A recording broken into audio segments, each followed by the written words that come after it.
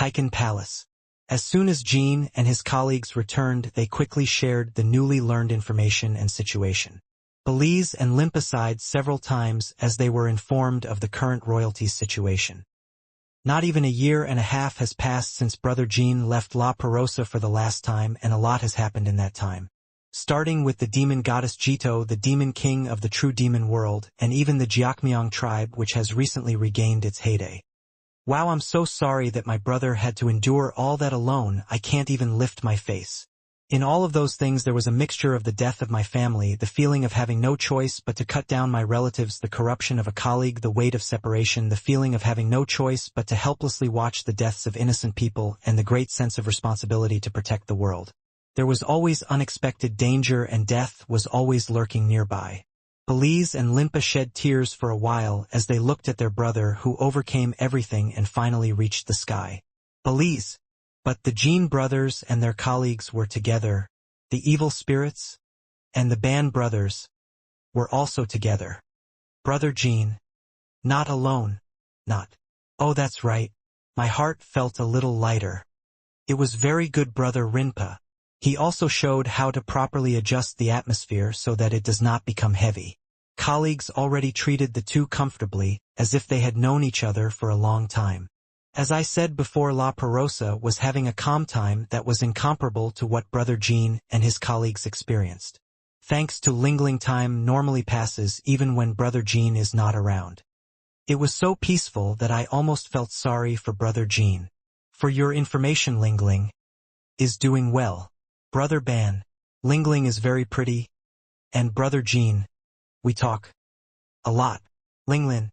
He may be abrasive, but actually, he seems to like Brother Jean. Wow. It's frustrating. Rinpa, it would be worth seeing you once you meet that guy named Missile. Missile? Ah. That means fast demon. It's strange. It's common for us dragons to stay in seclusion and not speak for over 20 years. You said your speech slowed down because you practice silence? Yes. That's right, Murakan. You didn't do that on purpose, right? I too. I want to quickly speak. Colleagues burst into laughter as they recalled Rinpa and Missile talking. Haha, Murakan, don't make fun of our Rinpa brother too much. He's scary when he's angry. Anyway, the main temple of Tsinjian has almost been rebuilt, and work on strengthening the fortifications where the Boras brothers were lost is also underway. It seems that Brother Van told Brother Boras some secrets about the parish. We listened to it roughly, but it was difficult and we didn't really understand it. Originally, the main temple of Tsinjian was the mothership of the Golden Armada. That was what Jindo had predicted from the moment the main temple of Tsinjian rose into the sky during the Battle of the Two Kings. The story about La Perosa was just a series of good news from beginning to end. Can turn the tide in an instant. However, it would not be easy for all of that to be reflected in reality. When did you say Dr. Valeria Qual's liberation device would be completed? They said it would be made within 5 days at the latest. We will continue to manufacture it in case of damage in the future. Qual was convinced that damage would continue to occur while the liberation device was used in the Great Desert. It was only natural that the device had to run in the desert for 12 hours without any shock. It's 12 hours. Can't it be shortened further? It's unfortunate, but it's the best for now. According to the doctor, no matter how much we improve it will be difficult to drastically lower it. Instead, if we can secure 12 hours, the passage between La Perosa and Ince will be completely open. It would be possible to summon not only the flying fortress called Tsinjian Main Hall, but also the entire city of La Perosa for royalties. Oh, the whole city. In that case, we can take all of the dead brothers' houses, their belongings, and their hearts and continue to honor them here. Oops. Belize, you idiot, I must be your distant ancestor. But how can you speak informally? What should I do if I can't adapt? Let's just be friends, Elliot. Although we the Qingming people were originally a free-spirited and horizontal group, I had no idea that we would develop into a culture with no tops or bottoms. Abandon? To look at it that way, Elliot, is too strange. If you don't want to be friends, become brothers. Since they are our ancestors, I wonder if it would be possible without any special rituals or tests. Oh, of course we need Brother Band's permission, so let's get La Perosa out somehow. Egg. It's not that simple. At present it is virtually impossible for the device to operate safely for 1 hour, let alone 12 hours. It was just as he said. I couldn't even guess how many manpower would be needed to maintain the device for even an hour in the Great Desert. You're right. Even if we take the blow to the main base and go to the Great Desert with all of the Alliance's maximum strength to push out the enemy tribes, there are demons. They don't take damage from any attacks and can't even restrict their movement, so they can just walk up and destroy the device no matter how many people are guarding them. Since demons are summoned beings, wouldn't it be possible for them to disappear naturally one day? Even when they are gone, maintaining the devices is still difficult. Based on the enemy tribe's superior mobility and firepower, even ultra-long-range artillery fire will destroy the device. No matter how many layers of protective shields the Alliance superhumans build, ultimately they cannot continue to block the maximum output bombardment of the air fortresses. Then what about covering it up? That's also impossible, Belize. Since the La Perosa liberation device is an application of wavelength tracking technology, it is always detected in the red brain wavelength. There is no point in activating the liberation device outside of the Great Desert. Jean and his colleagues were lost in thought for a while.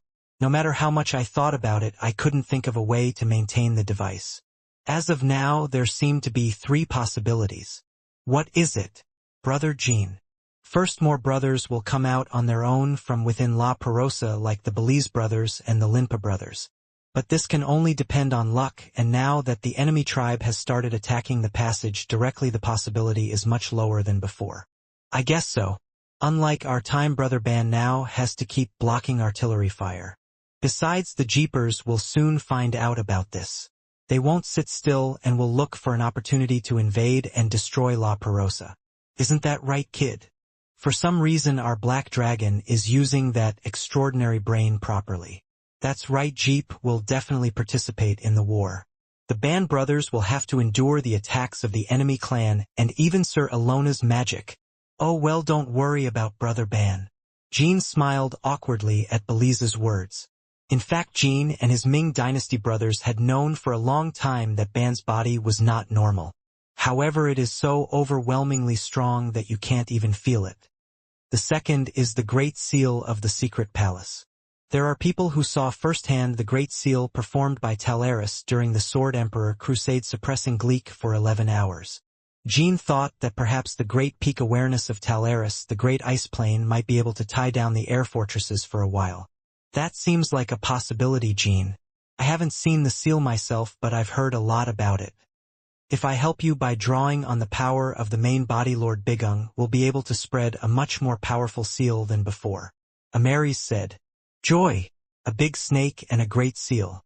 It brings back bad memories. It is more realistic than the first and is something we can actively do. But even if we seal the air fortress, demons will still be a problem. As for the Demon 3, honestly, there is no answer at all. Like this time we have no choice but to ask Shuri to negotiate, or as I said a little while ago, just hope that the summoning will be cancelled and disappear naturally. Then what is the third? The third is the worst case. All forces participating in the Great Desert suffered significant damage during the battle, making it impossible to keep each other in check for a long period of time. This time one of us who survives somehow manages to get the device into the desert. Having said that, it would be better to rule this out altogether. Not only are we in danger, but the civilian casualties are at an unimaginable level. So to speak, this is a case where something equivalent to the destruction of the world has occurred. For now it is best to trust the Queen of the Queen and the Big Snake and prepare for the second method. The colleagues thought together for a while longer, but no clear solution came to mind. Jean, we will continue to think about it, so you go in and cool your head for a moment. You never know when another battle will break out, so you need to rest whenever you can. Valeria said, holding Jin's shoulder. Since the start of the battle for the Great Desert, Jean has been fighting, moving, or holding meetings without a moment's rest. Okay. Jean left the conference room and started walking toward his room. And while I was passing through the hallway, I happened to look out the window at children playing ball. Yuria and Pintiko were standing side by side, throwing a ball into a small hole in the middle of the garden. They Tychon's Princess Enya's younger brother and Jet's son have already grown so much.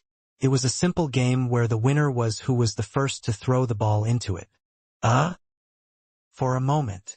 The moment Ko's ball went into the hole, Jean came to his senses as if he had been hit in the head. Why didn't I think of that so stupid? Jump up. Jean turned around again and opened the conference room door. Why did you tell me to get some rest again? Let's just put it inside the passageway of La Rosa. What? Jean, what are you talking about? The history buff did a good job telling the little guy to go take a rest. I think the kid's eyesight has gone a little crazy. Let's throw the finished La Rosa liberation device or the blueprints and materials into the passage. So if you use the liberation device directly on La Rosa, you will definitely be able to keep it fully operational for about 12 hours. I immediately relayed the words to Qual, who also said the same thing as Jin. This is crazy. Why couldn't a genius like me come up with that simple idea? Commander, that's it. It is possible to deliver it inside through the passage, and it is also possible to activate the release device from within. I understand, Dr. Qual. We will continue to supply materials needed to work on the device, so please speed up the work if possible. Yes. It feels good to work. We'll probably have to build a lot of liberation devices. Throw the liberation device into the passage between La Rosa and Ince. This simple solution was not without problems. There was no way the enemies would just sit back and watch. The risk of the device being damaged by artillery fire or shock waves generated during battle was also very high. 5 days. No, for days? No, 3 days. One every 3 days. Okay, if Valeria continues to assist, you can make one every 3 days. For now, that's the best. What about the properties inside the passage? For example, it could be destroyed from the inside due to the characteristics of subspace. The pressure could be too high, things like that. So the brothers said that as soon as the dimensional error occurred, they felt the inside of La Prasa shrinking rapidly, right? It gets complicated if I explain it in detail. Well, to put it simply, it's completely random. The state of internal pressure rising and falling randomly repeats. Can the device still hold up? A precision machine like this can't withstand something that even a plain warrior from the Ming dynasty can't withstand. I can't stand it. It would be a bit better if you added an ancient iron box and a magic seal, but it still wouldn't completely eliminate the shock and the device would be damaged. Instead, that random increase in pressure is bound to fade over time. I know what you mean. Okay. And since things are going down and up randomly, now you know that it's better to start right away, right? You can make almost infinite devices anyway, so you should try as many times as possible. I'm more worried about something else than the pressure issue, Commander. What is it? Right now La Rosa is in a situation where the fighting gods and the fighting kings are blocking the attack of the enemy clan coming through the passage. In that case, the brain energy is probably spread widely to form a kind of protective shield, but there is a high possibility of getting caught there. Oh, that's right. Even before we came out, the Tushan brothers were forming a huge protective shield with brain energy. As Brother Jean knows, it is not just a protective shield, but has the property of tearing down everything that comes near it. Even if you throw it to avoid enemy attacks, it could get caught and be destroyed. Belize said, Let's write that part in big letters on a box and throw it away. Oh, another simple solution. Unless you can communicate your opinion directly internally, this may be the only way. It's okay. Commander. Then what should I write on the box? Leave that alone. It would be best for my brothers to recognize it if I engraved it with my sword. It's very romantic. Valeria will go immediately. Then please, Dr. Qual. Valeria had already packed her bags and was leaving the conference room. When the communication ended, Jean sighed and looked at his colleagues. The kids did the right thing. This idea came to me when I saw kids playing ball outside. Maybe Asmil helped with that kid. I guess so. No matter what, the kids need to be rewarded properly. Tell Jet Ratri to close the refreshment shop for a while and take care of the kids. Hey Nari, I'm sure the kids will really like it. Even so, I was always upset that Latri didn't have enough snacks, haha.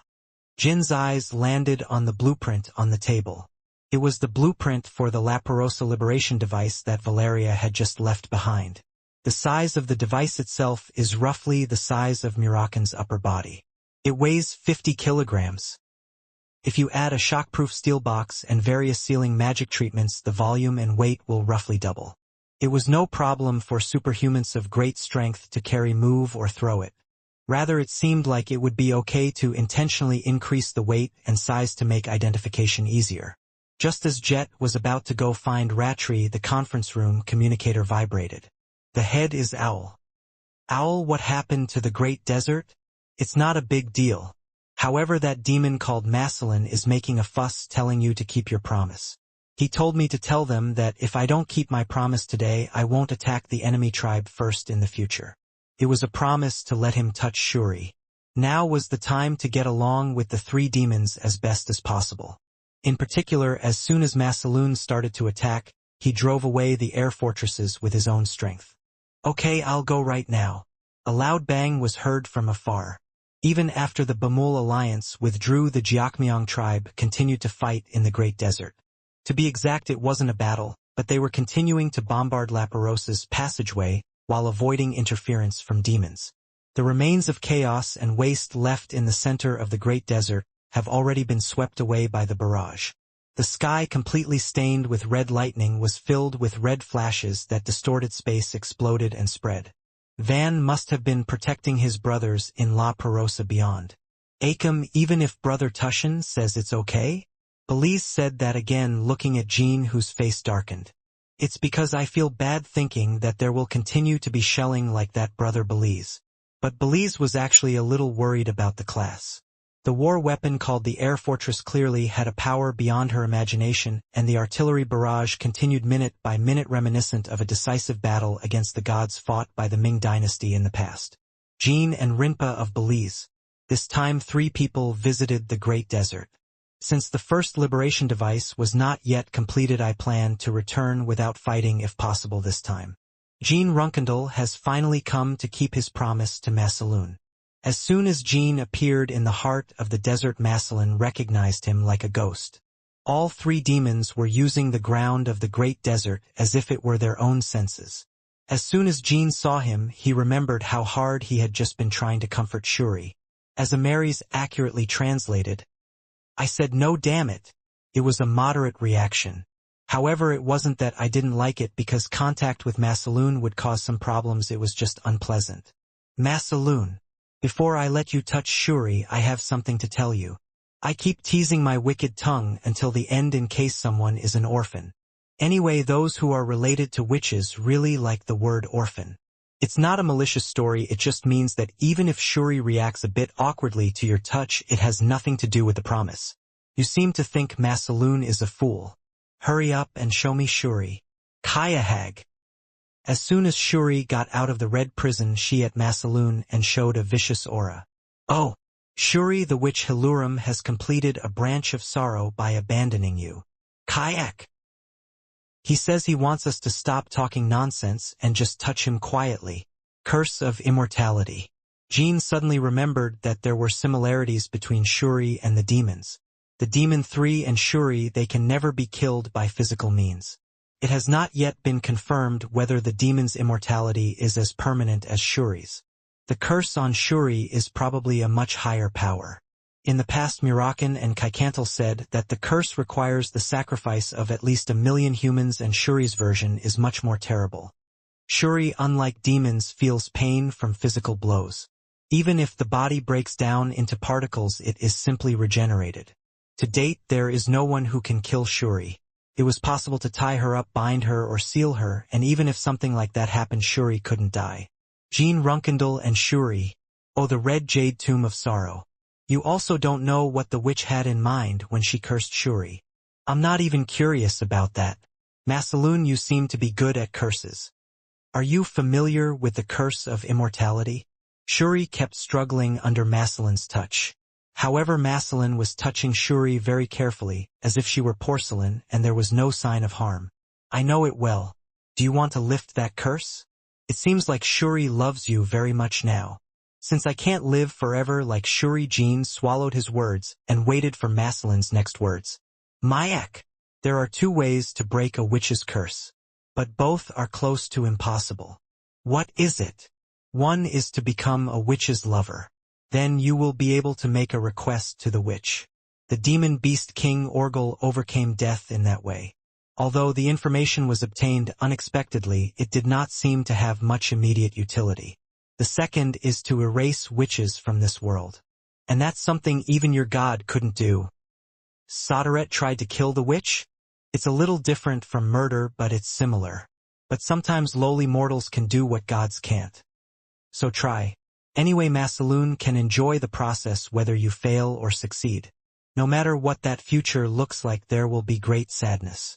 While Jean was deciding what to say in response, Masaloon let go of Shuri.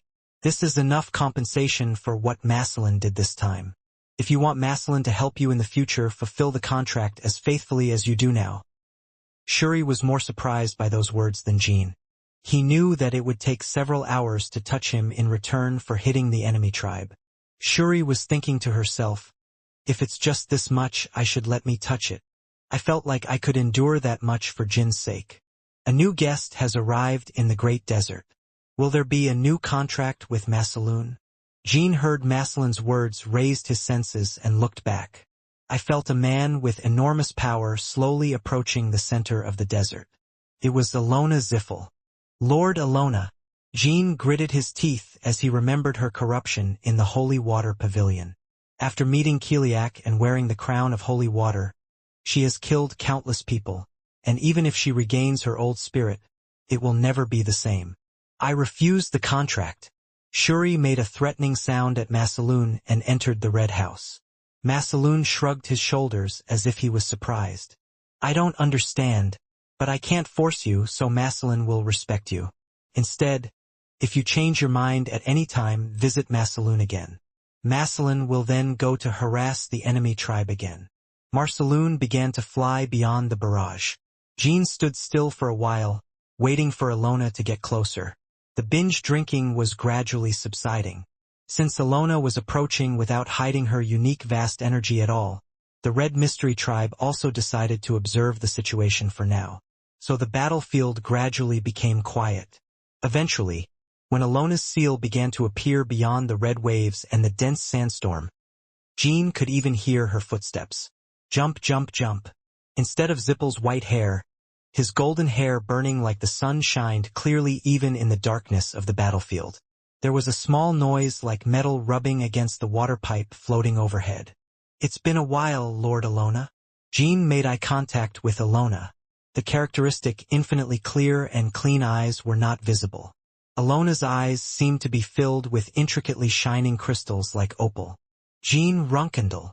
Alona stopped, walking about 10 steps away. There was silence for a while.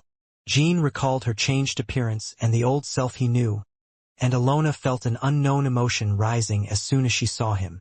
But it wasn't a feeling that was too much of a stir. What brings you to the Great Desert? We have come to destroy the passage connecting La Perosa and Ince. You're still honest. Because it's something that doesn't need to be hidden. Then I will be honest with you. My heart becomes complicated when I see you change because of that thing called the Siang Suguan.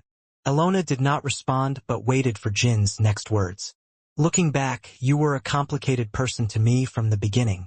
I first became aware of your existence while searching for the tombs of our family's first head, Timar Runkendel. Some records describe you as a monster, a murderer, while others make you seem to regret your past. What do you want to say? In the end, when you broke the long seal of the secret palace and came out into the world, my friend was in a state of corruption like you are now, not due to his own will but due to the mistakes and schemes of others. The Baradin Jeep. And I heard that the Lord cared a lot for that guy who went astray. At those words, Alona once again remembered Baradin's voice she heard in hell. The voice that shouted not to forget. She hasn't been able to ask the Tower of Stories a question about him yet. 1,000 years ago, and even then, our relationship was clearly adversarial. However, the Lord Alona saw in person while fighting Zito did not match any records or information. I guess I should just say that he seemed like someone who needed light. Light! So to speak, you can chase after it. It's like a guidepost that can help you get as far away from unwanted and terrible things as possible. That's probably why the Lord cherished and loved Baradin. Physic Alona burst out laughing. If that's true, then I was such a funny being. Terrible things you don't want? If you really didn't want to do it, I wouldn't have to do it. Don't rely on abstract things like lights or milestones. That is correct. But people are not that perfect beings. There are times when life becomes difficult for everyone. Then you could have chosen to kill yourself. There are times when that is not possible. Right now, the red jade cat inside is also cursed and cannot do that. Jean took out the red jade and showed it to me. I have no such curse. Not just magic or power, but any fate can also be said to be a curse. Is that thing called Seongsugwan the problem? You have become more narrow-minded than I remember. Maybe so. Seongsugwan is something that is very far from rationality and reason. It is designed only to listen to the commands of the first being to recognize it. Are you aware of that fact and still wearing that horrible coffin? I don't see any reason to take it off. If it's a person, of course. I am not a person, Jean Runkendall. It seems like they're classifying me as a human just because I look like this. So there is no use in imposing human standards on me. You and I have different consciousness. 2. You're not a person. Human, isn't it? Belize and Limpa, who were quietly listening, spoke. Alona heard their voices and was reminded of the purpose of her coming to the great desert. I feel like I've spent a lot of time on pointless conversation. Are you the Ming dynasty who escaped through the passage? Wait a minute. Before we fight, let's clear up some of our questions. If you're not Alona Ziffel, what are you? Right? What is it? Are you going to call me God? Isn't that right? You said you had free will and emotions before you put that crown on. Even now, I don't think those two elements are completely absent. Alona took a moment to choose what to say in response. But I couldn't choose. It was not possible to classify itself into any species. Since it was no longer a tree, it could not be called a tree, and since it was never a person in the first place, it could not be called a person. If I had to really ask, it would be a biological weapon. Alona raised her magic power without saying those words out loud. Then, before 3 seconds had passed, the entire battlefield began to tremble and seethe with magical power. Dozens of gigantic cubes were already rising like Mount Tai, made of magical energy. That pressure alone was enough to require the group to put up a protective shield. The enemy air fortress and fleet far away were all formed with red thunder as a protective shield. I already felt it in hell, but I'm definitely much stronger than before. Even before wearing the Seongsu crown, Alona was already a prodigy. However, it was clear that the current Alona had more in action than that, just like Soren, who had overcome her demonic nature. As before the fall, in addition to the aftereffects of the seal, there are also errors resulting from failure to perfectly synchronize with the sacred water pipe. Why can't you answer? If you want to get a straight answer, just recognize it as a biological weapon.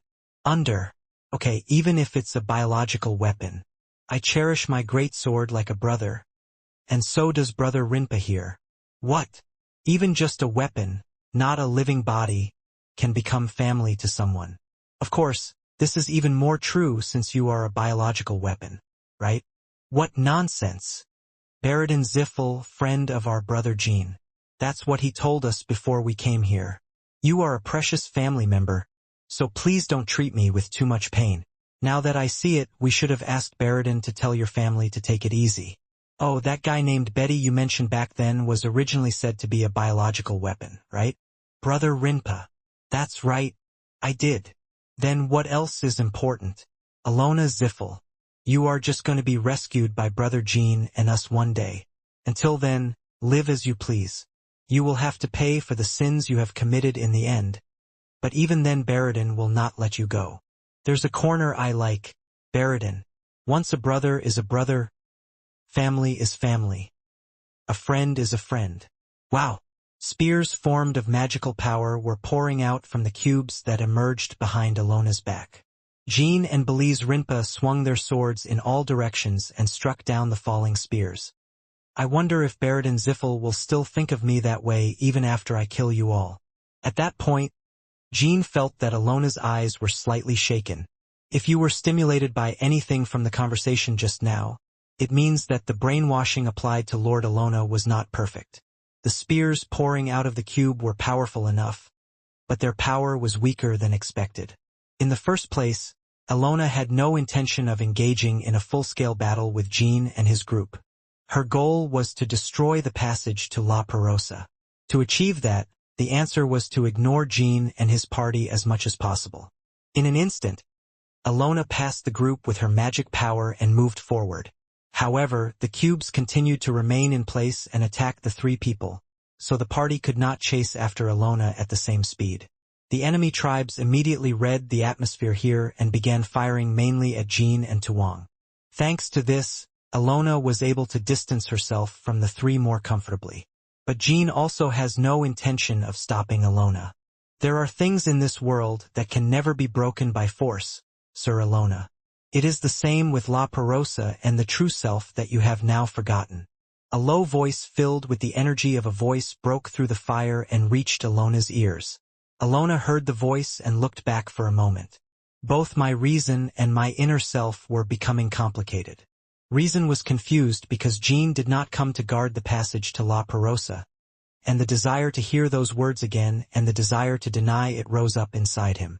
However, Alona did not turn around and approach Jean and the others. I just silently started pouring magical energy towards the passage of La Perosa. Jean and his party left the cube Alona left behind and began moving outside the center of the Great Desert.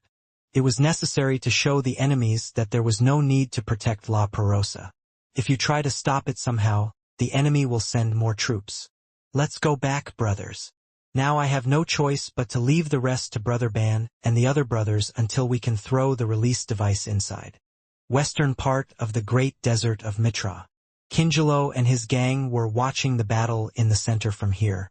Because Ranka's success in necromancy had set the stage so well, there was no reason for them to force themselves into battle.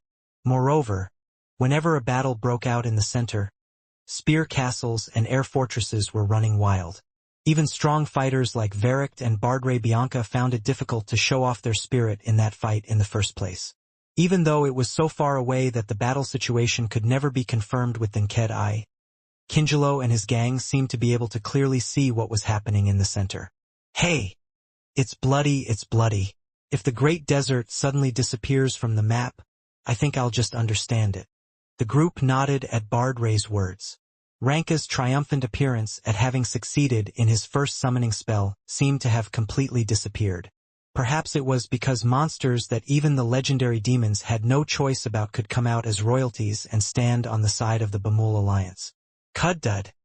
The entire Great Desert was constantly vibrating. Until just now, only wide red flashes had colored the sky, but now white pillars of light were visible rising through them. Alona Ziffel. His magical power is evident.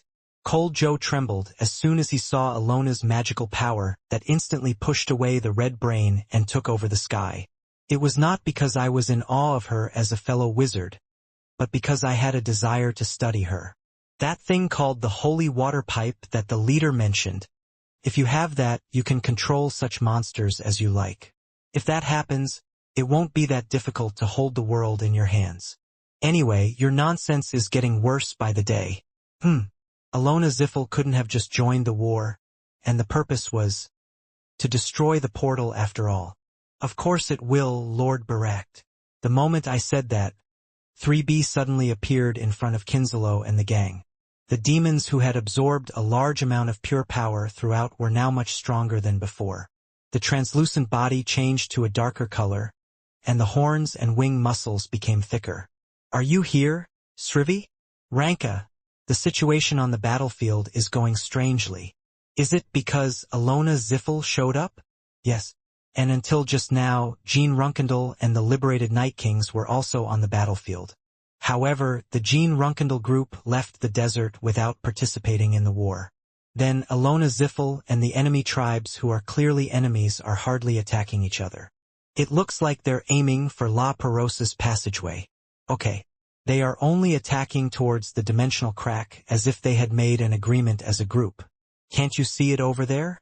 This means that enormous magical energy and red brains are being shot through dimensional cracks at a speed several hundred times faster than what we can absorb. It was not difficult to understand the actions of Alona and the enemy clan.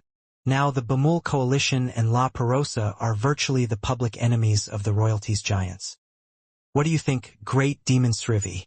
If they join together to attack the dimensional rift, will La Perosa be destroyed? That will depend on how long the character called Fighting Spirit within La Presa can endure.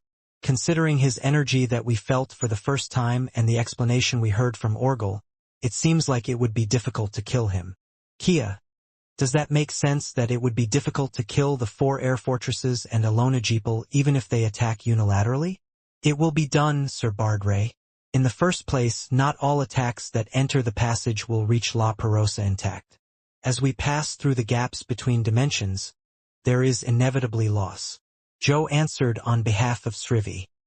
But why did Jean Runkendal just go without participating in the war? Oh, you don't know that the passage to La Perosa can be destroyed by external shock. Well, maybe I was just bluffing. If you show that you are trying hard to protect it, the enemy tribe or our jeep may deploy more troops.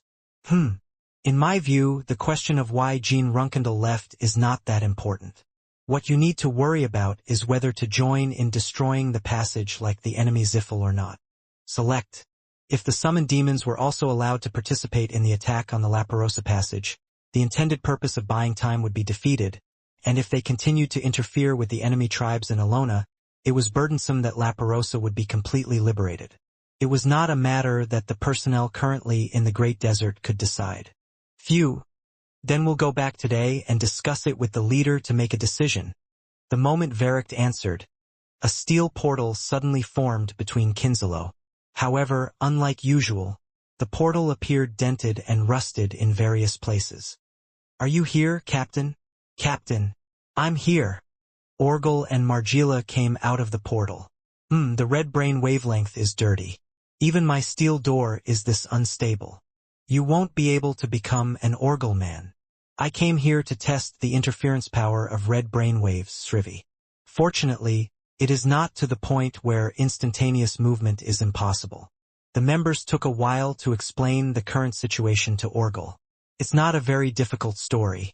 We do not participate in the destruction of the La Perosa passage. Orgel made a decision right away. As expected, Captain, it's a good decision. As Margila spoke with a grin, the members' attention was focused. Now shall we all take a look at Jin Kyung's actions so far? Jin Kyung, you definitely got what you wanted at times like this, right? Even though we and Jeep's other enemies tried to do everything they could to sabotage it, in the end, strangely enough, things worked out well. So I think it is already a foregone conclusion that the Ming dynasty will withdraw from royalties this time as well. That Miss Margila. I feel like the basis is somewhat weak. However, there have been more than a few times when I tried to approach this rationally and ended up being betrayed by that guy. If you look at this incident alone, Ranka succeeded in summoning him at best, and the door to La Perosa also opened. All members agreed with Margila's words. In fact, everyone had already felt it. In the end, it seems that La Perosa will not be destroyed, and the Ming dynasty will come out as royalties. So there is no need to build up any more resentment towards Lord Jean and the Ming dynasty right now. Moreover, even if the Bamul alliance becomes stronger by gaining the Ming dynasty, Sir Jean is a person who can be talked to. On the other hand, what about the Jiakmiang tribe? Is there any suggestion we can make to them when the battle for the Great Desert of Mitra is over? There wasn't. In the first place, Kinselo had laid a plank in the Great Desert of Mitra to survive from the enemy tribe. In fact, the Red Mystery Tribe was constantly being harassed by the 3 summoned demons, so the Red Mystery Tribe had no reason to leave Kinselo alone. Still, all we can hope for is for those fighting over the Great Desert to wait and see, hurting each other as much as possible. And that is very likely, Orgel said, looking across the desert. As if measuring it with a ruler, Alona's magic and red brains were bisecting the distant sky. All of those huge forces must have been rushing into the passage of La Perosa right now. Then is it okay for me and Karmash Maslin to continue to interfere with the enemy clan and Alona in a moderate amount? That's right, Srivi. I get it. Oh, and I heard earlier that in Massiline's dream, a witch came out and told me to tell you this. Hilurum? Okay. He told me to stop by the abyss because there is something to receive and something to give. Orgel's eyes widened. As far as he knew, there was nothing left to settle between Hilurum and himself. However, since I had received this direct communication, I could not ignore it, because something terrible could happen. I understand. La Perosa at the same time. The usual quiet and bright atmosphere could not be found in La Feroza. The sky, which had been clear the entire time, was distorted and contained tumor-like cracks through which enormous amounts of red lightning and magical power were pouring out. These were attacks that started in the Great Desert. What the FCK is this? It's magical power. Get Brother Tedo, Brother Shaku. Baltarog, the king of fighting, shouted. Like other fighting kings, he was protecting the warriors. But as soon as he saw the new manpower created by magic pulling Shaku out of the shield, he screamed. Tisk! Tedo leapt and grabbed Shaku. Shaku was unconscious and couldn't even reach out to Tedo. A white flash of light pierced Tedo's shoulder. Alona's magic spear happened to hit the target precisely because of the gap created while catching Shaku. Soon, Tedo descended back to the ground and safely placed Shaku inside the protective shield. Blood flowed freely from the stabbed shoulder, but there was no time to take a breath. Because of the space collapse, the fighter brothers are unable to use their power at all. In addition, the Tuwang brothers, including me, continue to suffer major and minor injuries. If this happens, there will be too much territory for the Tushan brothers to bear. Tedo looked up at Ban as he patched up the torn part of the shield. She was currently unfolding a huge protective shield protecting the main hall of the Tucson Hall. Although she didn't seem to be tired at all, her brothers were all worried about her. Space collapse and brutal external attacks had been going on for several days already. In the meantime, Ban has been maintaining a protective shield, unable to rest even for a moment. Brother Ochawang, is there any way we can help Brother Tushan further? Right now, it's best if we don't get hurt anymore. I'll see you as soon as Brother Ko's treatment is over. So Brother Tedo, just wait a moment. The moment Boras answered Tedo, Ban closed his eyes. Then, after thinking about something for a few seconds, he looked down at the fighting kings. I guess just blocking it won't be the solution. Brother Tushan? Brothers, I will temporarily remove your shield, so please understand. I need to show the outsiders that La Perosa is not just a training log. Ever since the spatial collapse began, half of the team had been solely focused on defense. The only moment she attacked outside the crack was when she sent Belize and Linpa out. However, strictly speaking, even that wasn't an attack. It was just that the two people used a little amount of force to open a way for them to escape. That power tore open the dimensional rift and escaped outward, stirring up the center of the Great Desert for a while and annihilating all the enemy scouts there. Now she was planning to attack an unidentified enemy with clear murderous intent. Srung. With a cool metallic sound, Ban's sword came out of its scabbard. Rikan, her beloved sword that she used until she completed Sigmund. As Ban's brain energy began to enter the sword body, a roar like the roar of a wild animal erupted. Lekin was devouring his master's brain energy like an anglerfish, which he had received for the first time in a long time.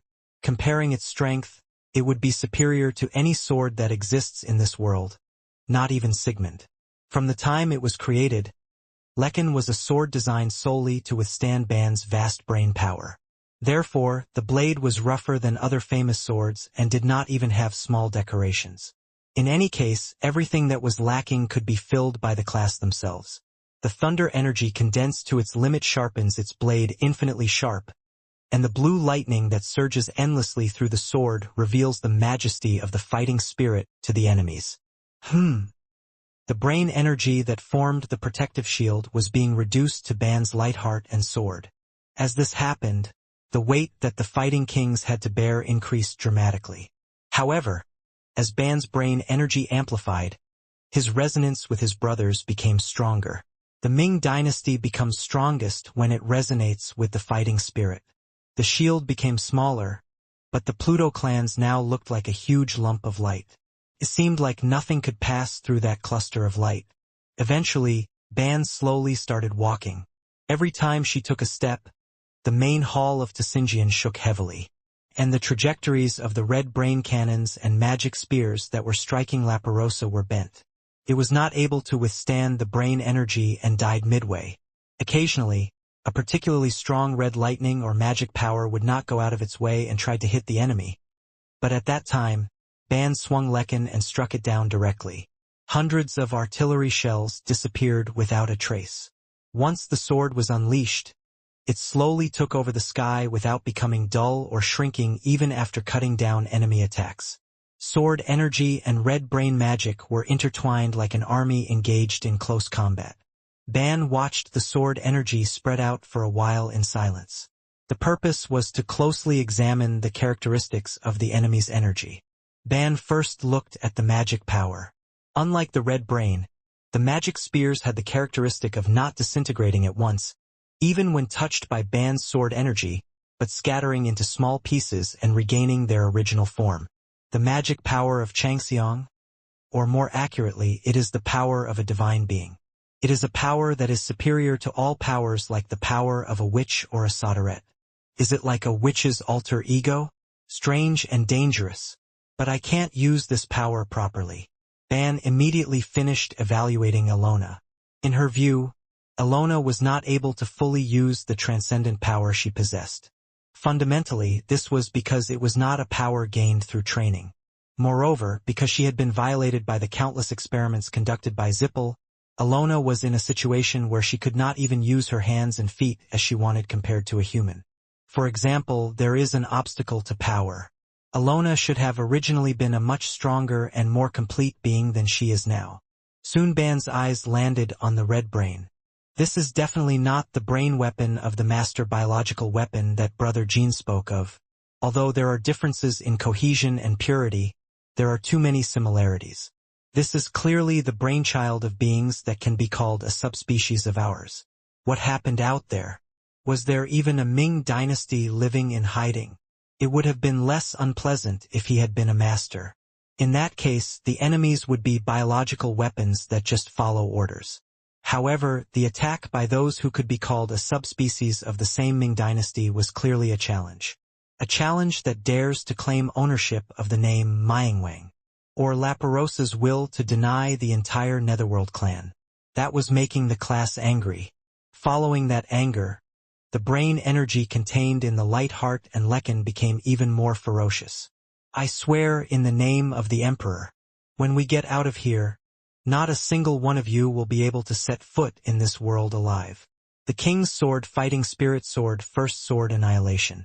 Ban held Lekin with both hands and swung it sideways. At that moment, the brothers gritted their molars and bound their protective shield to each other even more tightly. This was to deal with the aftereffects of the brain energy emitted from Lekin. Unlike other times, now we have to protect the casualties. A sword so large that it could not be captured at a glance began to split the sky in half. Ban's blow was so fierce and rough that it was hard to believe it was a sword from someone who had reached the end of nothing. The lumps of red brain and magical energy that touched the sword were torn and torn so messily that it could not be said that they had been cut. The annihilation only spread out in a straight line at first, but after that, it stirred all over the sky like a swimming whale, crushing red brains and magical energy. It was as if a wild beast had been let loose in an enclosure filled with live prey. However, as new red cannons and magic spears continued to pour through the cracks, the annihilation could not be stopped and continued to claw at the sky. Now, even in the great desert outside the rift, changes in La Prasa were being noticed. The enemy tribe's flagship, Ban's brain power suddenly poured into the great desert, and Ilona strengthened the shield and recovered some of the magic power spread across the battlefield. Just because it's trapped doesn't mean it's dead, and just because there's no trace doesn't mean it's gone. From now on, you will be trampled and crushed by terrible days. The 10th Sword of the King's Sword Fighting Spirit Annihilation. Suhag dash. Behind Ban's back, 10 pairs of glowing blue wings unfolded. The huge blue wings first cast a soft shadow over the brothers' heads. The roar of the brothers, who were highly exalted, pounded Ban's back. The energy of the enemies that encountered the wings stopped moving all at once. The red brain melted like ice on a fire and fell to the ground, and the magical energy scattered by the broken window hovered in the air without any direction. Then, as the wings all tilted forward along with Lekin, a vortex of lightning energy spread wherever Ban's eyes touched.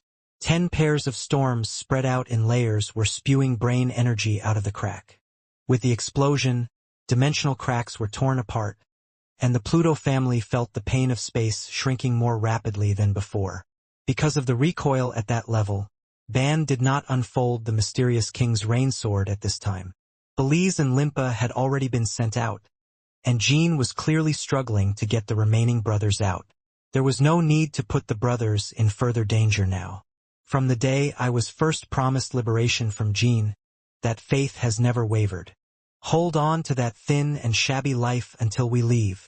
Finally, Ban glared at the biggest crack in front of him. It was a newly formed crack due to the clash just now. Although I couldn't see anything beyond the crack with the naked eye, I could feel the enemies as vividly as if they were standing right in front of me. The brain energy that formed wings and whirlpools began to gather into Lekin's sword body. At that moment, the enemies felt Ban's burning gaze from beyond the dimension. Van also felt their emotions. From the day he first picked up the sword until now, it is the most familiar feeling that Ban has felt from others. Fear and despair.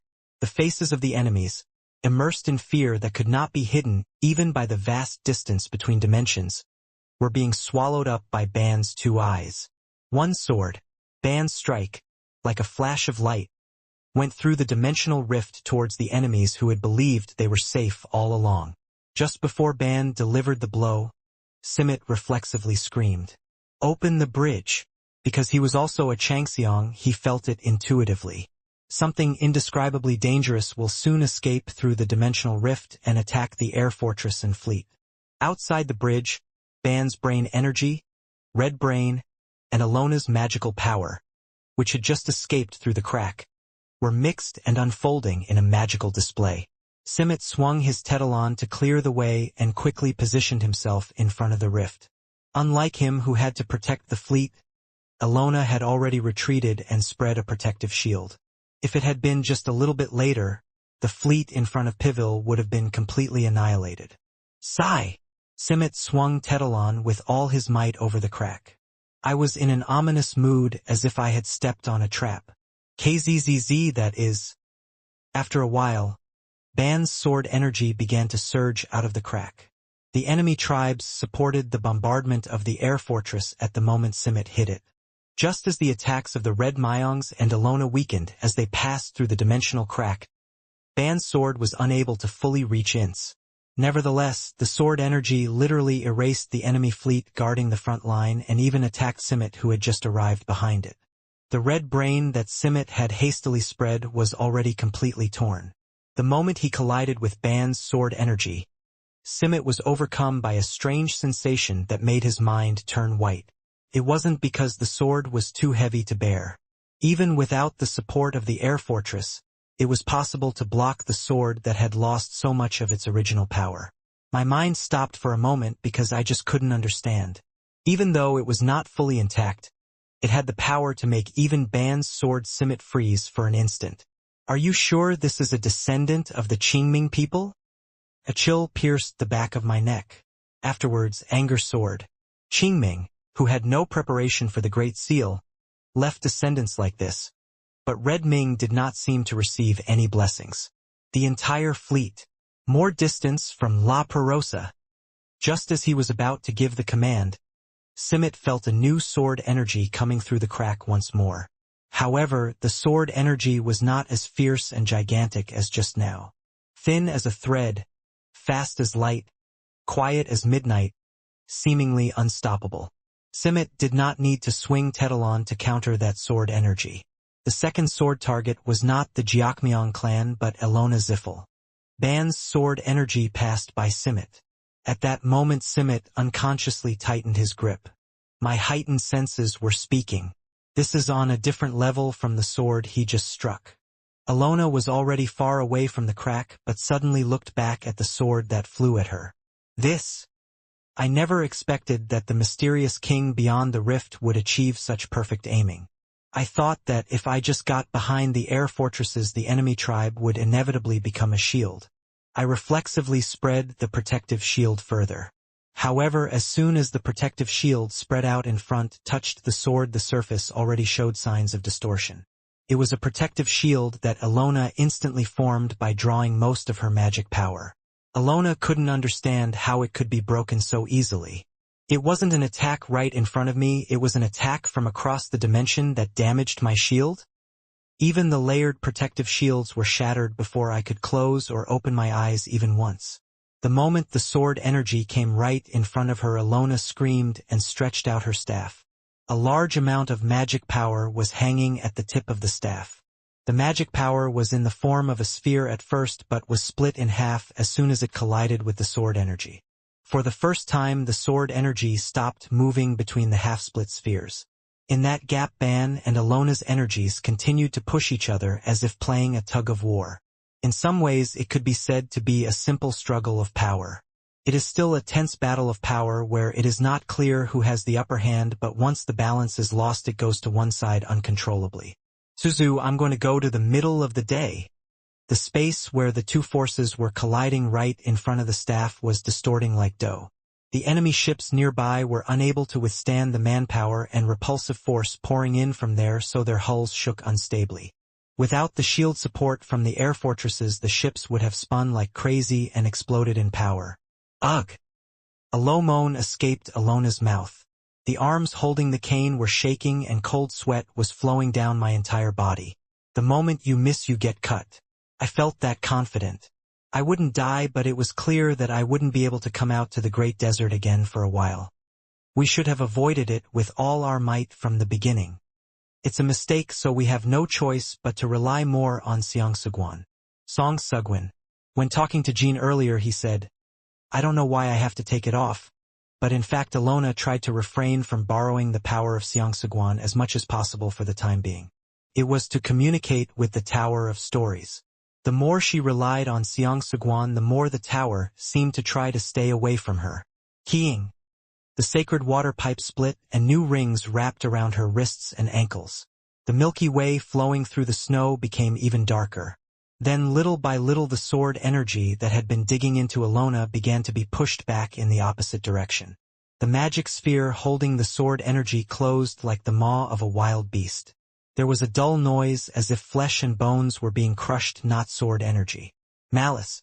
The means chosen by Seongsugwan to strengthen Ilona was malicious. The sphere bit down on the black energy viciously as if trying to sever the artery of a living creature. Still, the sword energy did not lose its form for a while. It did not break off, did not scatter, and aimed at Ilona. 15 seconds may be short, but it is a long time to maintain the sword energy that has already been blocked by something. In the end, Ban's sword energy lost its strength and dispersed. Ilona let out a heavy breath as she looked down at the sword energy that was shattered into pieces and falling to the ground. Due to the sudden amplification of my strength with the holy water pipe, I felt dizzy and nauseated. For a moment my vision became blurred and my grip on the cane convulsed. The malice planted within Seongsugwan did not calm down right away. Even after Ban's sword energy dissipated, Ilona had to endure the never-ending surge of malice. I wanted to jump over the crack right now and kill everyone inside. Or he wanted to randomly annihilate the enemy tribe's fleet. If it weren't for Kiliak's order to help destroy the passage, she would have gone berserk right away. So while she calmed down for a moment, she missed it. A piece of sword energy, which she thought had completely disappeared, jumped into her heart. Ugh! That single piece of sword energy broke through the shield and penetrated Ilona's shoulder. If the reaction had been even a little slow, the heart would have been pierced. Ilona grabbed his shoulder and hurriedly injected magic into him. It was necessary to seal away the brain energy that was swarming inside the affected area. It's dangerous here, we have to go to the tower and recover. Ilona raised her head and looked at Simit. Fortunately, he had no intention of attacking Ilona right now. In fact, it could be said that it disappeared even more than before. Considering what happened with Gala and USU, he would definitely have to hit Ilona now that she was injured, but the attack from La Perosa just made it even more certain. Now was the time to join hands with her and Zippel. If that sword was aimed at me and not Alona Ziffel. Of course the form of the sword energy would have been different as it had to attack many people rather than just one person like Alona, but Simit and the Jiakmyong tribe would certainly have suffered more damage.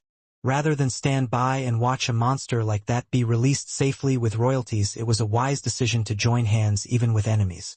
Wow! On the one hand, there was a sense of humiliation. The second sword technique was evidence of Alona's judgment that the fighting spirit of the descendants of the Qingming tribe was more dangerous than that of the Redming tribe. This guy who will tear you to death. Simit gritted his teeth and raised his brain power. The air fortresses also amplified their power, centered around the optical heart that glowed red like a blood clot. Just as all the brain energy converged on Lekin when Ban unleashed his final sword, Tetalon also absorbed all the red brains spread across the Great Desert in an instant. How dare you scare us when you're locked up? I will definitely tear you apart before you come out of that dark dimension. Red Myong Clan Fighting Sword 5 Swordsmanship Red Sky God Sword. Red Sea Simit threw himself towards La Perosa's crack. It seemed like a red meteor had fallen. Due to the clash of all kinds of gigantic forces, terrible shock waves were continuously rising within the crack. Every time Tetalon spewed out red light, the shock wave was cut straight as if it were an object. Simit boldly rushed into the torn shock wave. The plan was to release the sea of red pirates and brains into La Perosa. If I did that, I was confident that even if I didn't know half of the fighting spirit, the royal families below that level would never be okay. As you are descendants of the Qingming, you are far from being cold-blooded like us. Feel it. No matter how great your power, you cannot protect everything. Your people will die before your eyes. That's right. Tetalon pierced a dimensional rift. Because of the recoil, blood vessels appeared all over Simit's body, and at times they burst and blood spurted out. However, Simit did not let go of the sword that pierced the crack. Tetalon's blade was causing a tsunami of red brains within it. Even half of Changxiang's prime, who is clearly the strongest among them, cannot radiate greater power than Simit now. That was because Simit did not open the sword entirely with his own power. For air fortresses connected to Simit were supplying him with brain energy. Red brain enough to fill the entire Great Desert is infiltrating La Perosa through that small crack. Simit was looking beyond that. Beyond the dimension, it seemed as if Chongmying's descendants were swearing and spitting out blood. Their fighting spirit will feel anger and helplessness at the sight of their compatriots dying. It must have been like that. Simit suddenly saw that the dimensional gap was closing. Compatriots who commit suicide. The rift has closed. Limagas, who had been analyzing the wavelength the entire time, communicated to Simit. The rift had already completely closed, and the thunder energy of the Red Sky God Sword that Simit was pouring in was moving forward, churning the Great Desert. Shit! This time too, only the descendants of Qingming received the blessing. It wasn't easy to regain my composure. At best, he gave up the opportunity to harm Alona and counterattacked by using all 4 of his air fortresses and all of his brain energy. I never thought I would fail so desperately. It was not because the opponent was good at it that he received a great response, nor was it because he was bad at attacking properly. The door just closed out of nowhere. From the beginning, the passage of La Rosa was like this. It suddenly opened when I didn't want it to, turn my stomach inside out, and then closed when I couldn't be bothered anymore. Tap, tap, tap. The bulging blood vessels shriveled and blood flowed from between the lips. Simit barely managed to hold on to the strings of reason and began to retrieve the brain energy that was spreading endlessly across the Great Desert. Quickly conduct subspace tracking. And immediately convey your opinion to Zippel.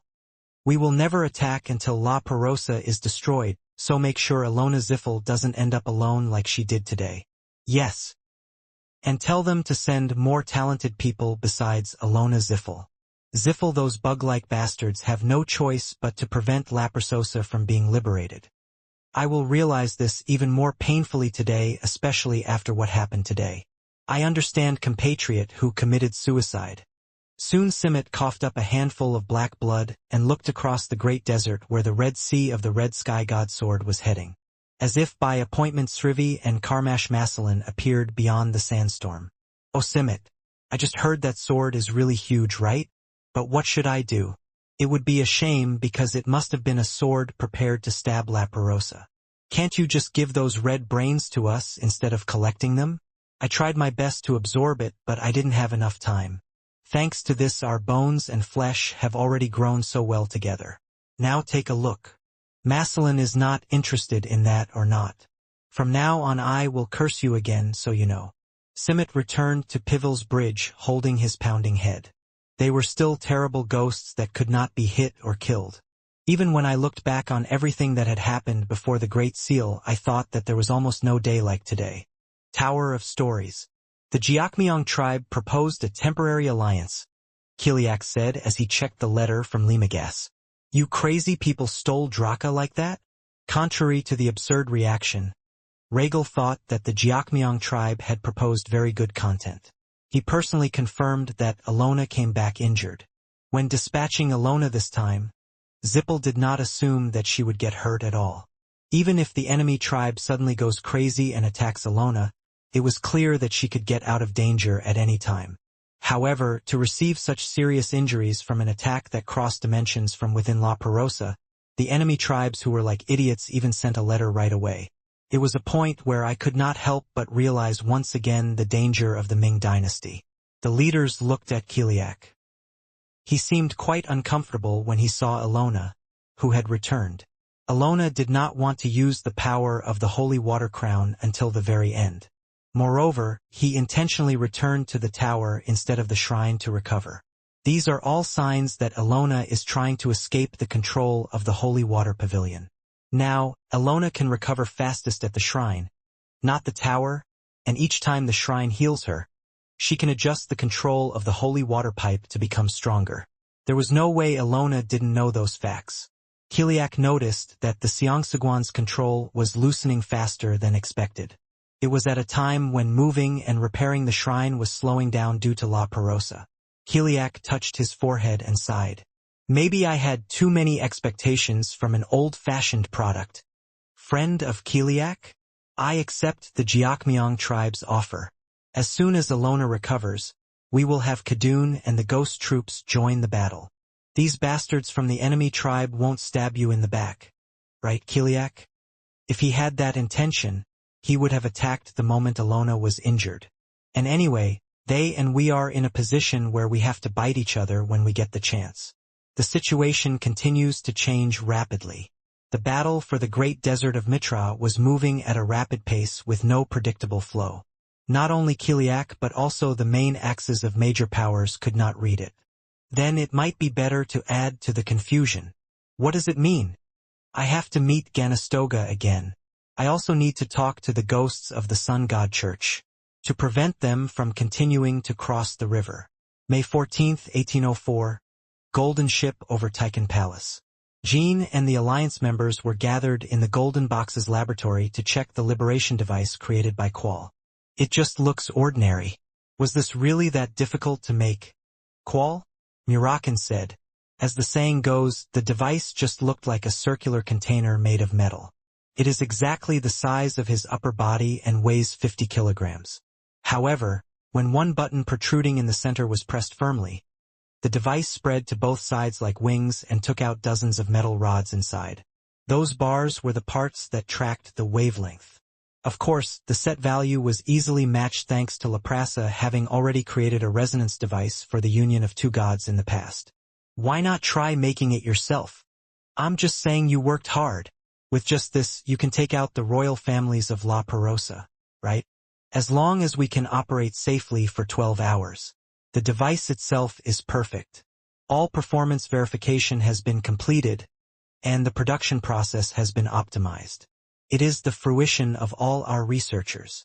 Unlike usual, Qual's eyes were tearful as he emphasized the fact that the development of this device was everyone's achievement. That was also true, including Sale Rutver, the magic engineers recruited from various places after the Battle of the Gods of Evil, Tebin, Hister, and Zen Rutver, as well as Valeria and Elthiot, met at the legendary site of Maliot. Qual was certain that the liberation device would not have been developed so quickly if one of them had not been present. Everyone stayed up all night and devoted themselves to research and development. He who had always lived as an eccentric and socially inept genius engineer was now becoming accustomed to solidarity and cooperation. Murakin gave Qual a handkerchief with a frown on his face. Now everything is in the hands of the commander-in-chief and you. Next to the device was an ancient perpetual iron protective box that Bylum had brought from the blacksmith's island. It had handles for throwing in 4 directions. Thanks to the alliance with Runkendall's mine and blacksmith's island, ancient perennial iron can be used as a consumable in this way. Colleagues carefully placed the release device into the box. Then I lifted it and shook it once to check whether it was fastened and whether the handle fit well in my hand. It's much lighter than my sword. Still, it's quite sturdy as it's an ancient perennial. Even if you throw it with all your might, it won't break. That's how I see it, Moby Dick. If Sister Luna and Lord Hito say it's okay, then the box is great. Well, this is also something that Pecan made himself. Now, we can get started. Jean looked around at his colleagues with determined eyes. A total of 13 people were selected to personally carry out the first liberation device throwing operation. Group 1 is Jean, Luna, Dante, Belize, and Linpa. Group 2 is Talaris, Elliot, and Vanessa Hito. Group 3 was Valeria, Cirrus, Jonah, Owl. As I said at the meeting earlier, the first group is responsible for the breakthrough. And Group 2 disrupts Group 3, and in addition to collecting information, they deliver or directly throw release devices to Group 1 or 2 at the appropriate time. It's hard to say which was more important, but they all had important roles. If Group 1 couldn't break through, they wouldn't get a chance to throw the device, and Group 2 had to distract Group 1 from taking on all of the enemy's firepower. Group 1 and 2 could not handle the battle with the release device in place, so Group 3 needed to move particularly fluidly. It may be difficult to feel full after the first drink, but it feels good. Let's go. One by one, the personnel assigned to the operation climbed into the Red Owl and Moat. Soon, Red Owl and Mort brought them to the border of the Great Desert in an instant. Each group had a different starting point for the operation. Group 3, as soon as Valeria arrived at the Great Desert, she stood by and performed recording magic. This was to check whether the information collected by the coalition's informants was consistent with what actually happened in the Great Desert and whether there was any new information. Meanwhile, Owl and Yona Cirrus confirmed the infiltration route. Well, Jonah, the impact of their attack on the portal can be felt here. To protect the device, it would be better for me to hide and you to roam the battlefield. Yes, Owl. The power that the youngest possesses is truly amazing. When I wrapped it with Reiki, the presence of the device was definitely reduced. The most amazing thing is that the spiritual energy is maintained in its form even though the distance is so great. It would be best for us to move while maintaining a distance that maintains our spiritual energy. Team 2 Talaris began entering the battlefield as soon as it arrived at the border of the Great Desert. Humph! I never thought the day would come when I would use Monbing's 5 powers just to cause confusion. The enemy tribesmen and jeepless will have to be easily fooled. As soon as I entered the Great Desert, the red waves were spreading thickly like poisonous fog. Talaris was planning to unleash his 5 powers just like he did during the Sword Emperor Crusade.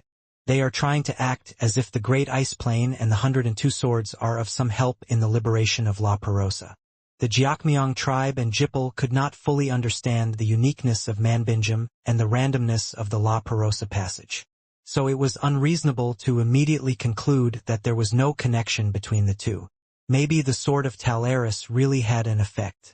As expected, as Sagaju expected, it seems that Jaifel and Jiakmyong have formed a temporary alliance, Bigungju.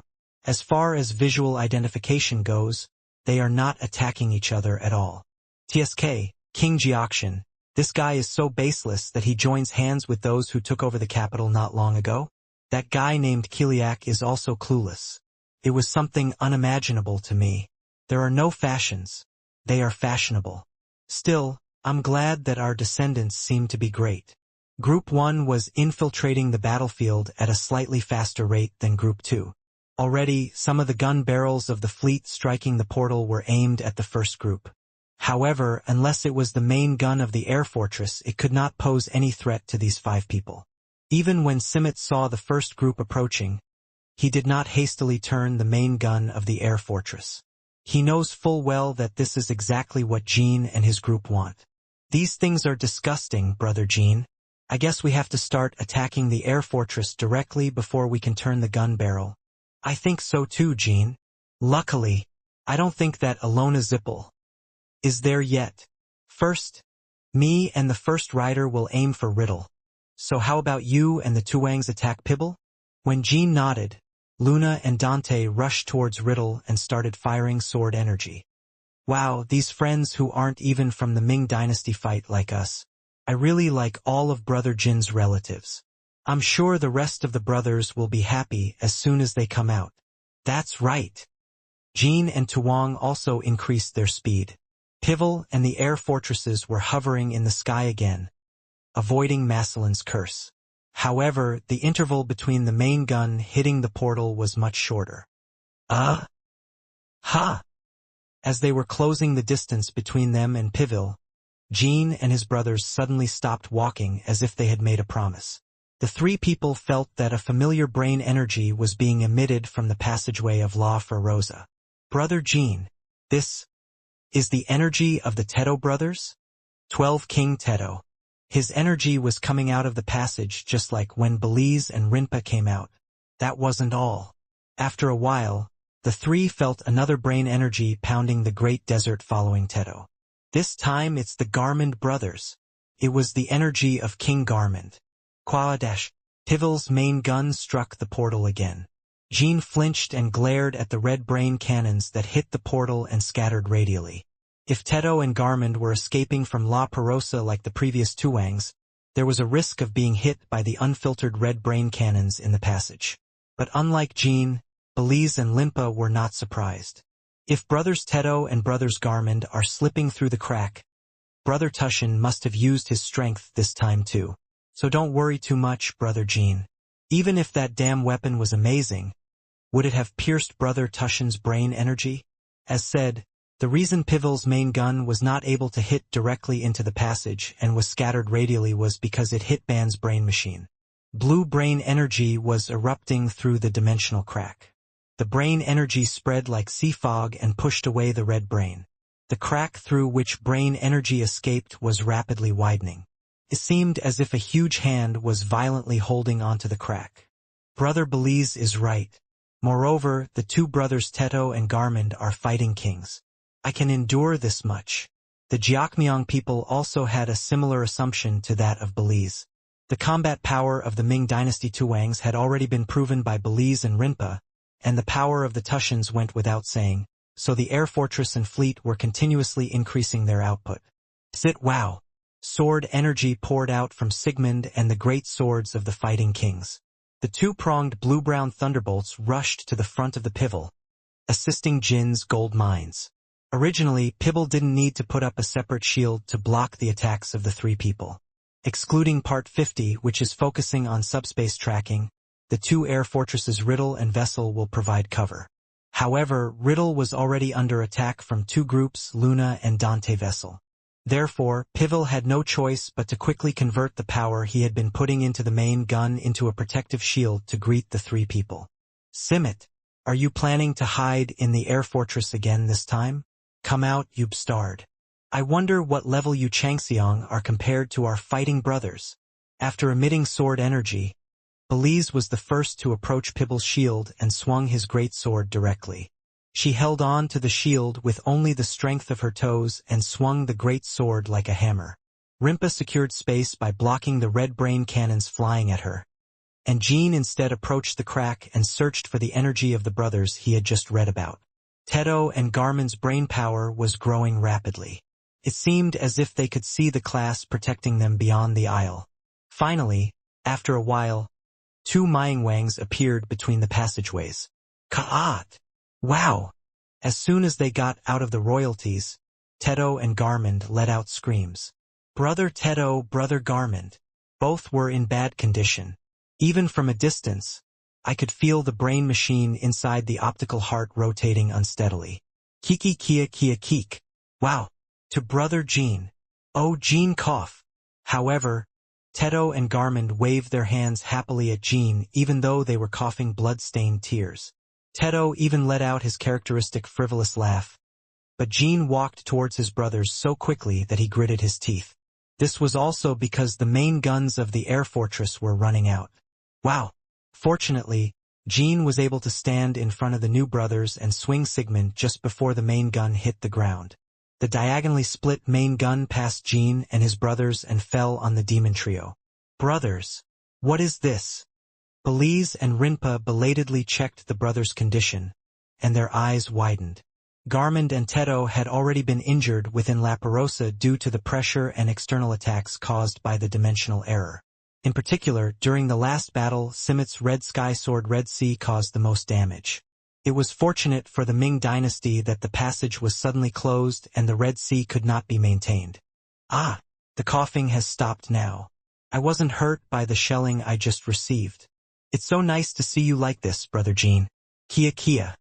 Brother Belize and Brother Rinpa are there too. And I finally saw what the unidentified bastards who had been attacking us looked like. Teto and Garmund wiped their smiles and looked at the battlefield. For them, it was the first time they saw their enemies. Brothers, how is La Perosa now? Are the other brothers okay? To be honest, there are a lot of brothers who are injured. An almost one-sided attack is continuing beyond the dimension, but even if it wasn't that, the fighter brothers were falling down due to a spatial error. But I'm still holding on well thanks to the Tushan brothers. It's thanks to Brother Jin's efforts to free us. But I guess I'll have to have a long talk later. Those damn bastards are firing their naval guns. By the way, that demon? That's a demon, right? Are they our enemies too? Looking at it, the attack doesn't work strangely. It will happen eventually, but right now we are more like allies. The three people took steps to avoid the main gun.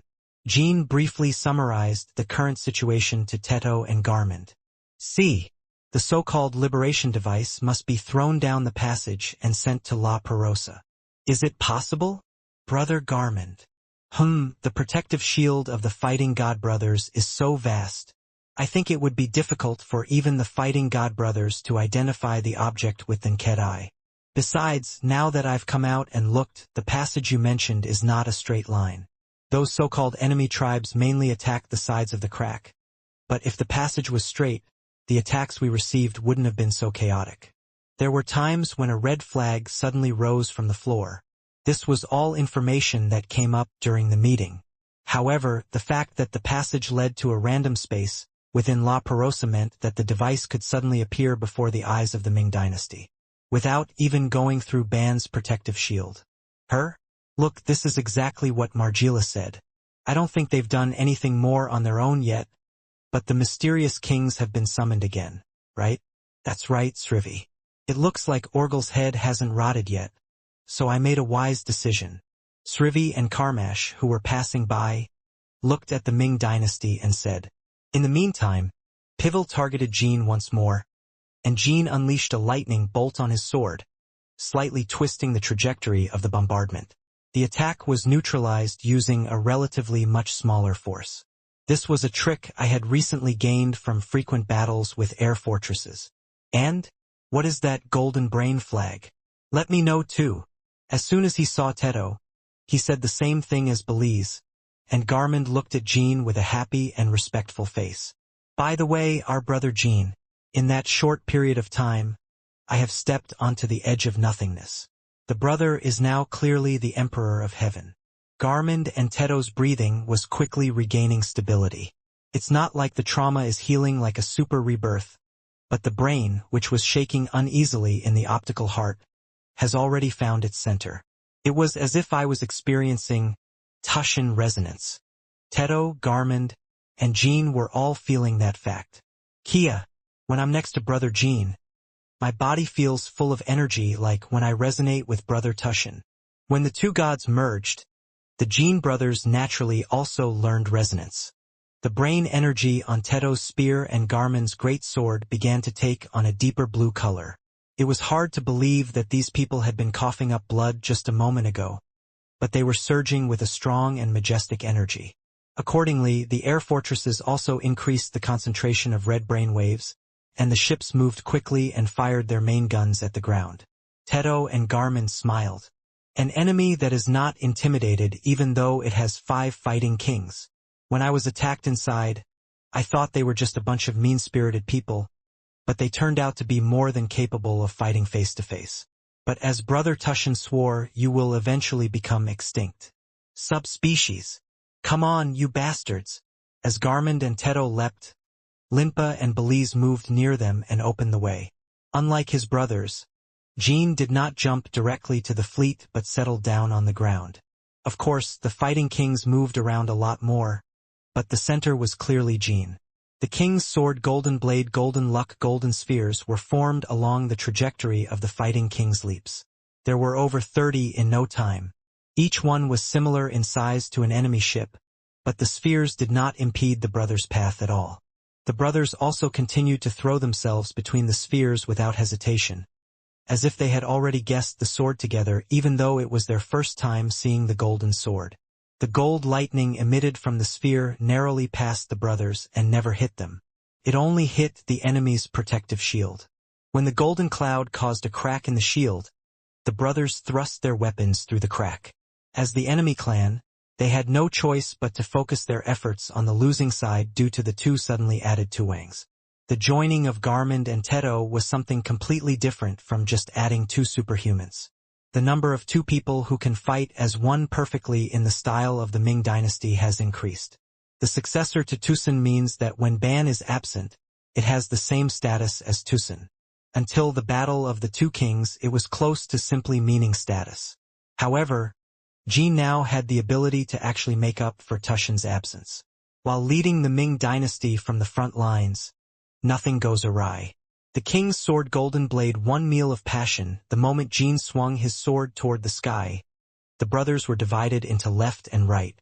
Between them, a huge golden sword surged and swept away the enemy fleet. The shield, which had already been severely damaged by Golden Cloud and the Feast of the 2 Kings, could not protect the fleet.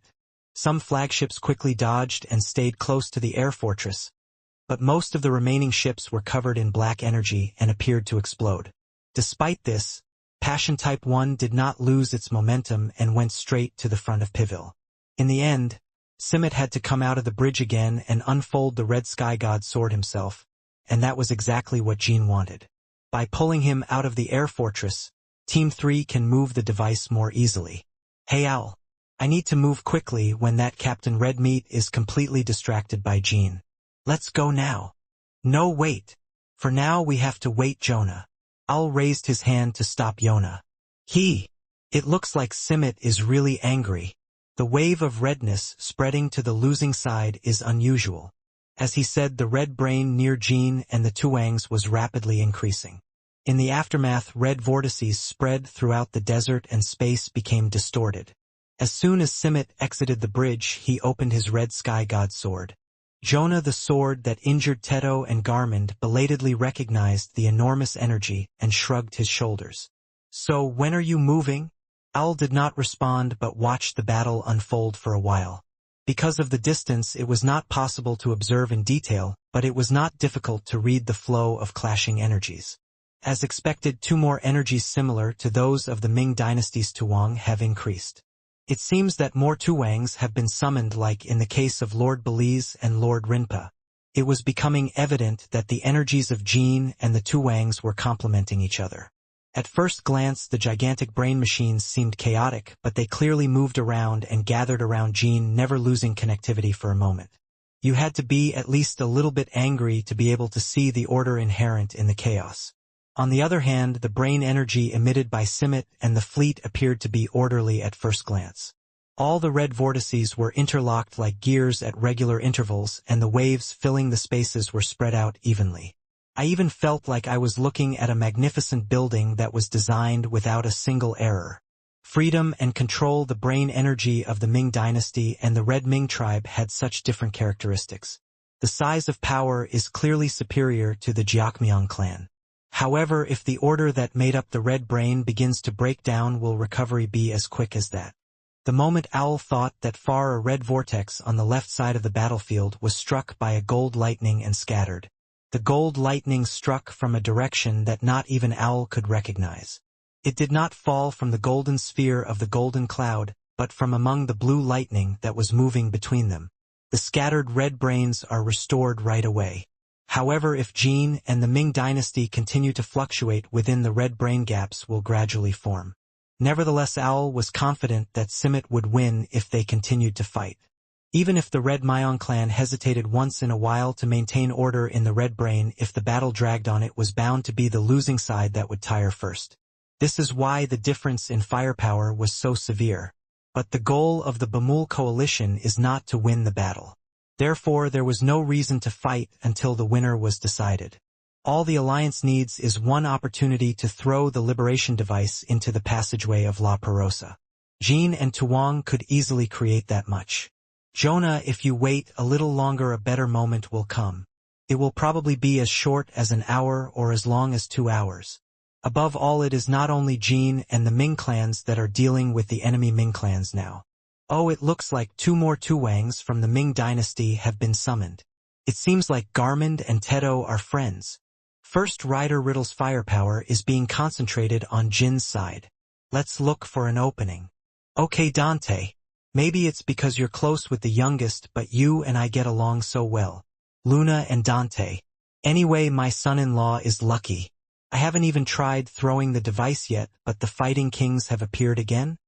It would be okay if I went on a rampage, not just for the purpose of causing disruption, but with the intention of actually delivering a punch. My lord, I can feel the aesthetics of your sword. There are more than one thing that our students can learn from. This is the first time I've ever seen someone say they have something to teach Luna. Even with Vanessa right in front of me. What a great inspiration. The first rider decided to personally take Sir Elthiot as his teacher, and Lord Soga gave his permission, so it doesn't matter. In fact, I feel like the first horseman's sword has begun to shine more after meeting Sir Elthiot. Isn't that right, a stray cat? Meow meow. The kid is cute. It's a bit ambiguous, but it doesn't lack a cute feel. It's just barely enough to make me my lover. I decline that. Huh, really, you're talking about words? That's why everyone went crazy. Talaris and Elthiot Hito.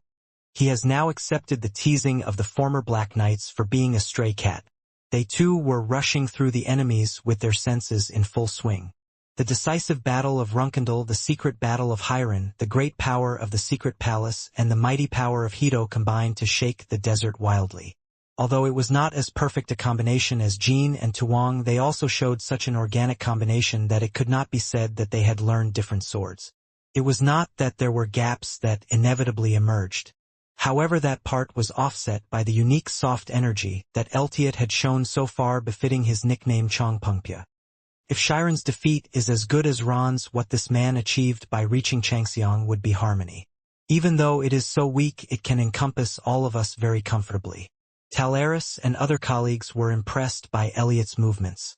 Every time he moved his hand, a space that wasn't there was suddenly revealed, and every time he stepped on a step, it seemed like the path closed and a path opened. Chat Tate. Haha. It's us. Although it is not very beautiful to see him running around the battlefield constantly screaming his spirit, which is a bit burdensome to listen to, and twisting his body into strange shapes, as if he were a mollusk. The basis of Changxiang is still immortal.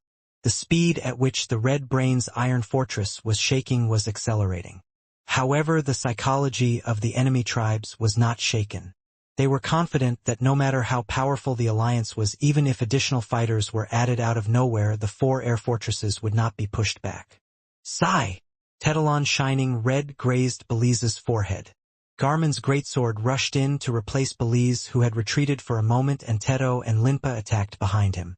Teto and Limpa's blows were blocked by the wall formed by the red brain waves, and Garmin was intercepted by the main gun and fell to the ground.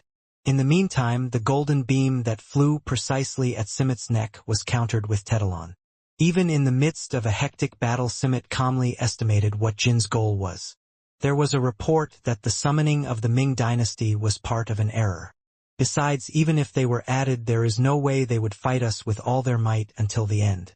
There must be something planned. When Ilona first entered the war, Jin just returned as if he didn't care if the crack was attacked.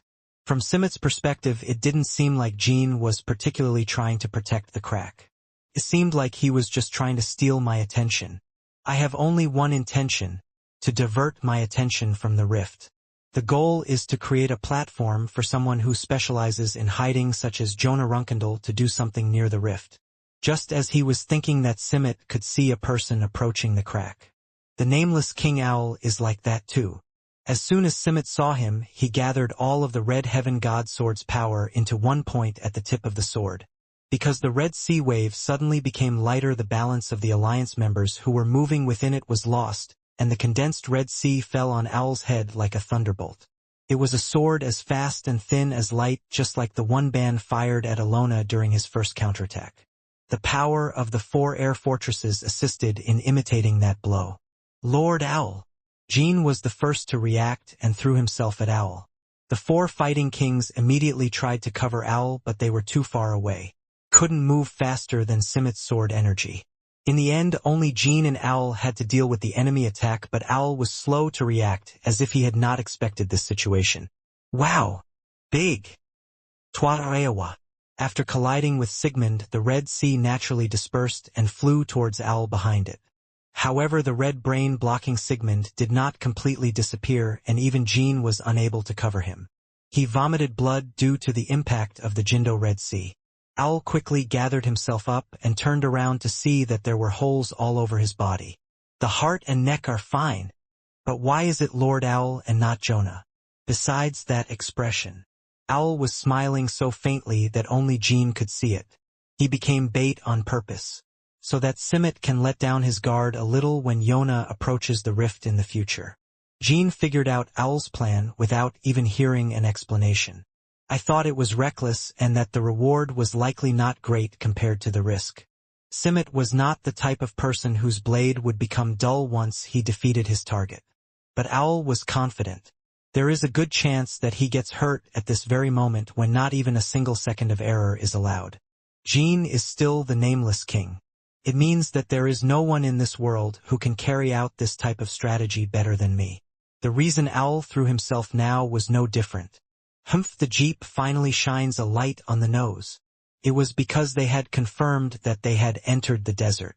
Of course, Simart would check the Zippel's location for a moment, and that was the moment for Jonah to move the device. Yona had already finished approaching Team 2, hiding among the red artillery guns. The location was exactly in the opposite direction where the Jeep appeared. Owl calculated all of this accurately. You throw well, muscle man. Of course, Miss Jonah. Hito threw the device with all his might toward the crack. The device shot out like a sword and passed behind Simmet's back. At that moment, Simmet immediately flinched and saw an unfamiliar object flying into the crack, but was unable to extend his sword towards it. Of course, Jean, who thought he would stay in his place to protect Owl, suddenly narrowed the distance and swung at Sigmund. Lord Owl was right. Now was the best time. Owl almost died after being hit by a red artillery gun that hit the ground once more, but it was he who sent Jean up to Simmet. Owl bounced into the sky, raised his thumb, and then lost consciousness. The liberation device was safely entering the passageway of La Perosa.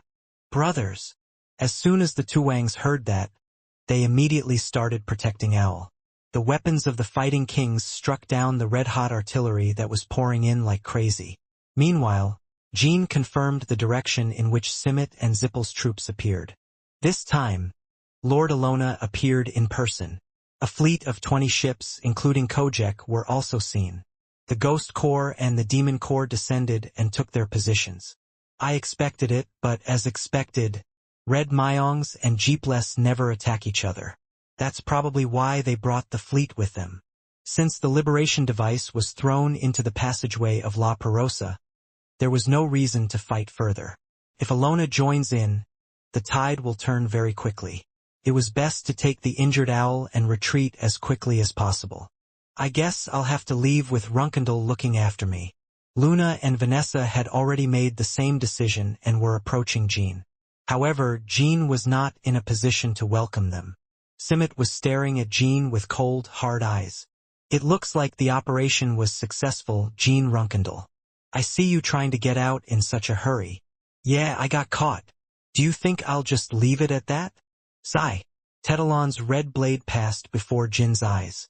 Sigmund almost grazed his face, but the attack trajectory was distorted due to the assistance of the red brain waves of the air fortress. It's not easy to get used to close combat with SimArt. All blind spots are assisted by air fortresses. That was the most annoying point when fighting Simit.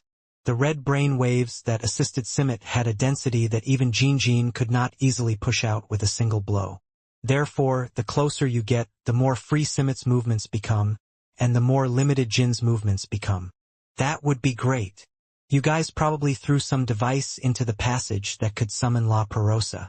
But it seems the Chongpengpia didn't give that explanation.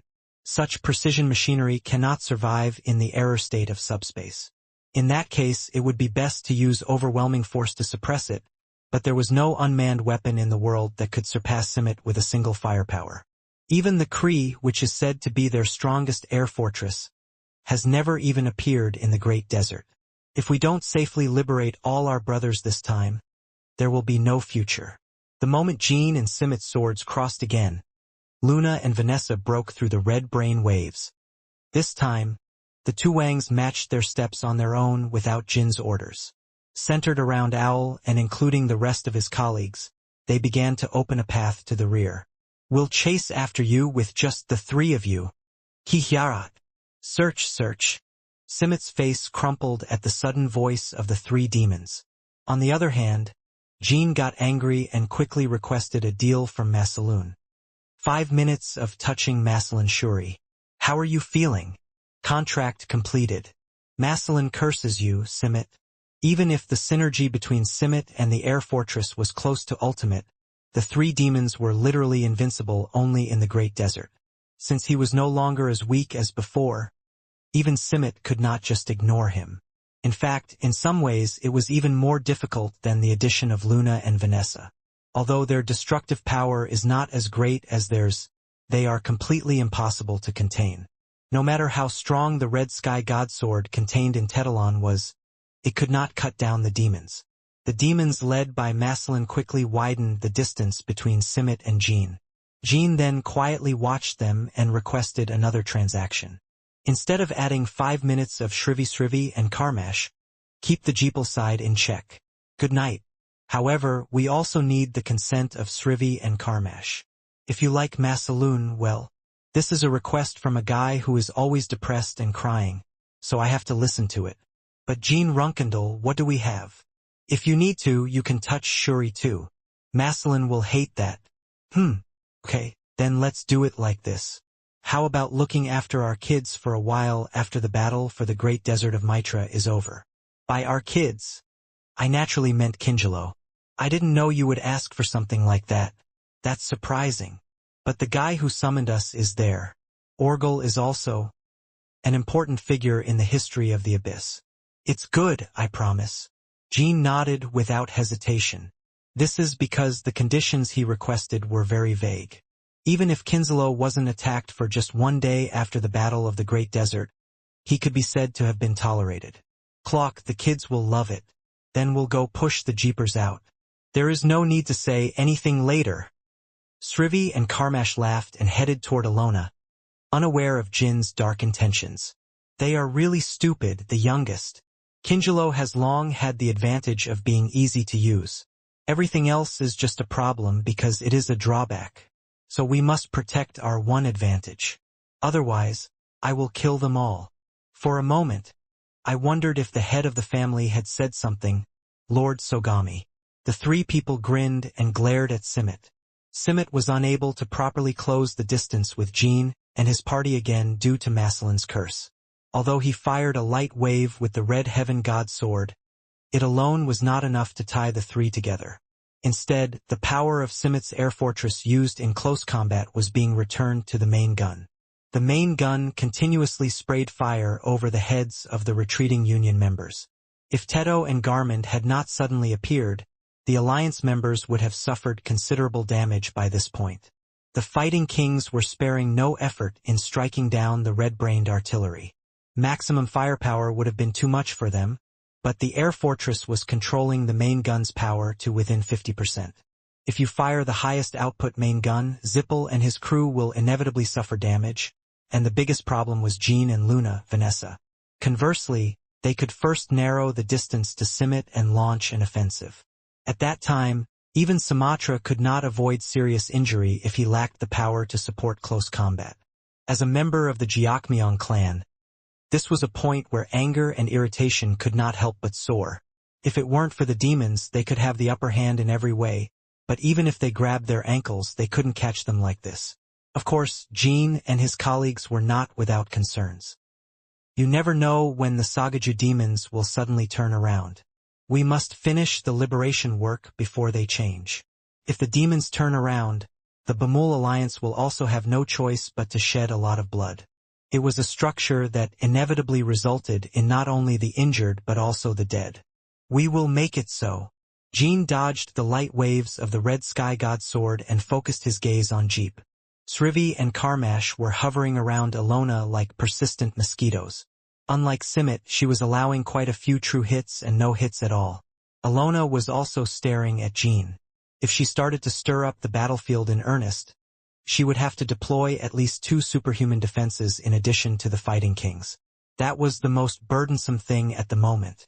Srivi and Karmash were unable to stop Alona as surely as Masaloon. In fact, Alona was getting closer to the battlefield faster than Jean expected. In fact, for a wizard like her, distance wasn't that important of a factor. In any case, if they can already visually identify each other, it means they can attack at any time. Alona's gaze shifted to her retreating colleagues. Jean and the others tensed up and raised their senses. Meanwhile, Simmet occasionally escaped through Masalin's curse and extended Tetalon. Jean stabbed Sigmund as Luna and Vanessa knocked away his sword. Neither side was able to make a single successful strike, but it was the Bamul Alliance that felt the greater burden. But why hasn't Sir Alona attacked yet? Since appearing, Alona has not once waved her staff at the Bamul Alliance. Kojak and the ship did not fire their main guns, and the following troops remained in position and waited for Alona's orders. Jean wasn't the only one who had doubts about that fact. Why doesn't Lord Alona give orders? Is there some danger in the great desert that we don't know about? It's because of the demons, but Sir Alona is not taking any damage at all. Could it be because of the reason the Ghost Captain was concerned? Ghost Captain Satrin. She had shared with her confidants that the binding power of Songsugwon was not complete. This was because in a truly critical situation, if Alona came back to her senses, the Ghost Corps would have to disobey orders. If it happened because the restraints were weakened, damn it, Kadun should have come with us. For the Ghost Squad members, the current situation was a bit ambiguous. In fact, the situation was not that urgent to go against Alona's will, and more than anything, I was not sure if the Seongsugwon was really the problem. Lord Alona, you must give me an order. A member of the Ghost Squad could not stand it anymore and approached Alona. On the outside, Alona seemed to have no problem. Keep waiting. Yes. It seems like your education is not as thorough as that of the Ghost Tower. How could someone who questions the orders of his superiors become the highest-ranking special force in the Jeep? Alona said with an expressionless face. As they said, the Revenants did not show the slightest bit of impatience and just waited for Alona. The same was true for the demonic core composed of biological golems. Sorry. This may be why you knowingly or unknowingly perceive me as nothing more than a high-ranking biological weapon. I will go back and definitely hold Captain Ghost responsible for what happened just now. The Ghost team member had no choice but to bow his head and retreat. And Alona was thinking, anyone who crosses dimensions and shoots sword energy at me can kill everyone gathered here. Moreover, the Bamul coalition is retreating. Even if I join the war, it is impossible to annihilate them, so this is the right choice rather than losing troops to unnecessary variables. Furthermore, Alona made eye contact with Jean once again. For some reason, I never want to kill the author Jean Runkendal myself. I don't know if Kiliak Ziffel will accept this kind of excuse. Are you saying we didn't pursue them at all because annihilation was impossible? That's right, Kiliak Ziffel. Above all, the biggest reason was that there was an unpredictable threat lurking beyond the portal. If we pursue the Bamul Alliance too aggressively, and the Ming dynasty suddenly pops out, everyone except me could be wiped out. Englisher of stories. Kiliak made eye contact with Ilona. In this great desert battle, Ilona did not attack the Bamul alliance until they escaped safely. Instead, as soon as the alliance disappeared, they joined the enemy clan and poured magical power across the dimensional rift. I guess so. It's a reasonable choice. Can I just leave now? Okay. As Ilona left, Kiliak shrugged his shoulders. I'm sure. Song Sugwin is rapidly losing control. This hurts more than losing Draka. Ugh, then what should I do? Kiliak friend. If Ilona comes back to her senses, won't she try to kill us all first? Just because you are not completely controlled does not mean you can have complete free will. It would be much better for Ilona Ziffel to belong to Seong Sugwon. In what way? In that you don't have to face your fallen self. Also the past she has forgotten. Just keep worrying about injecting poison. Okay, Kiliak buddy. La Perosa. Whoa! Ban took a breath and looked around. The main temple of Tsinjian Temple had collapsed and was covered with rubble. The city where the hearts of the dead brothers were hung was devastated, and most of the casualties were having a hard time even holding on to their bodies. Now 10 minutes have passed since the shelling stopped. The attack will probably begin again within 30 minutes. It's been like that all this time. Since the cracks opened in the Great Desert and the full-scale war began, La Perosa has endured bombardment from enemy tribes for more than 17 hours a day on average. Moreover, as just like before, Ilona Zippel's magic was added for several hours, and the pressure continued to increase due to space errors, so everyone was left exhausted. It was even more so because 4 Tuangs were missing. From today on, even if a rift opens, I will not let the Tuang brothers go outside.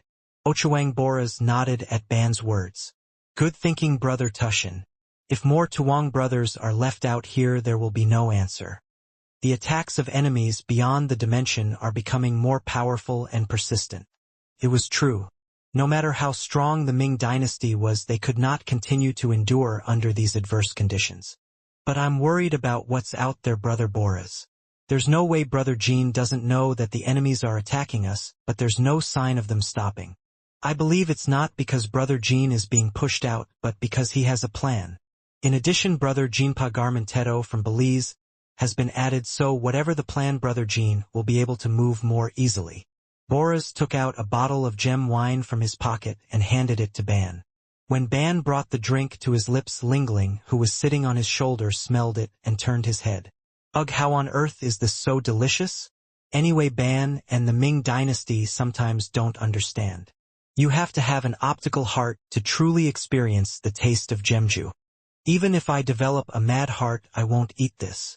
Even if you're not a fanatic, kids, like you shouldn't drink alcohol. By the way, are you still seeing any signs of Jean and consciousness trying to connect? Lingling shook her head in response to Bora's question. I find that strange too. It's enough for other royal families to go out with royalties, but I can't hear that idiot at all. Rather, it feels like the will of something else is being conveyed. The will of something else? Yes, it is difficult to express whether I should say it is a very dark will. It's probably the witch's will, Linglin. There is a high possibility that the spatial error occurring in La Perosa is related to him. And since you are a being born from the original chaos that is the power of the witch, there is a high possibility that you are under its influence. Ban answered instead of Boras. Lingling wrinkled her nose as if she was displeased with the fact that she was related to a witch. Humph, my house is here in La Prero and my family is Ban the Ming dynasty, and that idiot. Well, if that annoying guy who is a witch or something feels even the slightest bit sorry for me, I wish he would just open the portal. Hee, why does the witch have to feel sorry for you, Linglin? Boras gave birth to me, so he can be said to be a kind of creator, right? It means you have to take responsibility. If I ever meet that witch, she will ask me to grant her a wish. Who, even a wish? Okay, since my class is feeling a little worse because of me, I'm going to ask them to solve that problem. It is said that witches have powers stronger than the gods. For a moment, Ban and Boras imagined Lingling making a wish to Hilurim. Lingling, the witch will probably grant your wish. But it won't be in the way you expect. Brother Tushin is right. Maybe if I make that wish, I'll erase you from the world. Then you can reserve the power that Brother Ban uses to make you comfortable. Ugh, what is that? But don't worry, you will never wish on a witch. Even if he tries to harm you someday, I will stop him. He really? So Van is stronger than a witch? That's a difficult question to answer. Why? For example, if someone were to ask me who the strongest person in the world is, I would definitely be able to answer that it is me. However, if you ask whether I am stronger than nature, such as the sea, the sun, and the wind, it is difficult to answer. It is like that. Aha! But I can't imagine Van losing to someone. Haha, we can't even imagine that, Linglin. Just for a moment. Ban opened his mouth again as if something occurred to him. If me and the witch were to fight, I think I would have the absolute upper hand for just a moment. If I can cut the witch at that moment, it will be my victory, and if I cannot, it will be my defeat. Does that mean that Ban can become stronger than the sun or the sea for just an instant? That's right. Even those can be cut down with a single sword. It was only half joking, but Lingling and Boras nodded, feeling somewhat in agreement. Well, I'm done with the jokes. It's time to adjust the herbal medicine for my brothers. Good luck, Brother Boras. Just as Boras was about to leave, he suddenly saw Tantel running from afar. Brother Tushin. Brother Tantel? What's going on? Tantel suffered the least damage among all the casualties. He was retrieving the hearts of his dead brothers, which had been hung on the doors of every house in the collapsed city. Then he discovered some strange fragments and quickly came to report it to Ban. Take a look at this, Brother Tushin. It just so happened that the Boras brothers were there too. It's the perennial season, right? Ancient perennial season. That's N, or that La Persosa also has quite a bit of, but not in this form. All of them are made of weapons and stored in the armory. The ancient perpetual iron brought by Tantel looked like a crushed stone that had been torn from something. It was clearly an item that could not normally be found in an empty city. Yeah. I can feel the nerd's energy very faintly in this thing. Lingling was feeling the spiritual energy used in the ancient iron protection box of the liberation device. The energy was so weak that I couldn't even recognize it. Lingling can be recognized because there was a time when she was one with Jean. The Ming dynasty's pupils widened. Even Ban looked at the Lingling and the permanent iron fragments, alternately, his face glowing with color. Brother Jean was trying to send something for us? Oh. Well, if you think about it badly, it could be a torn piece of armor. Looking at the purity of the perpetual iron, it seems highly likely that it was simply a box for shock protection, Brother Tushin. Brother Tantel, how many brothers are there now who can move quickly? About 7. Then, except for the 2 people who will assist in the treatment of Brother Boras, take everyone else back and search the entire area where the fragment was found. Please take Brother Ko with you in case an attack continues during the search, but if the bombardment begins, return to the main hall without delay. Brother Tushin Yi. Brother Tushin, then I will analyze this in detail after I finish preparing the decoction. If my guess is correct, what is more important than this perpetual iron is what was contained within it. They probably used a perpetual iron box on purpose to protect against dimensional errors and the impact of artillery fire. Tantel and Boras left. First, Ban petted Ling. If Lingling had not immediately recognized the spiritual energy, the Ming dynasty would have never recognized that the permanent iron fragment was an item sent by Jean. I did well. That was great, Linglin. Now I have to repeat the last bombardment, so you 2 go and help Brother Boras. Soon the class sat still and began to think back to the moment when they had defended against the artillery fire. The purpose is to check whether an object such as ancient perennial iron has ever been caught on the protective shield spread throughout the main hall of Tisinjian. Half of the students were able to check their answers before long. An ancient perennial has never been caught on my shield. It was all the red brain energy and magic power of the subspecies. Then this object crossed the dimension and was immediately summoned into La Perosa. However, the possibility of being summoned from within La Perosa like this every time was low. If we roughly divide the enemy's attacks, only about 10% ignored the protective shield and struck directly inside. The high heat and shock waves emitted by the red thunder energy and magic power are enough to destroy even objects wrapped in iron.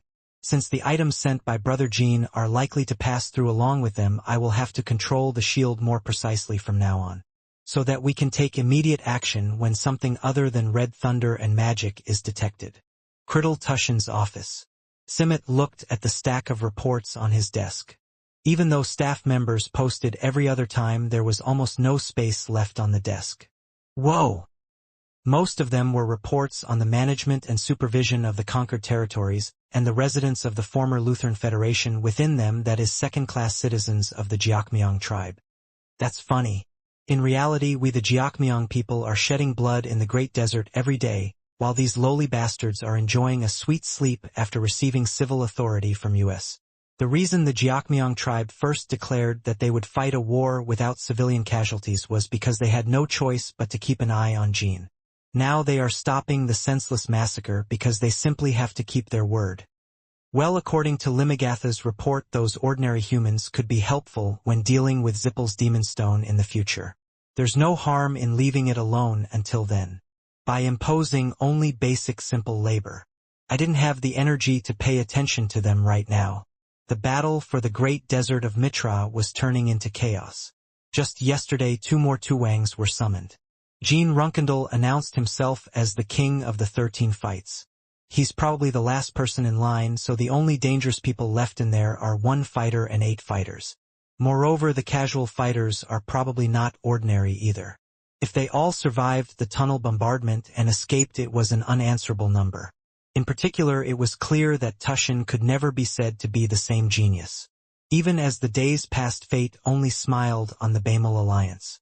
Jean and the alliance are summoned even if they stay still, while the Red Myongs are using almost all of their power except Kree, but there is still no significant result. Rather, they were only suffering losses. The red brains of the Red Ming tribe, like those of the Qing Ming tribe and the Ming dynasty tribe, are naturally produced within the body, but their main source of nutrition is the blood of living creatures.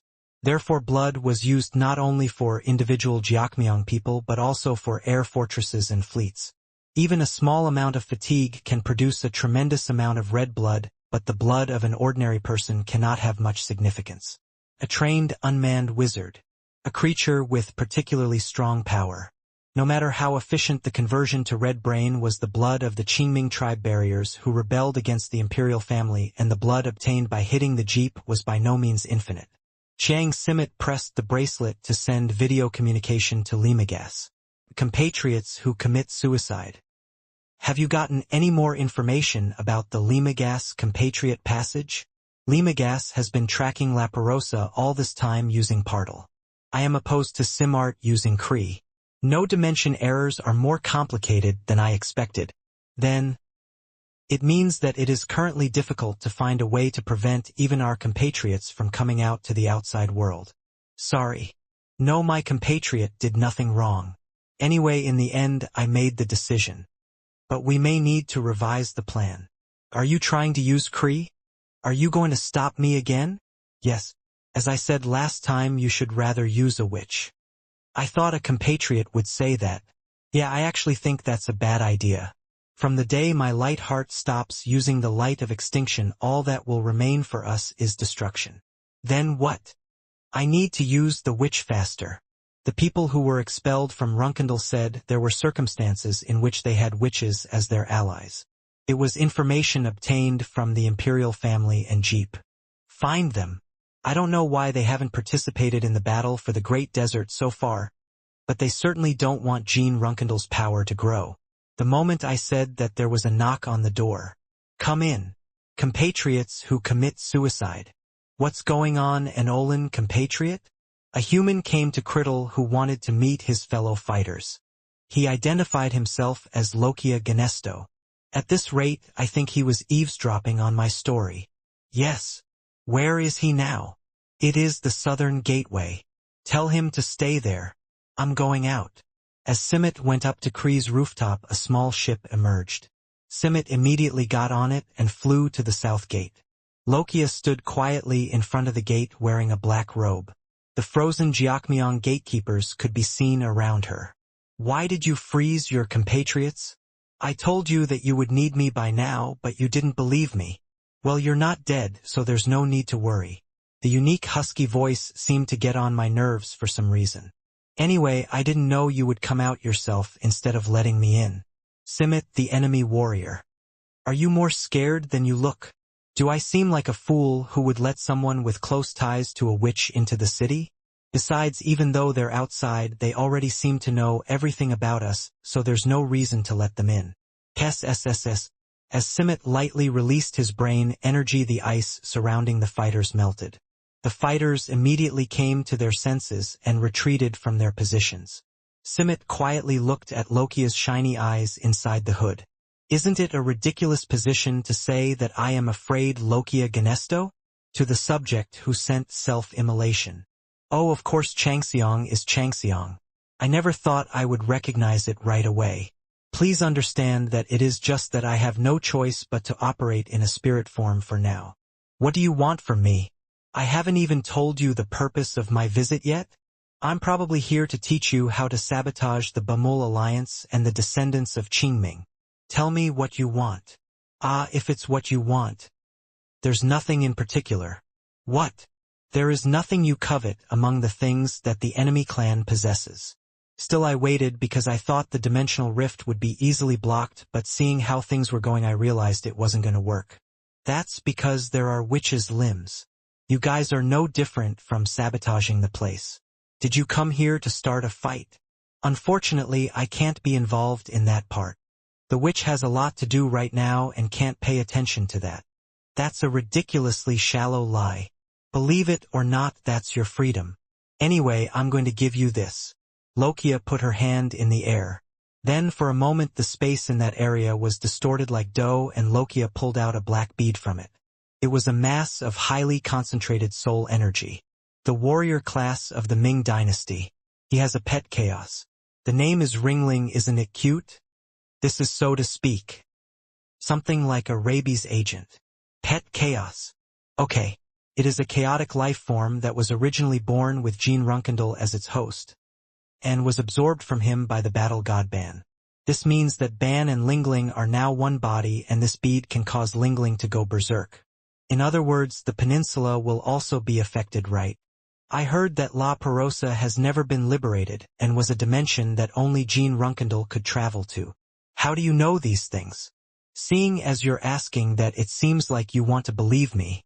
If I were to give you an answer, let me say that I have tried to recreate it several times. There is no way to confirm whether Lokia's words are true. Simmet simply observed her carefully with Changseong's insight. Jaehyun, even though the sun god is dead, this world is ultimately a byproduct of the great creation he left behind. How can someone like you recreate that? It's not an important issue right now, so let's just move on. And if this massive chaos can so easily destroy La Perosa's fighting spirit, why don't you use it yourself? Yes, that is an important issue. That orb is a bit dangerous for those who embrace chaos. As you can see, I use the power of chaos, as do all Ganestos. Lokia held out the bead a little closer to Simmet. Soon Simmet took over the marble. This was because he was confident that he could control the marble no matter what kind of trap it was. The bead did not explode or deform in Simmet's grasp. When I observed it with heightened senses, it was clear that it was just a mass of pure soul energy. It was pure chaos that only a witch could create. The royals of La Perosa called this the first chaos. Go near the crack in La Perosa and try to break it. Then you will realize how convenient I have given you. Lokia's alter ego was fading quickly. Simmet looked back and forth between the spot where she had disappeared and the bead, then pressed the bracelet. Compatriots who committed suicide. What did Rokia Ganesto suggest? He gave me a piece of witch's chaos. They say you can easily defeat La Perosa's fighting spirit. Nothing else was asked of us. That's even more unsettling. If we use it, we will definitely lose something. Since we were dealing with a follower, not a witch, the damage is unlikely to be extreme. Are you planning to try it right away? Okay. Even if you take some damage, it's not bad if you can take down La Prasa. From the moment we decided to use witches, excluding Kree, and the light of extinction, we were ready to lose something. Limagas nodded. A witch's power could not be used without any consequences. And whatever the cost, it would not be greater than Simmet's life. I'm going to the Great Desert again. Open the portal. I understand, compatriot who committed suicide. Simmet boarded the small ship. Soon a huge pillar rose from the center of Criddle. It was the space-jumping device of the Air Fortress Kree. As the pillar fired red light waves into the sky, a huge portal opened in front of Simmet. Soon Simmet led a small ship and began flying beyond the portal. Several red storms raged through the portal, and then a great desert and an aerial fortress and fleet appeared above it. Instead of going to Fivel's bridge, Simmet headed to the complicated shimmering passageway of La Perosa. An hour had passed since the bombardment was paused, but the area near the passageway was still as hot as boiling lava. As I approached the passage, I felt the mass of chaos in my hand vibrating. May 17, 1804. The second liberation device had just been completed.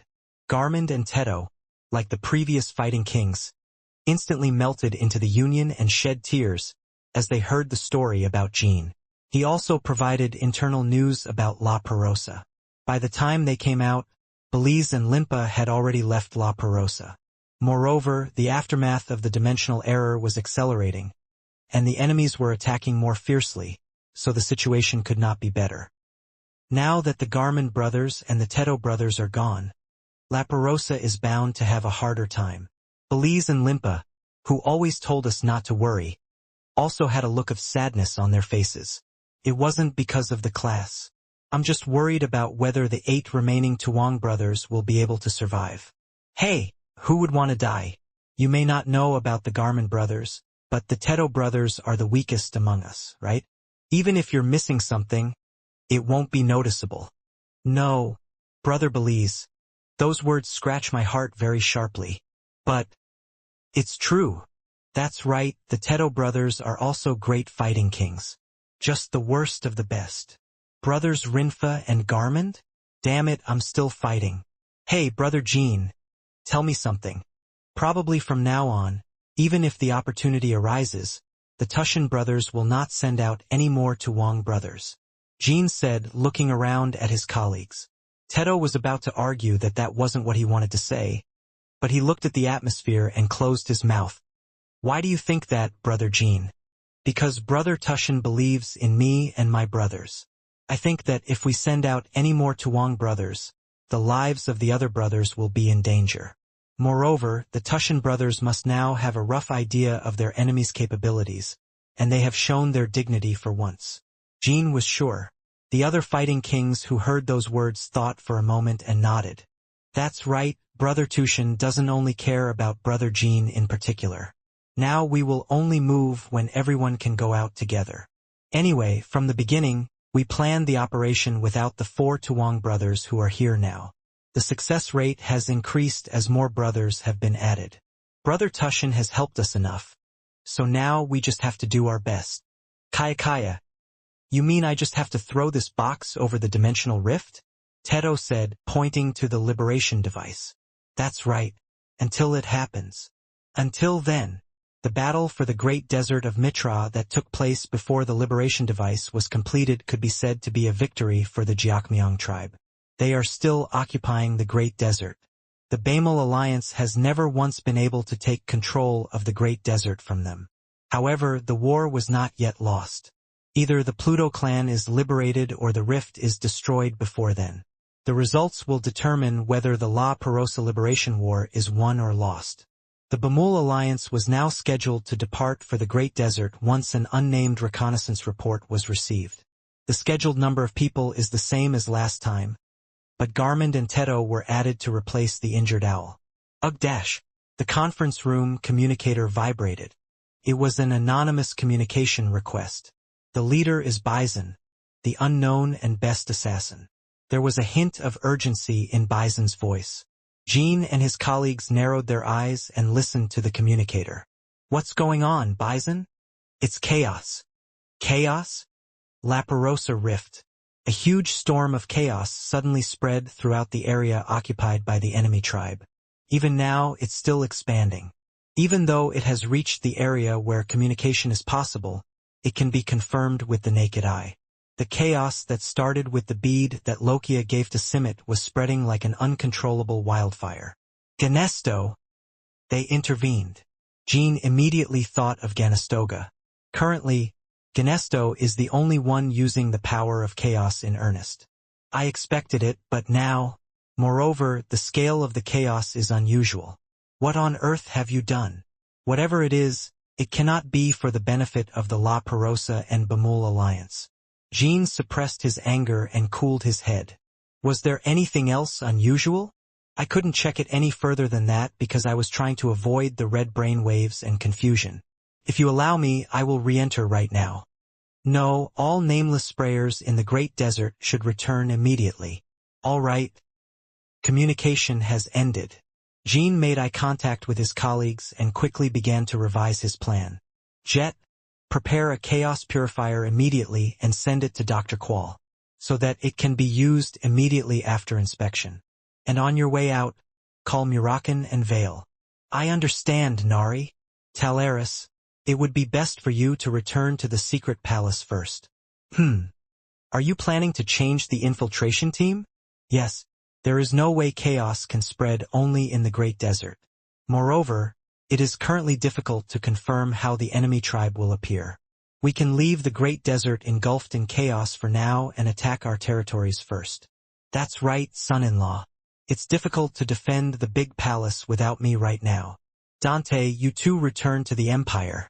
Lord Vanessa, please go to the Garden of Swords. Okay. I understand, Sagaju. Sister Luna will stay at Tychon. Am I, the youngest, also excluded from the infiltration team? Then how are you going to organize the staff? We will exclude all personnel who are likely to be exposed to chaos. Of course, colleagues with 10 stars or higher will be able to endure the chaos and fight. But if they are not careful, they can become a source of infection.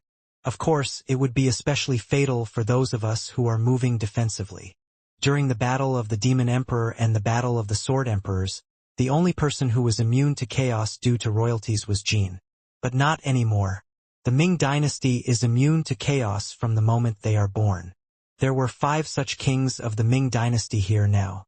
Jean, you called me again to make me hungry, right? I was wondering if there was a loophole in the defense over Tychon. Do you think it would be easy to spread a shield over the entire Tychon all day long? It's inevitable that you came.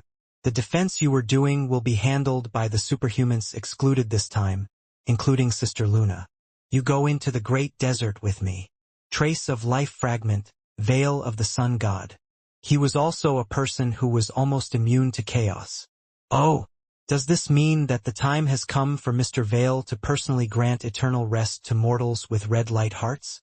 It's a blood festival. Even though the atmosphere was heavy, the colleagues were able to laugh at Bale's jokes once in a while. Maybe it's not a joke, though.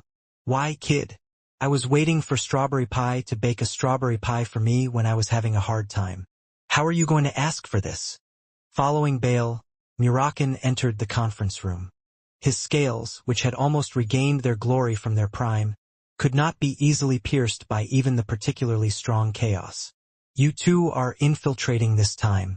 We need personnel with little risk of chaotic radiation exposure. What? So what about Tychon?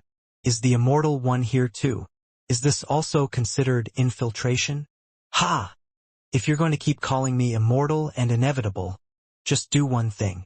Instead of 2 people leaving, other superhumans will remain.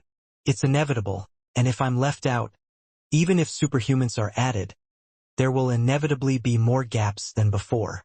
I can't help it. As the situation is the same, we have to take a chance. Even if the enemy tribes attack Tychon, it is quite possible to hold out until the infiltration team returns. Tisk, okay. Strawberry Pie, just wait a moment. I should just go and kill them all or come back. Oh, I'm so annoyed. I really searched.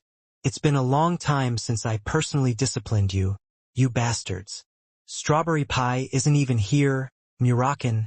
Friend, even if you're not there, my feelings are still conveyed. Please, friends, now that I'm on the royal list, I encourage you, Ming dynasties, to give love a try too. Lastly, I am also going with my youngest. Jonah said as he got out from under the desk. Until now, no one knew that Jonah was hiding. Oh, I'm surprised, Jonah. Aren't you immune to chaos? It's not completely immune, but it can be somewhat controlled. And I need you to be able to move the liberation device around. Even if a storm of chaos arises out of nowhere, the goals of the coalition do not change.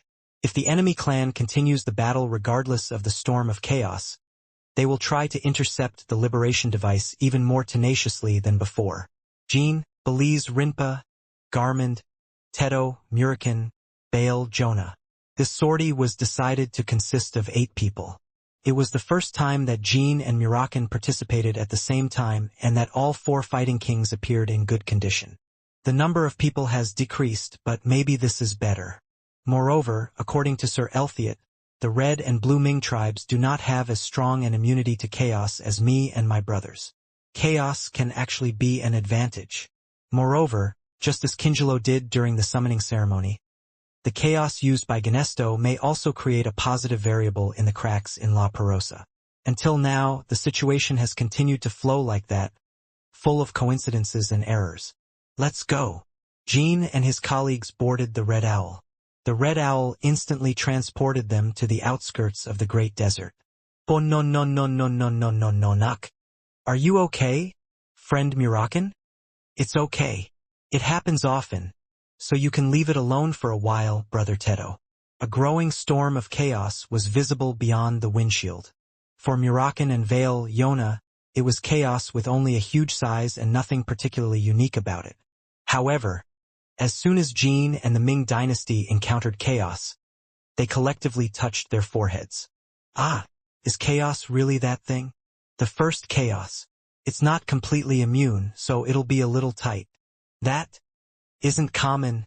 Why does Brother Jean keep getting involved with that chaos? It's a good thing we're the only ones who came. Other friends probably won't be able to endure that and fight for as long as us. The fighting king said.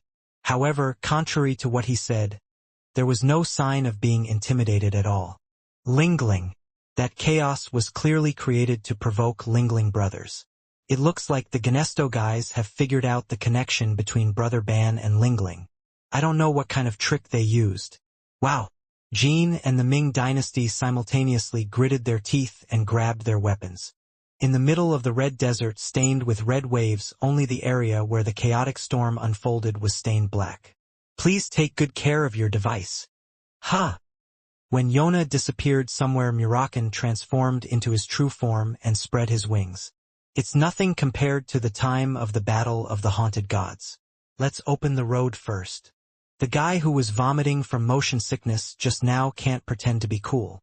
Ignore the sound of being beaten and just follow me, immortal. Friends, that's the first chaos. So just be a little more careful, okay? Murakin and Bale soared into the sky and rushed to the front. Soon the two suddenly exhaled towards the black storm and launched a huge golden light wave, putting Belize in shame. Well, maybe it was a needless worry. Murakin and Vale are in some ways better at dealing with the original chaos than us. Each time the breath and light waves hit the outside of the storm, messy waves formed every few seconds. Even if a black storm broke out for a moment, it was not revealed what was happening inside. Only a dark blackout scene was revealed. However, the party did not slow down their approach to the storm, because he was confident that he could handle whatever was going on inside, and above all else he had a strong determination to protect his brothers. The fighting kings were emitting brain energy. The brain energy that spread around Jean spun around the group like a whirlpool. The gold lightning fixed like a core in the center of the whirlpool was strengthening the brain energy of the remaining brothers. Are you going to hit the kid like that? Jean nods. The personnel involved in this sortie were not formed solely to throw liberation devices. There was a need to warn and punish. What happens if you keep trying to harm La Perosa? Until now you guys have mostly fought only in the Great Desert because it would be burdensome to engage in an all-out war with us in this situation, even with that overwhelming mobility and army. But now that we have brought about the initial chaos, we are no longer behind each other. Murakin and Vale's attacks once again collapsed the side of the black storm. At that moment the blue whirlpool of Jean and the great kings crashed into the gap of the collapsed storm. Dash! The moment it hit, the black storm did not emit a typical explosion but a roar that sounded like the howling of a man or an animal. While the side of the storm deflected sharply on impact, the brain's recoil expanded even more fiercely. Of course I expected that it would be possible to break through. But so easily? It's probably thanks to the abilities that Brother Jin gained when he reached Changxiang. It feels like even the first chaos can't gain an upper hand against Brother Jin's brain power. The screams of the black storm continued. Now the whirlpool of the brain was completely colored golden and looked like a small sun. After a while the sun instantly converged on Sigmund, and at the same time Jin's body also turned into a pure white flame. The sword flashed brightly. A flash of light was drawn through the force field formed within the cracks of the black storm, and the dark landscape was torn apart. The sword mark remained in place for a while even after the flash disappeared, preventing the crack in the black storm from closing. It almost felt like they had installed a huge structure to put pressure on enemy territory rather than a sword. Even the golden energy that was scattered finely in the collision was eating up the chaos particles that were pouring in together. Murakan, who looked down at the scene from above, and the Tuangs who were standing right next to Vale and Jean were shocked by the sword. Big little bastard. It looks like it's full of money. No, I know that Brother Jean has become stronger, but it's a bit difficult to chase after him like this. I love that Brother Teto has big dreams and never gives in to those dreams. Tisk. Is there a law that prevents me from being created someday? It's not there, but it is. What are you talking about? The golden sword marks Jean left behind shocked others in the desert. The 3 enemy demons and even Zippel's troops who had just arrived on the other side of Jean. Identification of the Bamal Alliance forces has been completed. This is the Black Dragon Murakan. Murakan has left Taiken. The enemy tribes on board the Pibble ship were shouting. Simit narrowed his eyes and focused on the golden sword mark that opened on the other side of the storm of chaos. You took a risky gamble by bringing Murakan in. If the enemy clan immediately moves all its troops to Taiken and the Garden of Swords, the Bamul Alliance will inevitably suffer irreversible damage. The reason Murakan came was because one of the two was certain. Confidence that La Perosa can be liberated right away, or conviction that this chaos is very fatal to La Perosa. It was most likely the latter. Compatriot Limagas. Please speak, compatriot who commits suicide. First check if spatial jump is possible. I just checked. Not possible. The witch's chaos is strongly hindering the formation of the portal. It would be possible if you flew outside the desert. Then Lokia Ganesto's meaning is clear. We don't want to attack their base, we just want to fight them here. That would be the price we pay for borrowing the witch's power. The Jiakmiang tribe has lower immunity to chaos than the Myanji tribe. Therefore, in this initial chaos to which even the Ming dynasty was not completely immune, the enemy Ming tribes below level 2 Tuang could not survive. The protection provided by air fortresses and ship shields also had limitations. Because the Bamul coalition is not sitting still. Yes, the lives of our compatriots who were in chaos will probably belong to the witch. It's not a bad price to pay for getting rid of La Perosa. Let's finish it this time. This will be the last long battle in the Great Desert. The moment I said that, a golden sword flashed again from the storm on the other side where Jean and his group were. The black wind that had been rushing towards them was being blown away by the black energy. Jin's body was still burning white, and the blue eyes of the fighting kings turned towards the battlefield. The gap between the Bamal Alliance and the Jiakmiangs in La Perosa was bigger than ever. Chaos was rushing into the crack like a tide. Occasionally a deep blue thunderbolt was seen breaking through the cracks and pushing out the chaos. That was Ban's brain power. She, who had only been able to handle bombardment and magic so far, now had to stop the first chaos. It felt like blood was gushing out. Jean and his brothers noticed at a glance that Ban's brain energy was different from usual. Even after crossing dimensions, Ban's brain power never lost its essential destructive power, but now it was fierce and unstable. This was because Lingling was affected by the original chaos. Vale searched the area to see if there are any Ganesto guys nearby, and then I looked for an opportunity to throw a device with Yona. Unlike usual, Bale nodded without saying anything. Jin's refined killing power was freezing even the nearby chaos. The space where Jean and his group were located was a strange scene, as if time had stopped. Jean read all kinds of energies mixed in the chaos for a while. The first to hear the exhausted breathing of Ban and Lingling were the brothers' groans. and he could feel Simmet's cold eyes looking down at him from inside the bridge and a group of Zippel wizards trying to break through the chaos from the other side in the distance. This time I couldn't feel Ilona Ziffel's energy. The reason Jiffel did not send Sir Ilona was probably because the initial chaos could have an unknown effect on Sir Ilona's mind control. Then, you shouldn't have sent troops, Kiliak Ziffel. Jin's body gradually regained its original color. It seemed as if all the anger and resentment regarding this situation had been distilled into a single drop of blood and formed in his eyes. It was time to fight with a cool mind. At least until we see exactly how the original chaos is working for Ban and the Lingling brothers. That was because of Lingling's special nature. If the original chaos is directly involved in Lingling beyond the dimension, then, on the contrary, Lingling's power may be manifested directly in the Great Desert. That meant that, unlike before, merger of investment trusts might become possible. A lot depends on Lingling. Okay, Brother Jean? Well then that's a good thing. My brother-in-law says how pretty he is. I will live up to your expectations. But we can't just wait for that little guy. It's not because I don't trust you, it's because I would be a burden to him. Jean raised his sword high. Then the stopped chaos oxidized as if it had been burned and space opened up. Correspondingly, blobs of red light formed on the gun barrels of the enemy fleet. The main guns of the 4 air fortresses were all aimed at the Jean party. Before swinging his sword raised high, Jean first dropped gold lightning around the battlefield. Suddenly, without any warning or action, hundreds of gold lightning rained down from the black sky. The moment the gold lightning touched the enemy's shield, the air fortress and fleet began bombarding. Huge red rays poured down on the heads of the group. I came, will that be enough? Murakan stepped down in front of the group and unfolded his spiritual energy curtain. It was not just a protective shield. Some of the main guns that had hit the shimmering spirit had disappeared somewhere and were being reflected. The fighting kings roared as they struck down the red brains that had escaped the tent. Falling gold mines continued to hit the main guns of the air fortress.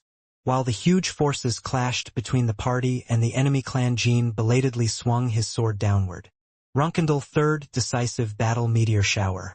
Meteors formed by gold lightning began to rain down from the sky like ambushed dragons.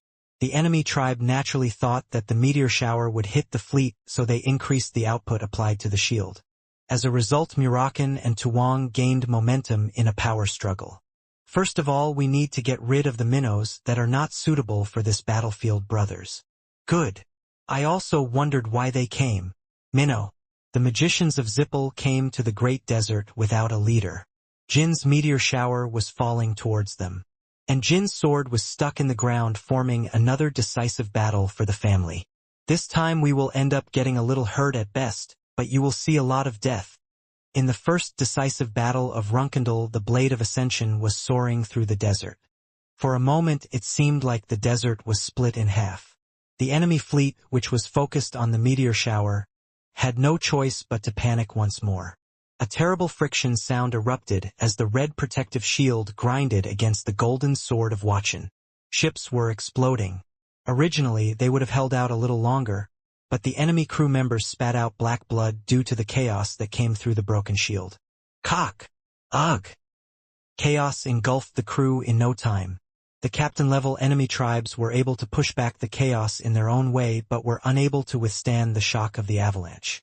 No matter how excellent the enemy ships were, it was impossible to operate them properly under these conditions.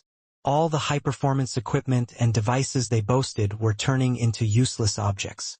Each time golden sword energy rose from the ground of the battlefield, dozens of ships were destroyed. The situation was repeated with the fire and smoke from the ship exploding, covering the sky, and the clouds obliterating the sight. Today the death of my Drek compatriot feels particularly regrettable. Simmet narrowed his eyes and said, Drek Horn. Before Simmet awakened to the spirit of fighting, the wrong judgment of the great fighting kings led him to his death in vain. If Dreg had been alive and well, even if just that one person had infiltrated Tychon or the Garden of Swords, the Alliance would not have been able to fight so aggressively. But it can't be something that hasn't already happened. Open the bridge. Baccarun Reikumen Bekios. All Deity kings must participate together with their first-class fighting kings. Simart made a different decision than before. An order was given for all of the enemy's strongest forces except for the flying fortress of the fighting spirit Kree to engage in direct combat. It may have been more advantageous to fight safely within the air fortress, especially when there is chaos on the battlefield like now. It was just a feeling. Simit had an intuition that if he could not stop the alliance this time, La Perosa would be safely liberated. Since even the witch was involved, the already unpredictable situation was bound to become more complicated. Rattling. Ugh! The bridges of all air fortresses except Part 50 were opened. The moment Simit and the three great fighting kings appeared, the Ming Dynasty fighting kings smiled. Yes, that subspecies is finally jumping out of the air fortress. Brother Jean, we will deal with the rest. Brother, trample on the fighting spirit of Murakan and his subspecies. Jeep's wizards had completely given up on entering the battlefield as soon as they were hit by the meteor shower. Even if it was a group of ghosts or ghosts in the first place, it was impossible to participate in this fight without someone like Alona. Originally, Jeep sent them this time not to fight but to gather information. Since they currently have the relatively slowest mobility, they just made the safest choice possible. However, the giants on the battlefield did not even dare to allow them to observe their fight.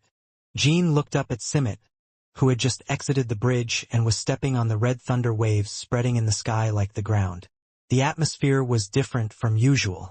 Not only was he cool-headed and firm, but he also exuded the unique dignity of an ancient loser, a look that only those who have ruled the world at least once can have. Jean planned to make sure that he would never be able to open his eyes like that again. You seem to know chaos well, Jean Runkendall. I saw that they gave up defending their base as soon as chaos spread in the desert. I know. I have fought and won many times. Simit's eyes and light heart were shining red. He was also looking down at Jean and assessing his power. Not just the power gained by touching the spear star, but also the inexplicable power possessed by a human named Jean Runkendall. A will that only those who have overcome fate several times can have. Looking back, Jean always had that kind of smell even before he climbed Changseong. No matter who the opponent is, how strong they are, or how overwhelming the difference is, his eyes shined as if he could win against him without falling. Even before I regained my memories as a fighting spirit, your attitude always made me uneasy. At that time it was a first-class Tuong Simit. But I can't accept it anymore. Because of people like you, we are trying to find the sun god. Are you planning to escape your fate?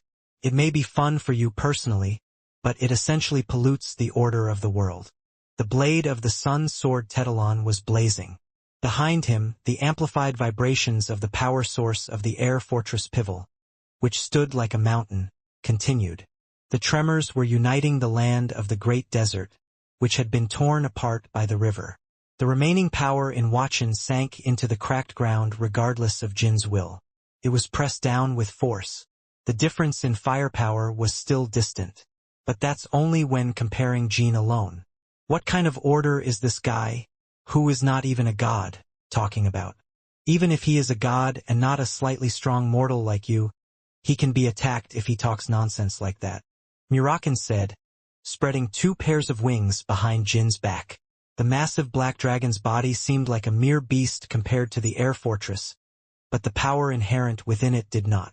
The spiritual energy rising like sea fog gently enveloped the area around Jin and Murakan. It seemed that not even the main gun of the air fortress could easily disperse the fog. Above all, if you want to talk about order, you shouldn't have anything to do with chaos, right? Are you going to say that the pure spirit of the witch spreading across the desert has nothing to do with you? It is inevitable that the path to order will be filled with chaos.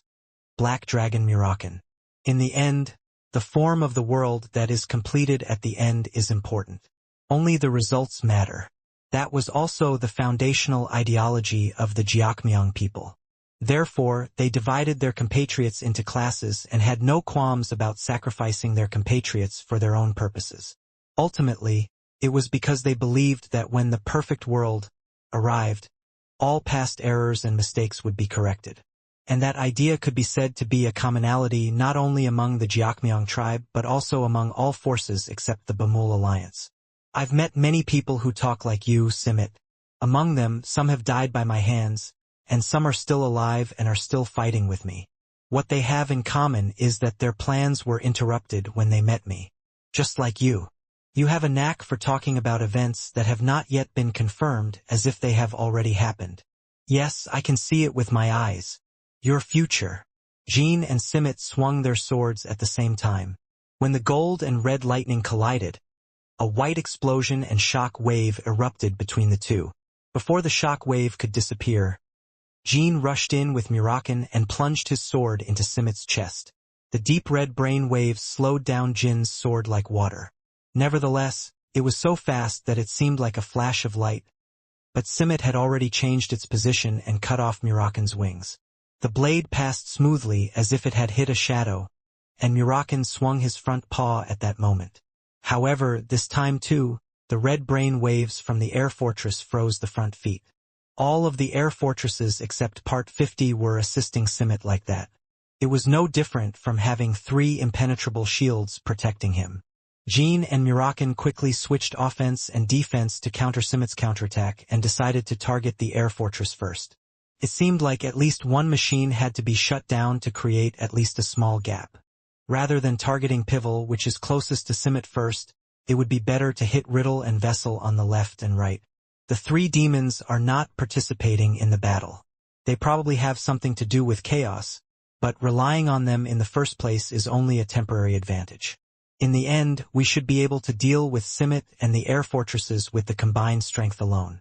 Unlike the 2 who had to constantly avoid the red brain waves, Simit was instead using the waves as if they were a road, swinging Tetalon ceaselessly. The condensed red brains formed on the red sky god sword Tetalon had already struck Jean and Murakan several times. The striking point was always followed by the main gun of the air fortress. This means that if you are hit even once, you cannot avoid serious injury. I don't know about Murakan, but it was bound to be especially fatal to Jean, who did not have the same strength and resilience. Black Dragon Ultimate Darkness arrives the moment Murakan released his spiritual energy. All kinds of energy collided, and a huge darkness began to fall over the dizzying battlefield. The darkness instantly enveloped the protective shield of the air fortress and tore it apart in all directions. The red shield attached to the aura was torn apart, and Murakan threw himself right into it. Perhaps if Riddle had been alone, several layers of external armor would have been destroyed in that blow. However, Murakan was pushed back by the concentrated bombardment of Pivel and Vessel and had no choice but to adjust his posture. Instead, in the meantime, Jean passed by Simit and plunged his sword into the lower part of Riddle. That was the move Jean and Murakan were aiming for from the beginning. The blade that penetrated the armor caused a huge explosion of gold lightning from within. The explosion had a slight effect on Riddle's core power. As a result, Riddle's red brain wave disappeared for a moment, and in the gap, Murakan's breath struck Riddle once more. Riddle hit the floor like a nail. This was the result of Simit not protecting Riddle. At that time, Simit risked slight damage to Riddle and was extending his red sky godsword through La Perosa's portal. Rather, it was judged that hitting La Perosa would be more effective. Jean also had to continue making judgments. Will they continue to attack Riddle, who is momentarily defenseless, or will they protect La Perosa? Jean immediately chose the former. If you try to vaguely protect La Perosa, you will eventually have no choice but to be dragged around by the enemy clan. Squeak dash. Jean fell like thunder and slammed Sigmund right in the center of Riddle's upper part. Then he unfolded the sword just as it was stuck. Golden light waves poured out like thorns from inside Riddle. Because it was so huge, it did not completely collapse after receiving such an impact, but it was clear that it was the moment when the air fortress suffered the greatest blow since it first appeared. The brothers will endure well. Right now, it's better for the brothers to just focus on Simit and the air fortress. The moment I thought about it, in Jin's eyes, he saw Simit hurriedly falling from the crack. It was a sight completely contrary to what I expected to see again. The reason Simit retreated from La Perosa's portal was no different. This was because Ban's sword energy protruded from within it like before. Swa! It seemed like waves were pouring out of a crack. An energy darker than any other brain energy was covering the place where Simit was. As it crossed the dimension, the original destructive power of Ban was not fully revealed. However, it is impossible to rely solely on the shield of the red brainwave to receive it. Simmet gritted his teeth and glared at the crack. Even though I had never actually seen Van, it felt like her murderous face was right in front of me. I also felt confident. The power is weaker than last time. It is a ferocious sword that has not been refined to the limit and is full of wrath. Is it because, as Lokia Ganesto said, chaos affected the being called Lingling? As soon as I thought about that, I suddenly saw Ban's sword energy pouring out of the crack, turning into a dull black light. Karak! A dark and gloomy scream characteristic of chaotic creatures could also be heard. Jean and Tuong swallowed their breath as soon as they heard that sound. Ringling! It was Lingling's scream. Despite the distance between dimensions, Lingling felt as if she was crying in the middle of the battlefield. It was a scream that conveyed the pain just by hearing it. Although it sounded so close, Jean couldn't read Lingling's inner thoughts like usual. This was because chaos was causing Lingling to run wild. Therefore, it was impossible to communicate with Lingling or attempt to unite with Lingling, as was the case on the uninhabited island in the past. Sigh. Jean pulled out the blade stuck in the exact center of the upper part of the riddle. Then the upper armor shattered like dry skin and Murakan's dark coming seeped through the cracks. Simart also made a quick decision. It was better to prevent the air fortress from being destroyed first than to forcefully use Laperosa's red sky god sword again. The red light waves of the red sky god sword began pouring into Riddle. At the same time, Pivil and Vessel also slammed their main guns into the upper part of Riddle.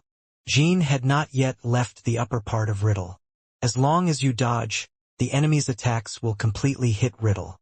However, Jean thought that the Jiakmyong tribe could not have moved so foolishly. As expected, as soon as Jean dodged, the main gun of the Gyeokian Shinjiamdo immediately changed its course and chased after him. Moreover, the sword energy that Simmet fired once more cut off the darkness that had encroached on Riddle. Riddle quickly became wealthy and re-established itself. After all, it's not the strongest war weapon in ancient times for nothing. This was the reason that countless powerful people in ancient times bowed down or perished before the enemy tribe. There is virtually no answer to the air fortress itself, but there are even combat gods like Simmet.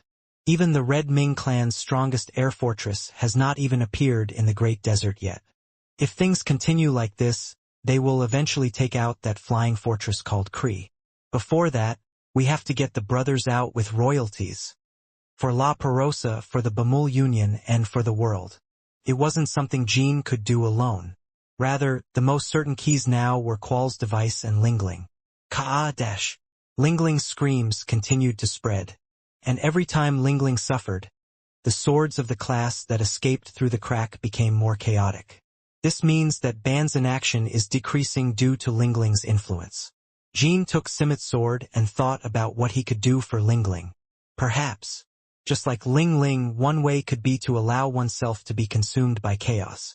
If I am consumed by chaos, I might be able to communicate with that guy. He must be wandering around in chaos right now. Of course, it was a risky gamble. In the past, Jean, who was engulfed in the first chaos, lost all his strength and fought a difficult struggle with Lingling for a while. But it's different now. Jean ascended the Changxiang and knew the nature of chaos much better than he did then. It occurred to me that I might be able to utilize that power while being consumed by chaos. And soon, the thought became a certainty. If I hold back now and Lingling goes wrong, there will be no next time. The entrance to La Farosa will be closed forever.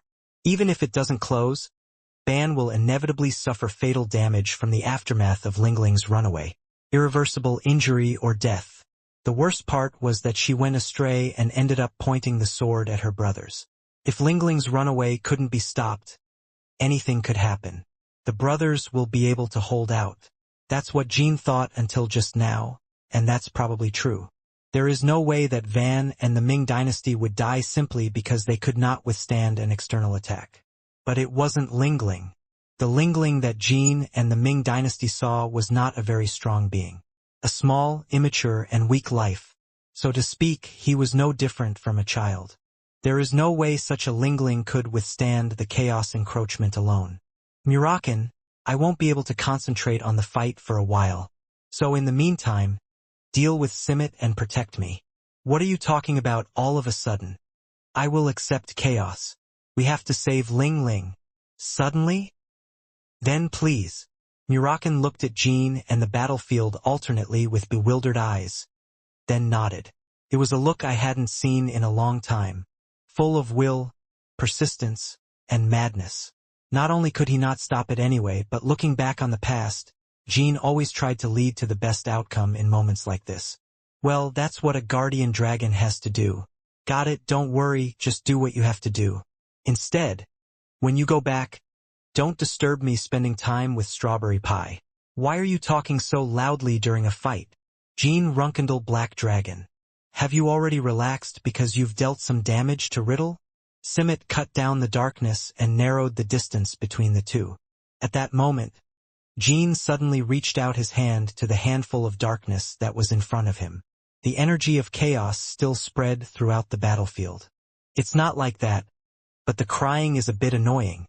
What? No, what? Simit's eyes widened. This was because Jean hit my chest with the hand that was holding chaos.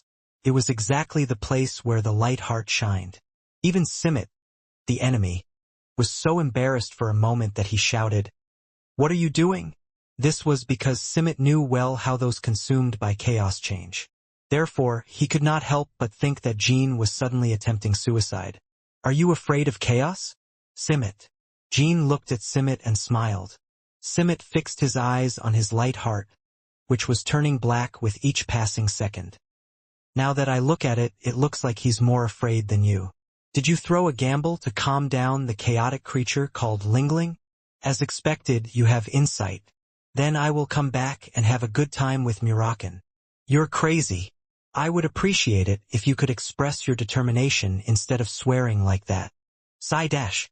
Simit's sword flew into Jin's neck. Jin's reaction speed was already slow, and he was unable to accurately read the sword's trajectory. Instead, Murakan swung his tail and twisted Tetalon's direction. Red sword energy passed through the air on the right side of Jin's head. Are you deaf? They say have a good time with me. You can deal with me alone without Jean Runkendal.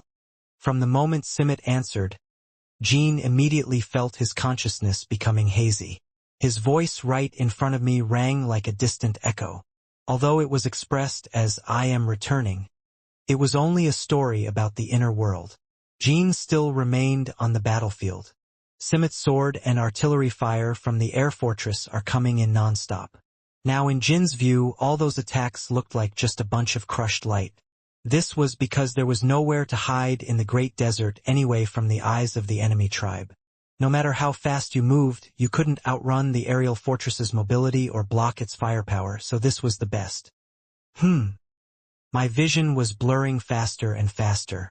As the wall between reality and his inner world began to crumble, Jean realized an unexpected fact. There is no unpleasant feeling at all. Of course, I thought that if chaos encroached on me, terrible pain would come.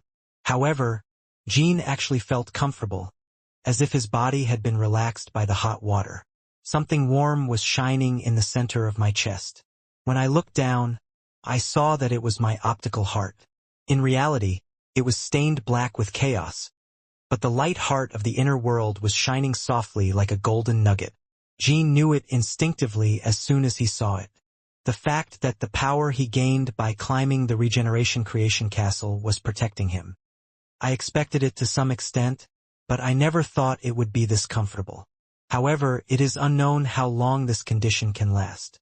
Besides, Murakan and his brothers would be fighting to the death outside, so I had to finish the job quickly and go back. Now, a pure white shimmering desert spread out before my eyes. Jean began to walk in a familiar manner, a sight he had encountered several times in the past while going back and forth between the inner world. Where is Ling Ling? There was no answer, but a sound like a child whimpering was heard from afar. It was Ling Ling's cry. As I started walking towards there, I saw black areas stained with chaos. In the middle of it all, Ling Ling was seen lying frozen like a stone statue. Chaos was swirling nearby, Should I cut down and pass by? There was no need for that. The whirlpool of chaos became lighter and purified into golden light as Jean approached Lingling. It's as if I'm facing something I can't resist. Wah wah! Soon as the chaotic atmosphere cleared, Lingling slowly raised her head, panting. Jean, is it really you? Yes, it's me. I'm glad you came. This is not it. Since you came, I suddenly feel easier to breathe. What happened? Half the class must have had a hard time because of me. As expected, the class was enduring the aftermath of Lingling's runaway. Can you check Brother Van's condition right now? Oh, I think I'm feeling better now. The class's vitality is fading away. But where are we? I don't think it's La for Rosa or royalties. It's my inner world. I came to you after deliberately being consumed by chaos. Now let's go outside. Brother Ban is okay. And you seem to have already escaped from La Perosa due to the chaos. So we can fight together now. Soon Jean closed his eyes and focused on the sounds of reality again. As I opened my eyes, feeling the explosion of the battlefield becoming clearer, I saw the great desert dyed red. In the inner world, Jean simply walked for a while, met Lingling, and then returned. Outside, 5 hours had already passed. For those 5 hours, Murakan and the Tuangs continued the battle, guarding the camp that moved slowly like a sleepwalker. Whoa! When Jean took a deep breath, everyone on the battlefield stopped moving at the same time, as if time had frozen for a moment. Even as the spiritual energy and the brain energy and the red brain collided, making a loud noise, they all captured Jin's breathing. Brother Jean, brother, have you come to your senses? First I saw the faces of Garmund and Belize. They were clinging to Jean, just now striking down the red heavenly sword and red brain cannon that had penetrated Murakan's curtain. Both of them had big and small wounds all over their bodies. I was suddenly exhausted and was fortunate to have endured a fierce battle that lasted for 5 hours. Teto, who was assisting Murakan in the distance, looked like he was about to collapse at any moment, and Rinpa was spitting out blood every time he gasped. The one who suffered the most injuries was Murakan. Even Murakan could not be safe since he was receiving almost all the attacks from the enemy tribe targeting Jean. Of course, fighting while protecting one person is several times more difficult. Because they are Murakan and the Ming Dynasty fighting kings, they have only been able to survive so far without anyone dying or receiving fatal injuries. Wow, mister, is the little guy awake now? He made it sound like he was going to visit for a short time, but then he just left for 5 hours. My brother was unconscious for 5 hours. 5 hours? That long? Jin's eyes widened. It was the moment that shocked me the most in this battle. The fact that time in the inner world is faster than reality is something I've experienced before, but it just so happened to be during a battle. But there's nothing to feel sorry about because the brothers went to save Ling Ling. What happened to the liberation device? Of course, I haven't been able to throw it yet. What happened to Ling Ling? Garmund was getting a good feeling as he asked that question. It was confirmed that the spirit that had been encroaching on Jin's light heart until now had disappeared completely. The black energy did not completely disappear. In the center of the light heart there was a spot of soul energy that glowed softly like a black pearl. It was Lingling's wedding anniversary. As Jean called out to Lingling in his mind, Garmund could hear the voice right away. I'm safe, Garmund. This guy showed up just in time and saved me. Oh, Lingling. So Lingling also escaped from La Perosa? No, wait a minute. If that happens, won't La Perosa's time stop again? It's complicated to explain in detail, so I'll keep it simple. My body is still in La Perosa. Only consciousness passed to Jean. That's why La Perosa's time is still the same, and half will appear soon. As soon as I heard Lingling's words, the people who were most shocked were not Jean or the Murakan royal family. Simart. He was assessing the situation with his eyes fixed on Jean, who had come to his senses again. Did Jean really succeed in his gamble? Shoot! Simit's evil voice resounded throughout the battlefield. The air forts and the fleet's red artillery guns, which were striking all sides of the battlefield, were all focused on Jean. At that moment Jean understood what Lingling had just said. Good job saving brother Jean Lingling. A familiar voice rang in Jin's head. Thanks to you I feel much more comfortable. Also, I was able to get a glimpse of the outside world through brother Jin's body. It was Van's voice. Ling started the merger of investment and trustworthiness. Originally, the union of two gods was only possible if Jean Ban and Ling were within a certain distance, or if there was a wavelength tracking synchronization device developed by Qual. But not now. As Ling's consciousness moved from Ban to Jin's inner self, all those conditions were disappearing. Apparently, it was thanks to the initial chaos caused by Simit. The witch's chaos spreading across the desert is now erasing the boundaries between the three people. Half-brother. Jin's heart, shining with gold, was dyed blue. The eyes were also filled with blue thunderbolt, and Sigmund glowed fiercely, as if he had been forged by thunder. The nearby space was distorted like dough as the thunderstorm poured from Jean. Simit's red heavenly sword and red brain cannon were falling through the distorted space. Jean swung his sword without dodging. It is a horizontal cut without any preparatory movements, but it contains the essence of nothingness that Ban and Jean have accumulated so far. First, as the blade cut through the air, the red bullets that touched the blade were scattered as if glass was breaking.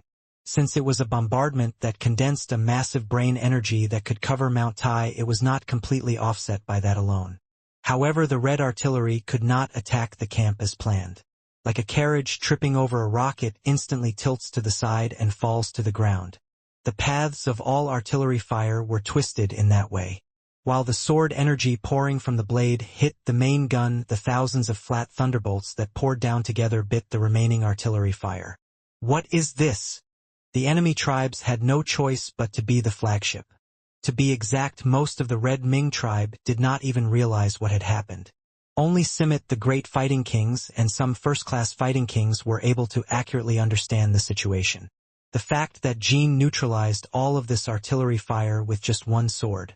And I can finally find out what the subspecies that have been harassing me and my brothers look like. Yes. Is the author the king of subspecies? Jin's gaze landed on Simit. He had an ever more devastated face. He was feeling it.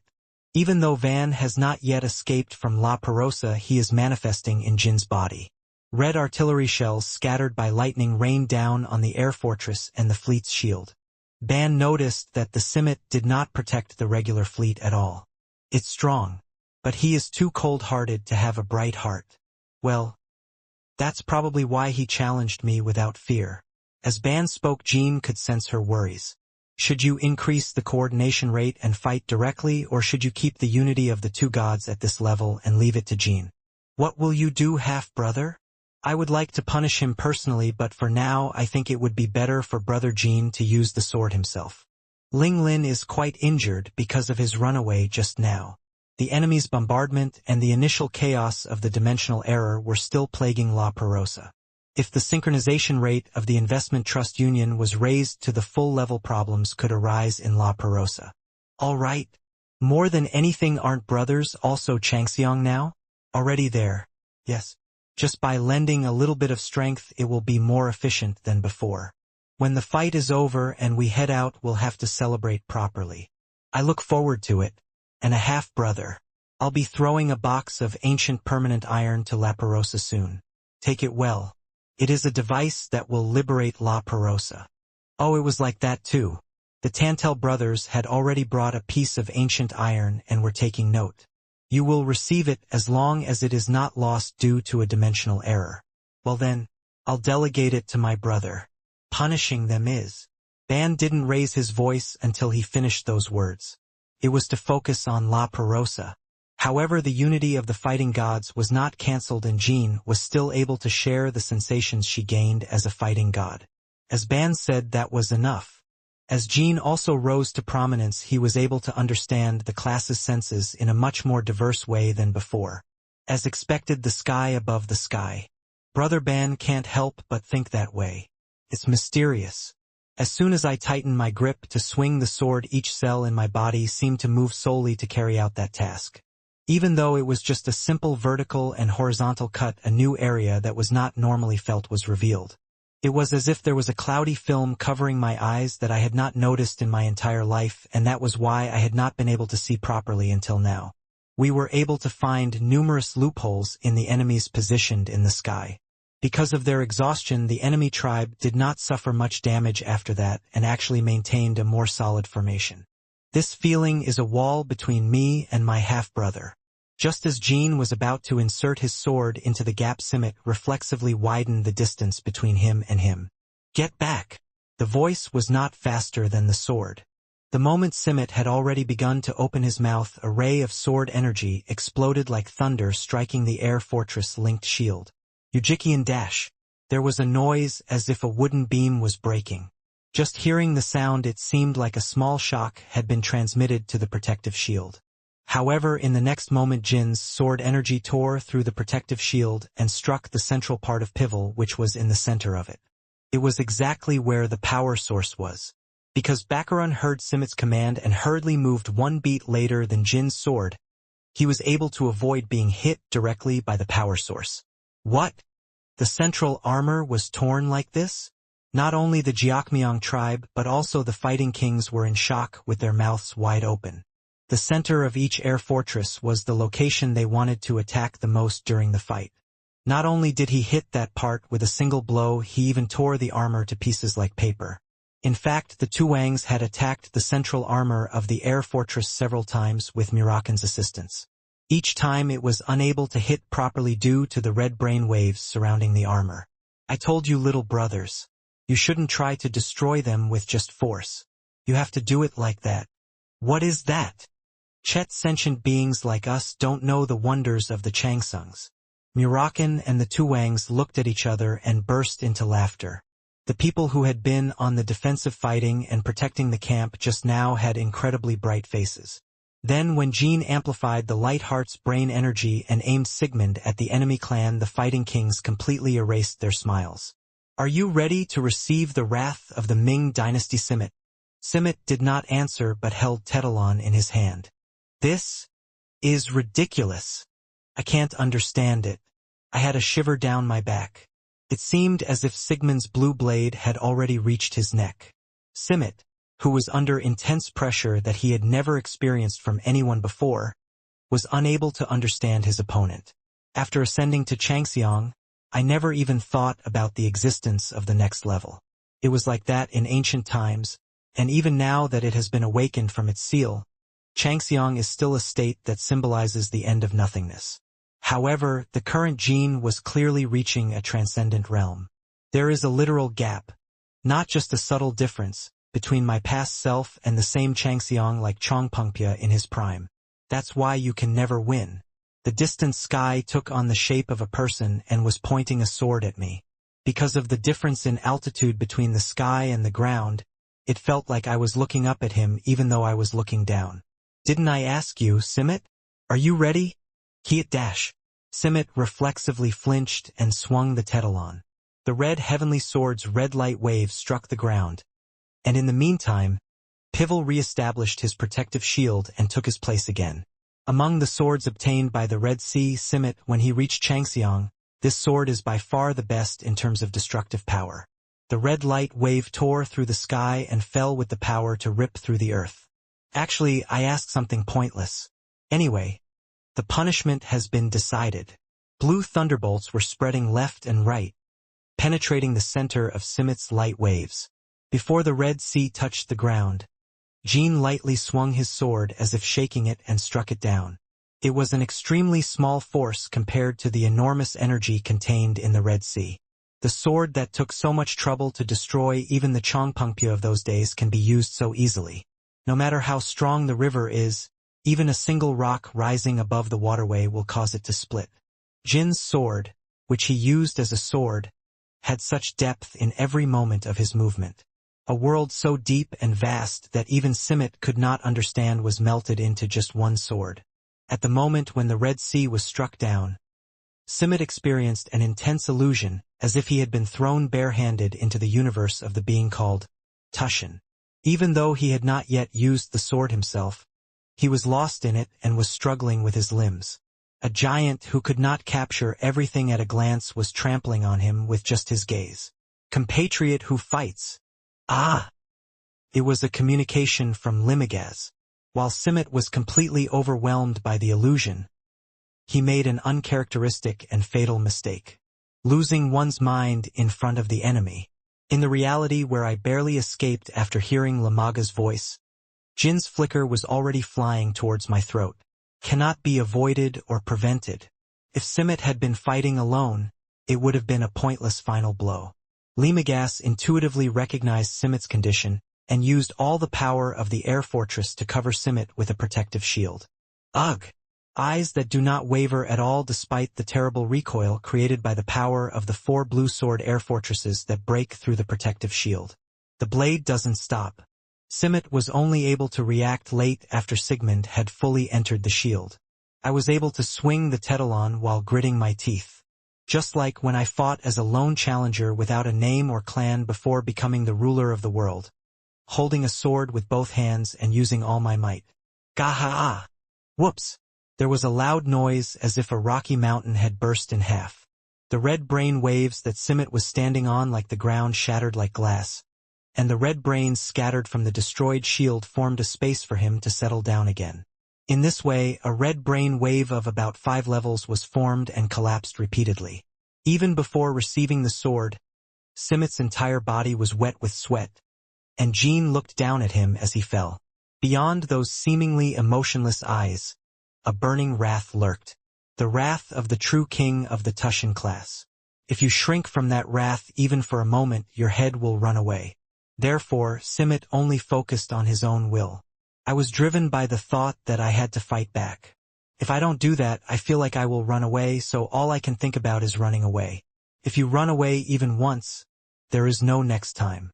From then on, the only future left is to hide somewhere to avoid Jean and the Ming dynasty forever. Even that servile future may not last long. Isn't this almost like a fight between an adult and a child? Are you saying that a compatriot with a fighting spirit can be defeated so easily? In the past, even the Chongpeng Emperor said that one must risk one's life to defeat a fighting compatriot. The fight was completely outside the common sense of the enemy tribes. To be precise, it was overturning the common sense of all martial artists in the world. There cannot be such a large gap in a battle between 2 stars of the same name. However, Murakan recognized the reason at a glance. Rather, the same voice was poisonous to that Simart guy. I almost got buried. In the past, our kids also experienced something like that after seeing Alona. Well, they weren't prodigious. Are you saying that the leader of that subspecies was oppressed by the majesty of the unity of the gods and goddesses? Murakan.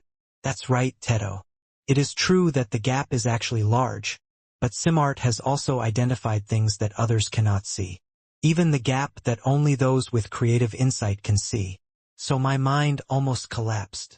Well, in the past, there were many cases where even the gods fell before they could fight the fighting god brothers.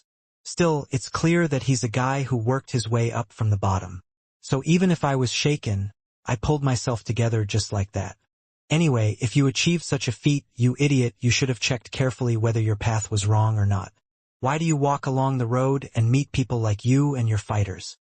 He could have been of much help to the world if he had been smarter about it. Quad duk duk duk duk duk duk. Every time Jean pushed Simmet forward, thunder poured from the entire sky. The regular fleet was already unable to withstand the pouring thunderstorm and was scattering. The air fortress could not unite the fleet again. Protecting Simmet was urgent, and the thunder was constantly exploding the protective shield. The hard red brain waves were breaking like dry fallen leaves that had been trampled on by countless protective shields. The crews of the regular fleet met their deaths without even letting out a single scream, and even within the air fortress, enemy clans were falling one after another. It was because of shock. Even first-class fighters fell to the ground foaming at the mouth from the thunderbolts and shock waves generated by Jean, and the outer armor of the air fortress was being torn apart without stopping for a moment. Now let's do our job. Murakan grinned, revealing his fangs. Then he breathed straight towards Pivil. Pivil had to endure his breathing with only external armor and a permanently operational shield. This was because all energy was concentrated on Simart. If even a little bit was taken out to protect the main body of Pivil, Simmet would inevitably become more dangerous. The moment Pivil's armor was destroyed once more, the bridge opened, and Vecchios appeared. As soon as he came out, he appeared to use castle painting to confront Murakan. It was shaped like a huge lion with wings. Just as Bekios was about to open his mouth and spit out a light wave, Rinpa's great sword pierced his wing. It was Rinpa who had been coughing up blood every time she took a breath. Bekios also saw this clearly, but now Rinpa was emitting a more powerful brain energy than before, and his eyes were shining. When I transform, what changes? Soon, Rinpa's great sword exploded, creating a huge hole in Bekios' right wing. The thunderbolts and blood immediately fired from the air fortress appeared to fill the hole, but the other fighting kings did not remain still. The new resonance of the fighting gods that began with the unification of the fighting gods was rekindling the fanatic hearts of the fighting kings. The fighting kings leaped and rushed without any signs of fatigue, swinging their weapons that glowed blue. Even death will not be enough to pay for the sin of falsely calling the King of Heaven. As soon as Bekios came out, he had to suffer the humiliation of having both wings and limbs cut. Although blood and red brains for initial recovery were immediately supplied, the offensive of the fighting kings was much more intense than that. Other great fighting kings also quickly escaped from the bridge. Bakurun and Reikiman also entered the fortress and confronted the Tuangs. However, it could not have any effect on the general trend. The current Jiakmyong clan was clearly in a position to be called the strongest power, but that was only because their technological prowess was overwhelming. The terrifying destructive power and mobility of air fortresses and fleets. Jin, who had committed suicide, was making their technical skills meaningless. It was making it impossible for Simit to even dream of showing off his dignity as a Changseong. The Jiakmyong tribe, whose technological prowess and Simit's military power have been blocked. From then on, the Jiakmyong tribe had no choice but to become a group with nothing to boast about compared to other large powers. Excluding Simit, the only transcendental powerhouses are the three remaining great fighting kings. Of course, they alone could never handle Murakan and Tuang. No, fellow fighting kings, go in, Simit shouted. In his opinion, it was a misjudgment that the great fighting kings came out. He should have overcome his rapidly rising psyche and taken some of the initiative away from Jin before making his move. Even if it means losing one of the air fortresses. Only then can you lay the foundation for calling Kree. It was a painful experience for Simit, who was unable to give orders right away as he had to deal with Jin's sword. Where are you concerned, Simart? Squeak dash. Sigmund slapped Simit on the shoulder. Thanks to the red brain waves of the air fortress, it was not severed, but the blood and brain energy of the fighter were flowing into the wound. Instead of blood, it felt like fire and lightning filled my body. Simit barely suppressed his body trembling in pain and extended his sword towards Jin's face. Jin was confident that his blade would not reach deep and did not dodge. As expected, Tetalon just grazed Jin's cheek. While the blood stopped flowing down his cheek and was oxidized by the heat of the thunderbolt, Jin made eye contact with Simit. Then the brain energy of the light heart exploded. To unfold the sword for condemnation.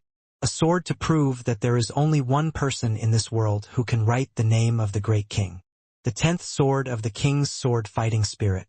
Maingwang Rain's sword dog. You shouldn't have touched us. This is the king of the sky's reigning sword. Simit had already experienced Jin's mysterious rain sword once. In the past before Simit's awakening he and Reikiman attacked the 7th branch with Kinzel. However, the blue thunderstorm that was now unfolding before Simit's eyes was a fierce ocean that was incomparably fierce compared to then. Different. It's incomparably stronger than it was back then. The red brainwave was clearing. The red fleet had already disappeared covered by the blue thunderbolt of the Emperor's rain sword. The shields and armor of the regular fleet had no meaning in front of the Emperor's rain sword. The air that gets hot like lava, the light that burns the eyes. The only thing that survived without melting, breaking, or scattering was Simit and the 4 air fortresses. The air fortresses rapidly widened their distance and Simit reflexively took a step back to get out of Jin's range.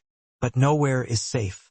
All areas that the eye could reach even far beyond its reach were filled with the light of the Myongo Dominion sword. I take a step back, look forward again, stare at the fear inside me and hold on to my 2 legs that keep trying to run away pointlessly. Suddenly Simit let out a laugh. The futility that it is all over, the sense of defeat that we can never win, the sense of loss that the hope for survival that was won with great difficulty and withstood the great seal is over, the sense of awe at the power beyond the scope of understanding. Lightning was flashing in my head where all those emotions were mixed together. But Simmet was not consumed by despair. They were trying hard not to be encroached upon. I couldn't see even the slightest possibility, but I couldn't just lie down like a scared wild dog. So Simmet decided to take a look. The fighting spirit that clearly remains somewhere in the midst of despair and frustration. The feeling that reached Changxiang and became so familiar to me at some point. All air fortresses should disengage their support for me and focus on defending the main body and striking La Prasa. It was a low voice filled with energy, not communication through a bracelet. That voice pierced the thunderstorm's explosion and resonated in the eardrums of everyone on the battlefield. He too is Changxiang. It can only be reached by those who have achieved the possibility of overcoming even the most difficult fate.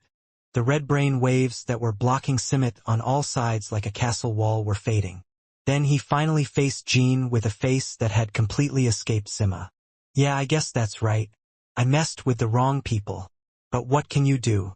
Born like this from the beginning. We are a people born with no other choice but to fight, destroy, and conquer Jean Runkendal. It was the first honest voice I heard. The inner hearts of the two people who had united with Jean and Ban were sympathizing with that voice. Jean was also born into a clan of rogues called Runkendal, and Ban, as a member of the Ming dynasty, has always lived the life of a conqueror. I know well. But the destination for such people is always the same. After conquering and ruling the world, it breaks.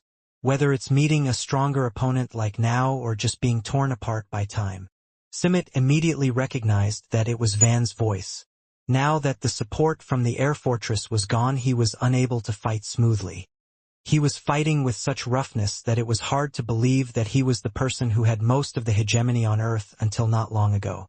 Rolling on the floor, swinging the sword at random to block the flocking thunder energy. However, to Jean and Ban, his appearance looked more like Changxiang. It's not just a monster obsessed with instinctive ambition. I had a time like that too. We lost the Great War in the past and are trapped there. But we met a savior called Brother Jean. Ha, is that so? Even with this ridiculous power, did you still need a savior? La Perosa's death. Salvation is necessary for everyone since they are born. We never had the chance to meet such a savior, but even if it had existed, they wouldn't have caught it. Because that is not the life of the Jiakmiang clan. In that case, all you have to do is prove it, that your life is right, but you will fail. There is already an example here that you cannot reach your destination through strength alone. You are not stronger than me, Simmet, and the rights that only Changxiang has are not omnipotent. Wow! Simmet roared and raised Tetalon. In the meantime, brain energy rushed in like a demon and bit his entire body. Flesh and blood splattered. If things continued like this, it seemed like Simmet's body would disappear at any moment. However, Jean and Ban were confident that the more he was put on the defensive, the stronger he would become. He managed to raise the brain energy of the light heart while protecting only the vital points. Accordingly, Jindo also opened the Myingwang Rain Sword, the 10th sword of the King's sword fighter Myingwang Rain Sword, before the second conclusion of the 5 wills of commitment. The energy was reaching even the suffering brothers in La Perosa. It was the marching song of the great kings that resonated across dimensions and dimensions. All that will was gathering into Jin's light heart. Not only the red brain but even the chaos that was encroaching on the battlefield now appeared to be retreating somewhere to avoid the brain energy. At the same time, the movement of the air fortresses that were loading their main guns within the shield stopped. Even Pivel, which was the first to complete loading and was just firing its main gun at La Perosa, had completely stopped. The main gun fired at La Perosa was also frozen and fixed in the sky. It was a sword that even stopped Ram's bombardment during the Battle of the Beasts. The same scene as then was unfolding once again in the Great Desert. Jean is the only one who can freely move through the stationary battlefield. And all that can be heard is the thunder of the Myowang Rain Sword. You cannot transcend us. Simart. Countless thunderstorms were tearing up the blue-tinted sky. Wherever the thunder of the fighting spirit fell, there was an explosion and the sound of something heavy being cut sharply. It was the sound of an aerial fortress being cut down. Huge black blades that fell from the sky were ravaging the 4 air fortresses. The shield has no meaning. A shield formed by a mechanical device without will could never block the lightning of a fighting god. What's more, since even the great fighting kings who are supposed to protect the air fortress are fighting outside, the thunderbolts only hit them mercilessly. The Jiakmyong tribe was collapsing. The 4 air fortresses they were proud of were being destroyed helplessly. If things continue like this, they will all disappear without a trace before even 5 minutes have passed. Psy-dash! Once again Simit's sword flew into Jin's throat. The heavy body covered in wounds and blood blocked Jin's vision for a moment. No! We will transcend, even if we break in the end, even if we die, even if our fate is completely denied. All of that will come after you have surpassed yourself.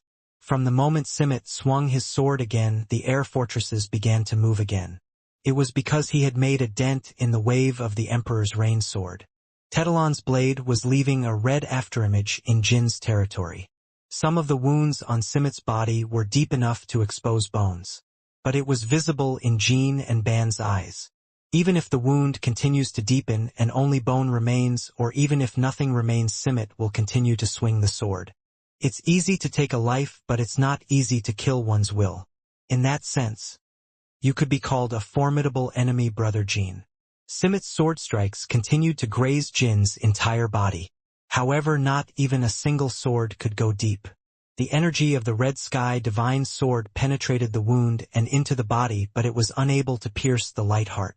Even every single cell and blood vessel was flowing with the brain energy of Jin and Tucson.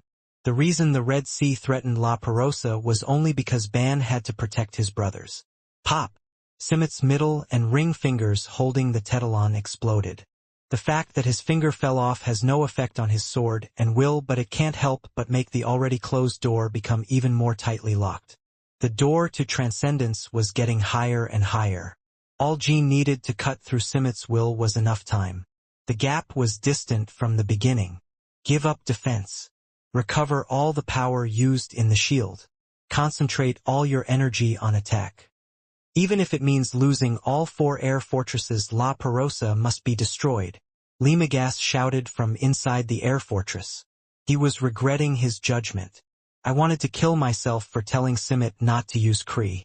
I should have brought Kree before this happened. Using a witch? That sounded like shit. Rather, the witch used us. The witch wanted La Perosa to be liberated. To destroy Kree. Kree and the light of extinction.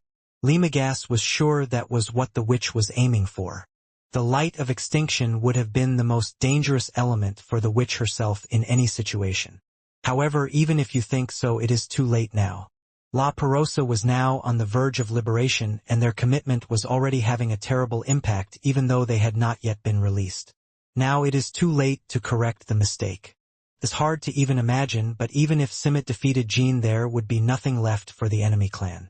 All of Tushan and his compatriots would have died or would have been better off dead, and the air fortress and fleet could not be used again. For example, the only option now was self-destruction. Even if it was over, the best thing to do was to hurt the enemy as much as possible. Is there any news from Kree yet? Limagas had already called Kree at the moment the Battle God Union unfolded. Communication was impossible due to the horn, so some fleets were sent. However, it seemed that the compatriots who had gone to call Kree were already dead.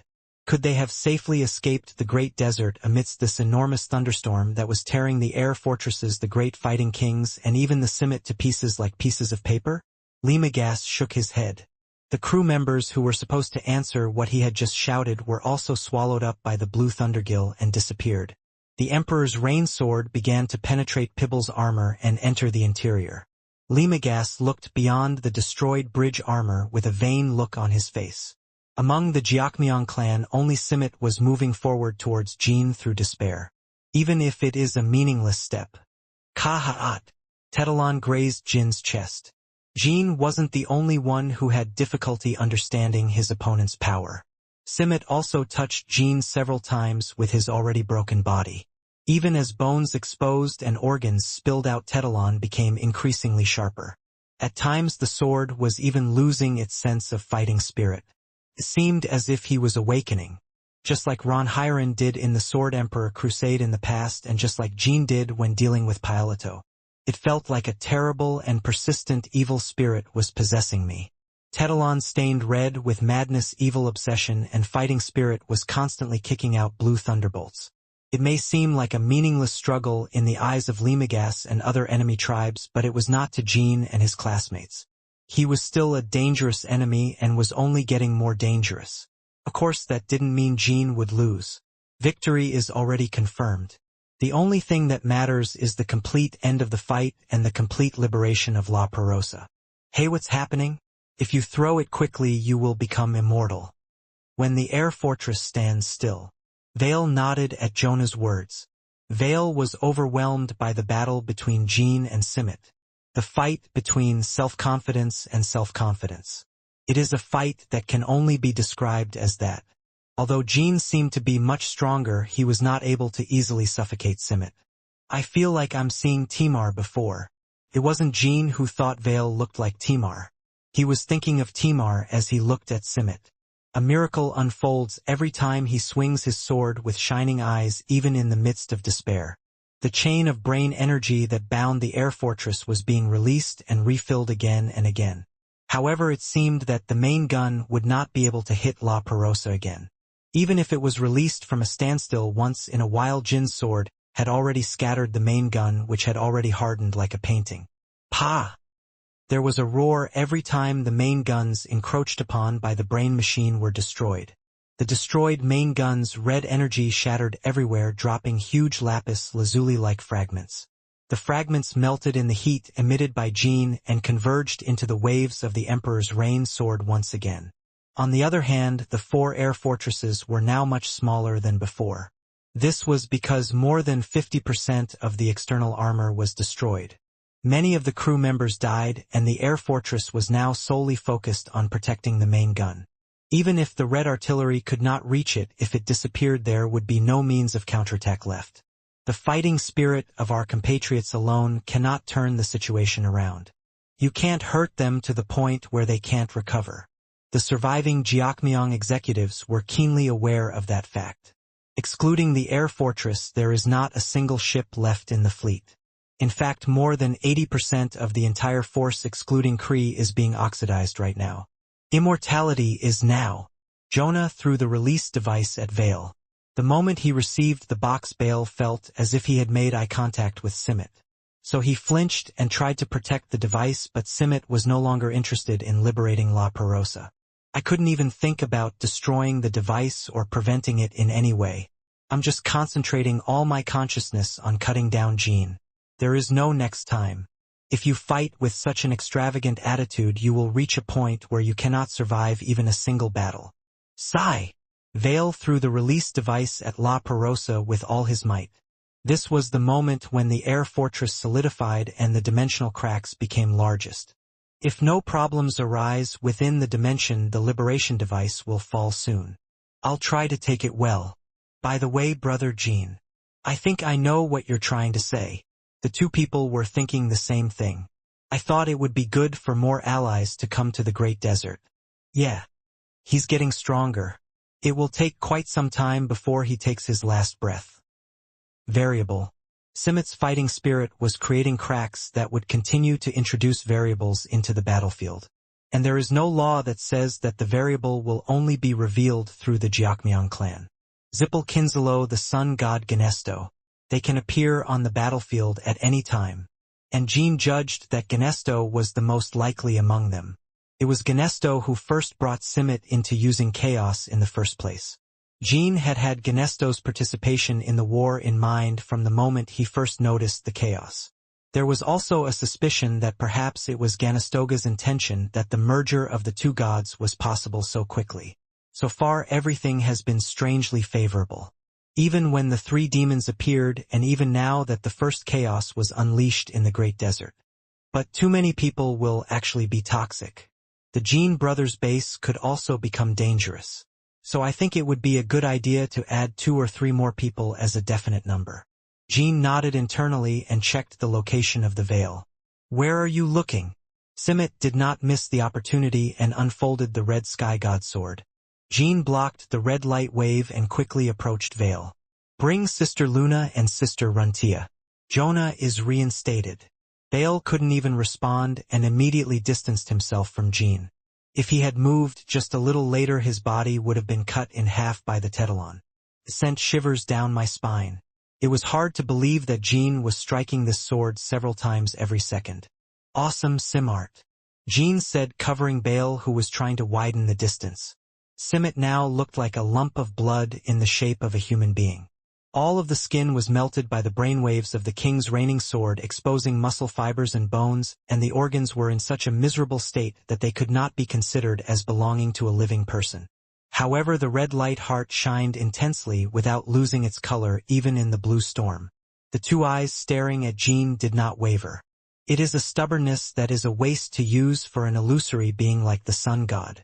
That doesn't really matter anymore. It surpasses you and dies. Then it is a vain awakening. Is he living his whole life with the sole intention of resurrecting the sun god, but ultimately running with all his might towards a death that has nothing to do with it? Yeah, I'm only realizing it now. Jin Runkendal, as you said, the sun god thing was a tall tale. From the moment we were born, we believed that there was only one path. But it was something that could be overcome like this. I am not fighting as a follower of the sun god now. I'm just trying to protect the pride of the Jiakmyeon clan, and I'm just carrying the weight of being their only fighting spirit. Samart's torn mouth twitched. If we had known in advance that going astray would be so enjoyable, we would not have fought even for a single day with the intention of getting the sun god back. We would have fought solely to win the name of the great king with our own strength. In the end, the result of meeting me would have been the same. But the process and meaning would have been different. This is my first and last IME fighting like that. Squeak dash. Sigmund cut off Simmet's left arm. Before the arm even hit the ground, it was swept away by the thunderbolt and disappeared without shape. However, after a while, Simmet's body turned red and began to glow. The red thundergill instantly engulfed his entire body. Only Lightheart and Tetalon were floating where he was standing, and after a while the red brain energy began to form a human shape again from that spot. As if the body he had trained his entire life was in fact nothing more than a shell, Simmet stood facing Jean again, and looked as if a red shadow had risen up. I think I can finally see a dash. Simmet instantly closed the distance to Jean, leaving an afterimage. Tetalon, who turned even redder, drew a line between Jean and Simmet. Just a moment ago his sword showed the desperate struggle of a person driven to despair, but not anymore. Having broken the old shackles of the sun god and fate, he became a completely different person. Not only the body but also the inside has changed. A sense of liberation that can only be experienced by those who have broken off long shackles. There were no impurities such as regret inside it. In other words, he was facing the fate of destruction head-on. He was punished for his sins and his life was cut short. Those things were all just secondary issues. The important thing is not to lose your fighting spirit until the end. To meet the end not as a follower of the sun god or as a dog of fate, but as a red tribe. Ka! Tisk dash! Simmet roared as he kicked Sigmund away. The thunderbolt thorn that shot up along Sigmund's path pierced his abdomen, but there was no point in hurting his body anymore. Now Simmet's body is just a human shape made of red brains, and his real body has already turned into ashes and scattered throughout the battlefield. That's why Ban said that. It is easy to end one's life, but it is not easy to kill one's will. Strong. To the point where I thought that even the unique fighting method supported by aerial fortresses might have been nothing more than shackles. In reality, Simmet was advancing and Jean was retreating and receiving his sword. I never dreamed that I would see the Jean brothers who joined forces retreat and fight. Have we gone beyond the laws of physics like those demons? This is almost settled, but I wonder if it would be a good idea to assist Brother Jean before he gets even slightly injured. The fighting kings thought. Bakarun Bekios Reikiman. The enemy great fighting kings were barely out of breath on all sides of the battlefield, avoiding Murakan and the famous kings. He told me not to worry about committing suicide, but his eyes look very anxious. Murakan immediately read the minds of the fighting kings. Because the investment trust union is not in a perfect state right now. It hurts my heart if Brother Jean gets cut somewhere deep for no reason. That guy is also a Changxiang. Besides, it seems like something has awakened now. Murakan shook his head at Belize's words. You're talking like you don't know anything. Why? If you interfere for no reason, you will get hurt. It's true that you guys are strong, but that's a fight that's way outside the standard. Then the kid will end up in danger trying to protect you. In my eyes, the kid is still overwhelmingly superior. Although it was thanks to the feeling of a friend who was in that class. So you better save your strength. Save your strength. There will definitely be bastards flocking in. Those who sowed this chaos. Vale also went to call Luna and Runtia. I'll use it to catch those bastards. That's why I don't help the kid. That's probably why the kid wants to save the last piece of that awesome sword. As he said, Murakan was deliberately not intervening in the battle between Jean and Simit. Now was the time to prepare for a new threat. You must feel invincible. It seems like there's nothing in the world that can't be defeated, even me and my brother Tushin. The reason why Jean seemed to be retreating now was because of the reasons Murakan had mentioned. For example, Jean was dealing with Simit fairly. There is no need to use too much force to break his will to destroy him who is destined to die anyway. What are you talking about, Jean Runkendal? Don't you enjoy fighting with me? It won't be easy to meet someone like this again in your life. It would be better to fight properly and not regret after today. But Simit, your awakening is extremely meaningless to me. What? It looks like he's happy to finally be free from his fate, but there's no reason for me to agree with his feelings. Simart, you threatened me and my colleagues, you threatened the world, and you stubbornly tried to prevent my brothers from seeing the light of day again. Jean stepped on Simit's foot and thrust the blade into his throat. Simit did not dodge the sword and instead counterattacked. Tetalon passed by the corner of Jin's eyes. It is not that there is nothing to admire about you as a warrior, but that is all. You are not worthy of seeing the tip of my sword. We've never been friends or enemies.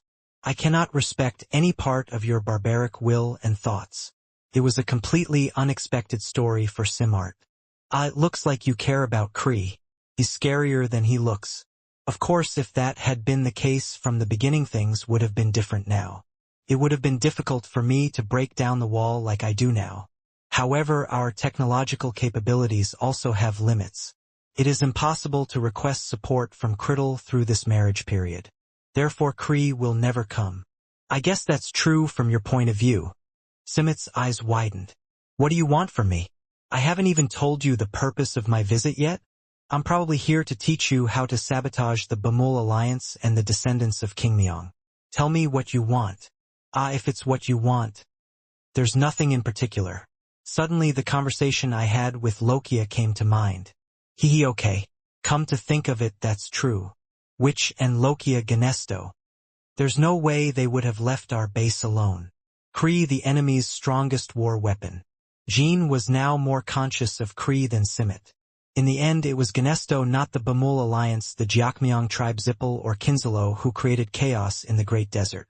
Capturing Kree would be possible with the powers and abilities possessed by Lokia Ganesto. There will be no one in the enemy tribe's main camp now who can handle the Ganestos. Even more so if Lokia Ganesto moves it himself. Jean has never personally experienced the level of power of Lokia Ganesto. However, Lokia had already encouraged Simit to use chaos, even without appearing in the Great Desert even once. Obviously, Lokia will lead the Kree and come here. I must have drawn a picture like this from the beginning.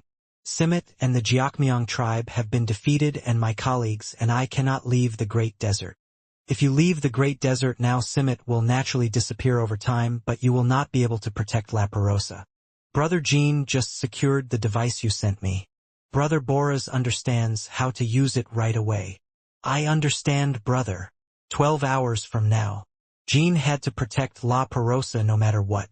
And now Jean had the power to do so. Borrowing the power of chaos was an obvious mistake. Don't expect an honorable death, Simit.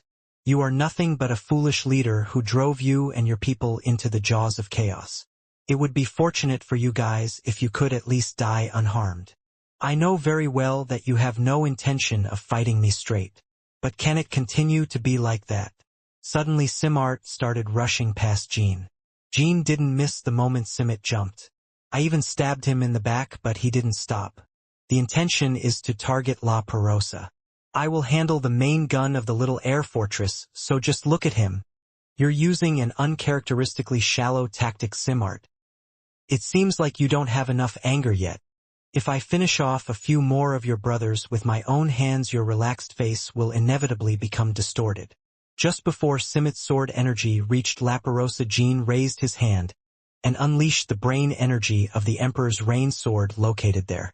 Following Jin's will Noiki spread like a tsunami in an instant and caught Simit's sword energy, but Simit did not miss the opportunity and cut Jin's right arm, causing blood to burst out.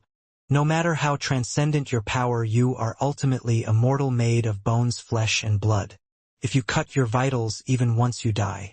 On the other hand, although I am temporary, I am no different from immortality. Wouldn't it be better to just cut me down somehow, Jean Runkendel, than to get caught up in protecting your brother? This mean and shallow talk. However, it was the awakened Simit who carried out the move. Even Jean, who had joined forces, could not overcome it so easily. Simit had made the best decision since he had to save his strength for another planned enemy. This might be a little tricky, but there is no problem. He can't even put a scratch on La Perosa. The limit has already been confirmed. The moment Jean thought that he used his brain power again and pushed Simit away. Quaya! For air fortresses exploded their main guns at once. Of course, Murakan knew that it would be aimed at La Perosa and tried to cover the red brain cannon by spreading the darkness like a shield. However, what the four main guns were targeting was not La Perosa. The place where the main gun landed was exactly where Simit fell after being pushed by the blue Noigi. Before he could straighten up his disheveled posture, he had no choice but to be buried under the artillery fire fired by his compatriots.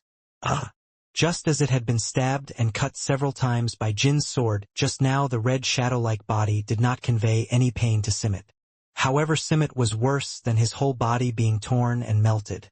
I was being engulfed in a terrible shock that couldn't even be compared. Compatriots, what is this?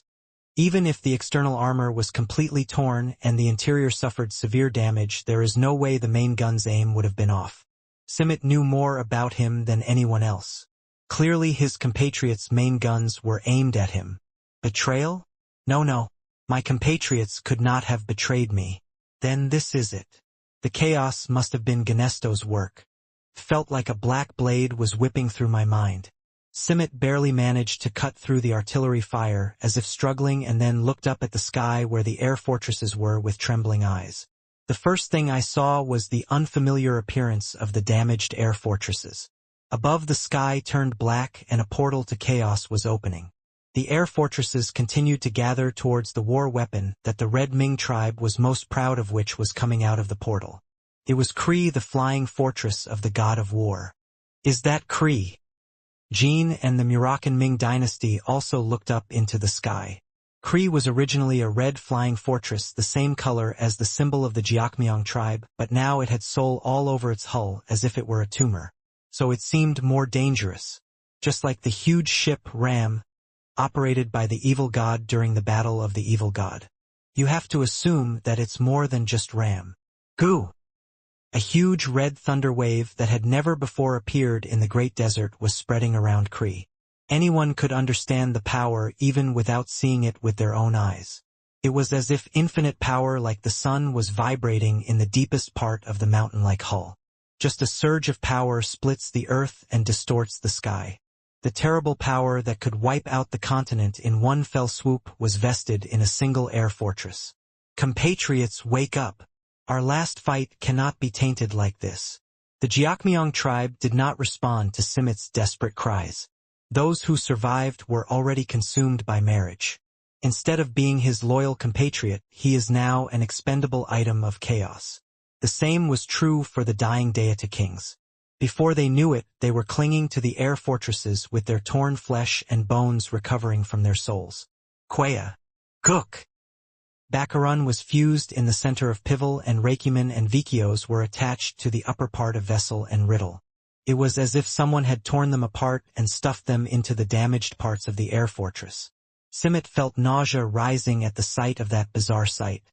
Rather than the power of Jean who had united in battle and the inevitable future of destruction, the fact that his compatriots had become a mass of chaos was making Simit despair. Only the empty eyes of my compatriots stained with chaos. Lokia Ganesto, how dare you do something? It would have been great if you knew what you were supposed to do and did it well. Then there was no need for either of us to be tired. Angie. Suddenly a huge red window appeared above Kree. Lokia's face, hidden by the hood, was revealed in the window. But now that we have achieved good results, it is worthy of praise. Thank you for your hard work. Rest in peace now. You can just let go of the lifeline that was forcibly held onto by Changxiang's power or... The main gun protruded from the center of the Kree. It was so fast that even Simart missed it for a moment and the main gun fired fire straight at him. Simit, a light wave with a mixture of soul energy and red brain, quickly swung his sword, but unlike other air fortresses, it was not an attack that could be parried. Wow! It was also an attack that even a body made of red brains could not avoid the impact of. He was completely buried in the shelling for a while and was convulsing. This was because the spirit contained in the bombardment was eating him up like a swarm of insects. I could end that miserable life for you. Would you say it is some kind of consideration? For the dog that barked well at the end. It is different from the wounds suffered simply by fighting as a warrior with a sword. It is also different from the helplessness I felt during the process. Kree's main gun, steeped in spirit, was thoroughly trampling on his last pride. Every time a piece of soul energy entered the body, the screams of the compatriots could be heard. Now, even after regaining the misery of being exploited by the insignificant humans who reigned as rulers in ancient times and could not be resisted, they faced destruction again. The despair and frustration of all his compatriots was clawing at Simit's inner self. Sharply broken fragments of dreams. Just let my compatriots die, Lokia Ganesto. If you don't want to regret it. It's scary. Let your compatriots just face death? I can't believe those words are coming out of your mouth. In the meantime, you've been using these things like consumables. While running the immortal army, he squeezed out even those who should have been put to rest according to nature. As Lokia spoke, the light waves of the bombardment subsided. A huge hole was left where Simit was standing, the depth of which could not be estimated. The desert sand, which had turned black, was sucked into the whirlpool like water. Simit was barely able to fall, looking as if he were nothing but a bone with his red brain waves spreading out in the middle of the whirlpool. The chaos that clung to his entire body like a leech continued to gnaw at his body. I told them to just let him die. And I said that to my descendants, right? The Jiakmyong people have no hesitation in trampling on the weak and are not afraid of being defeated by the stronger. Then Simart, it's just that kind of situation right now. Besides Jean, someone stronger than you has appeared and is using those under you as they please. Sigh. Tetalon vomited red sword energy at Kree. However, the sword energy could not even reach Kree and was blocked by the protective shield formed by the 4 air fortresses. It's not because they've been weakened by artillery fire. While fighting against Jean, he pierced the Myo King's rain sword several times and inflicted several light wounds on various parts of Jin's body. The reason Tetalon couldn't reach Kree right now was because it was shaking inside. The fact that he could no longer fight to protect his ultimate pride, and that this all came from his own mistakes, was clouding his sword. You are nothing but a foolish leader who drove you and your compatriots into the jaws of chaos. It would be fortunate for you guys if you could at least die unharmed. It was just as Jean said a moment ago. Now it is not Lokia who has turned her people into a mass of chaotic flesh but herself.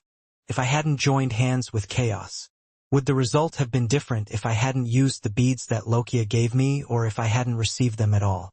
Could it have been possible for them all to fight and die as enemies rather than as infected monsters? Even when I blinked my eyes, I was constantly filled with regret. My legs were caught in confusion and I was staggering around. Jean Runkendal. Suddenly Simit called Jean, without looking back. Now I understand why that old man entrusted me to you. Our fight ends here. I admit defeat. You are better than me as a warrior, and as a leader you are so superior that I cannot even be compared to you. Crunch, crack, crack, crack, crack, crack. The chaos clinging to Simit began to melt away. The emaciated body did not return, but the real body turned to ashes a long time ago anyway. From earlier, he was able to fight even without a physical body. It may seem different, but I still want to spend my last days for my compatriots. From now on I will turn my back on you and fight. That witch's followers will cut down the air fortress that was our greatest pride. Even if you stab me in the back, I will accept it. Jean didn't answer. There was no reason to stop him. For the next 12 hours I have to protect La Perosa no matter what happens. You probably don't think that's enough to atone, Simit. Your eyes are shining in a way that doesn't fit the theme. Nothing can forgive the sins I committed against my compatriots. So listen, compatriots. I will let you die. I will take on all this pain and confusion on your behalf. Even if I cannot enter into rest, you certainly will. The inner chaos that had been bothering Simit was extinguished. Even the despair and resentment of the compatriots heard inside did not all disappear. Rather, that resentful voice was amplifying more clearly with each passing second. That is a pain that can never be overcome. But even if you are buried in darkness, you just have to move and fight. Even if you can't see, you just have to find the way. A way for our compatriots to find rest. Lokia was smiling as she clearly looked into Simit's inner self. It's funny. Even after living such a bloody and terrible life, I can't believe I find hope in rest. And that's to the extent that I only woke up once and had one brutal fight. Isn't that right? Lokia blocked Simit's approach easily, like swatting away a fly. Every time the Kree's main gun fired red bullets, Simit was plunged deep into the basement, accompanied by chaos. Due to the continuous bombardment, it was impossible to get out of the hole like the first time. Even though Simit's sword is burning red again. Inside the hood, Lokia's shiny eyes were touching Jean for the first time. And Jean was feeling it. As soon as I met that gaze, Lingling, who was hiding in the center of the light heart, started screaming. You are trying to disconnect me from my half-brother Lokia Ganesto. Don't call me your descendant with that filthy mouth. I feel sorry for you. If it weren't for me, you couldn't exist. How many times did I save Timar's life before he had children? Didn't you tell me about that Mirakan? Lokia, you bastard. You're not the same guy I used to know. You may have crossed the line 1,000 years ago, but it was all for the benefit of Tamarwa. But what did you gain by betraying us? What is your purpose? You are asking the obvious. My purpose then and now is only one. How many times have I said that I want a righteous world? That's why I was drawn to Timar. At least he seemed like he would really change the world for once. He shines so brightly that it couldn't even be compared to the kid next to you right now. Murakan burst into laughter. So you became a witch's dog to change the world? Witches don't have dogs. I raised one red cat, but I got rid of even that. She is fundamentally very different from me. I just know how to use the poison he released into the world. And Kid and Timar. I have experienced both, Lokia. I was the guardian dragon of both of them. There's no way you know the Kid better than me. Kid is different from Timar. Stronger than that guy. It was the first time for Murakan that he clearly recognized Jean more than Timar. And that was something very unfamiliar to him. To put someone else above Timar. Well, our descendants will have to face the crucial moment to know that. When you have to choose just one something precious. Do you want to say like right now, Lokia? In some ways, you could say that it still is. From now on, we will have to protect La Perosa against this incredible weapon of war. By the way, descendant. As soon as those words came out, Jean swung his sword. A blue flash of light tore through the dark red shield spread between the air fortresses and entered. Shugwake dash. The huge window where Lokia's face appeared was torn apart. I told you not to dare call me your descendant. It looks like your ears are dark. Or are you sure that you will not die if you appear as a spirit? Jean recognized right then and there that Lokia was not her real self but her alter ego. The battle god union that Lokia kept trying to break was now becoming more tightly bound. Oh, if it were me before. The blow just now must have been quite scary. Then that means you had better sense before. I'll give you one chance for the first and last time. Go back. Today is the only moment when you can meet me and still be safe. Lokia's voice exuded a deeper and more solemn energy. and the vibrations transmitted beyond the ship gave her a shiver. Maybe what Murakan said was right. That was the first thought that came to mind. But now it's been too long since I've been bothered by such words. I'm too worn out to feel fear. Okay. Let's stop calling them descendants. Anyway, I decided not to have any regrets about my current swordsmanship. The current sword. We have confirmed information that you have created a kind of world by forming subspace. You say you have no regrets about Runkendal, but aren't my trash-like relatives joining you in playing house there? Joshua and Muan. Jean was feeling it. Lokia was clearly feeling regretful. The children of Runkendal whom she brought in to create her own world were only such shabby outcasts. All the brightest things in the family are with me, Lokia. Have you ever wondered why you couldn't take any of them? What is it? Because you did not endure. There may have been a time when you made sacrifices for your family, but that's it. In the end, you chose betrayal instead of enduring, fighting, and struggling together. However, you pretend to be the creator and try to recreate the world to get Runkendal. It's just an ugly obsession. What exactly the world of Lokia is, Jean has never seen it in person. However, it was clearly visible that Lokia wanted Runkendal. The only thing that made her eyes shine beyond the huge window was her obsession with Runkendal. But there is only one thing you can take from my Runkendal, Lokia Ganesto. That's the punishment you deserve. He was a traitor. He joined hands with a witch and turned Timar into a monster. It was all a ruse by Lokia. Sodaret left Timar for a while. The gods betrayed us, and Zifil rose to power. Please tell me more. Before killing me, Lokia said her goal was the resurrection of the sun god.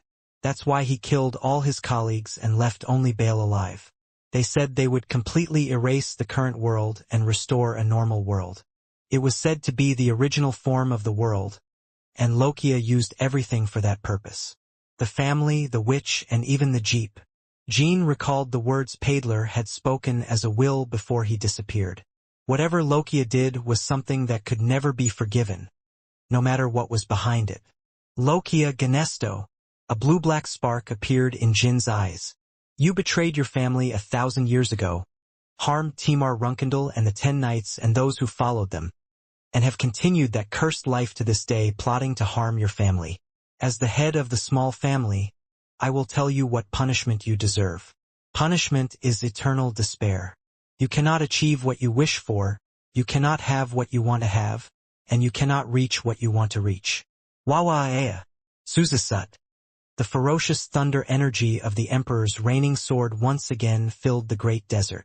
Before even a second had passed, the soul energy that had encroached on Jean was pushed away. The blue storm was moving endlessly in a semicircle around Jean. The 4 air fortresses were pushed back to Kreesback by their repulsive force, and Simit, who had been wandering in the pit, climbed back to the ground and grabbed his sword. What is this? It's not over yet? As if a fog had cleared, Simit's dark eyes, which had been covered in despair, were opening. He felt like he had finally escaped the cave and faced the light. Even though this blue thundergy was capable of tearing itself apart and trampling on it more cruelly than the stolen Kree, it did not do so. Rather, they were protecting him. It was giving him peace beyond the mystical sensation he once experienced at the altar of the sun god. That's not because Jean has any special powers related to the sun god. Just Jean was giving him hope. Hope that he can continue the fight one last time. Salvation. Simit suddenly remembered that word. What the Ming Dynasty Tusan said was that they were saved from the Jinn. Salvation came from man, not God. In that sense, Simit was now being saved, even though saving his life and his compatriots is still impossible. Sometimes just breaking down old and vain illusions and facing the truth was salvation. Of course, Jean doesn't respect Simit no matter what he realizes. There were too many innocent people killed by their red swords for that to happen. He was only spared because his blade was now pointed at Lokia, not himself. If Simit had made a different decision, Jean would have been the first to destroy him. Thank you, Jean Runkendal. Still, it would be impossible for us to become colleagues, but in the end, I will do my best for my compatriots. And for you, who allowed me the opportunity to fight for my people. Whoa! Simit took a deep breath. He was accepting the blue brain energy that surrounded him. A long time ago, his light heart had already accepted the blue brain energy. The day I was falsely accused and kicked out of Criddle was the day I happened to meet Elthiot. Elthiot, who was already a giant at that time, tried to accept him as Chongmying, but Simit betrayed him, because I believed that was the path of the enemy.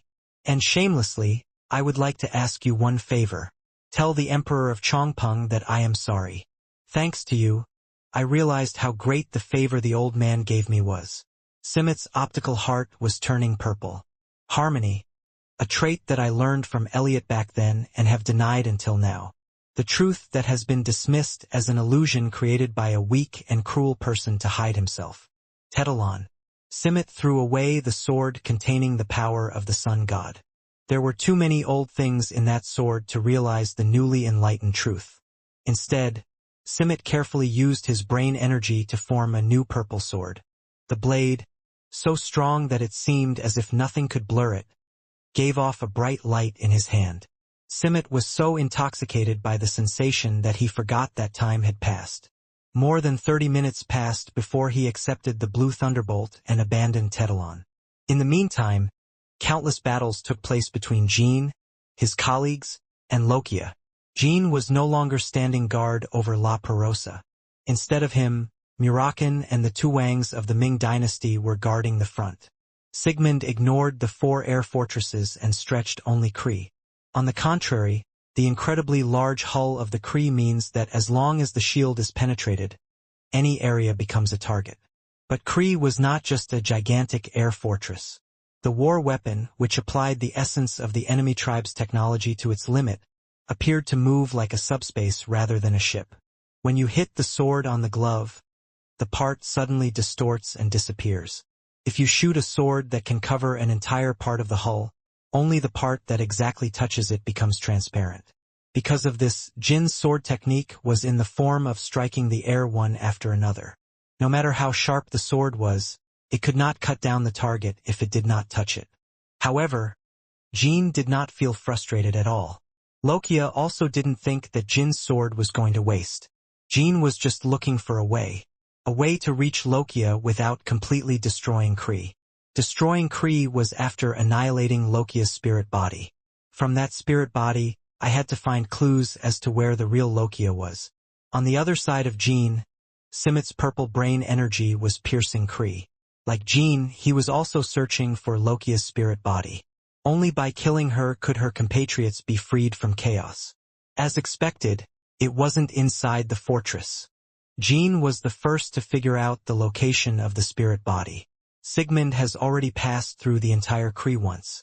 Nevertheless, since there was nothing caught on the sword, Lokia's spiritual body had no choice but to be outside. The space where Lokia had been hiding so far was the pit behind La Perosa's passage. And there, the main gun separated from the Kree was lying there together with it being invisible. The moment Jean looked back, Lokia smiled at him. If the main gun explodes, it will be possible to stop it. Instead, not only Murakan, but also the Tuangs of the Ming dynasty had no choice but to get hurt. But the main gun never fired. Still, a former teenage knight spends his time playing pranks like that. Or have you lost your senses because it's been so long since you went out and fought like this? Originally, Kree moves based on the red brain. To bring out all that performance, they also needed the optical heart of Simit, their fighting spirit. However, what currently accounts for the largest portion of Kree's driving force is the spirit wielded by Lokia. And while Jean was searching for Lokia's location, he was slowly restraining her spirit, so that we don't have to modify things as we want like we are doing now. It would be better to try to protect Kree now, Lokia. You seem to have forgotten, but you cannot pose any threat to my brothers without this ship. It means I'm not the only one who has something to protect now. Jin's sword was pointed at Kree again. Lokia attempted to fire again, but the separated Kree main gun did not budge. The control of the main gun was completely destroyed. This is so smart. I took a hit. The main gun dispersed into particles and began to be absorbed back into the main body. Soon the Tuangs rushed towards Lokia, but their blows struck the air. Lokia had already turned into a shadow and was heading towards Kree. Huh, that's strange. It definitely felt like a sword had touched me. It seemed to have reached my eyes too, Brother Belize. What? In the eyes of the Fighting Kings, Lokia was not that fast. His movements looked so dull and heavy that you would never think he was a teenage knight from Runkendal 1,000 years ago. It's magic. They used magic to disturb your senses. I remember. We called it Lokian magic. Lokia's magic, which had saved Timar and his colleagues from danger several times 1,000 years ago, was now threatening Jean and his colleagues. Get out of there right away and come near me, you kings. Unless you want to stab each other because of your disturbed senses. Whoa! Murakan breathed softly towards the Tuangs. Instead of a destructive energy meant to tear the enemies to pieces as usual, it was a breath meant to keep the Fighting Kings from getting lost in Lokia's magic. When the spiritual energy reached the side where the Fighting Kings stood, the true nature of the magical power that was invisible to their eyes was revealed. Complex lines of magic like tangled skeins of thread filled the vicinity of the Fighting Kings. Don't touch those lines, but be careful. Because it is a magic that can instantly overturn the senses of people as strong as you.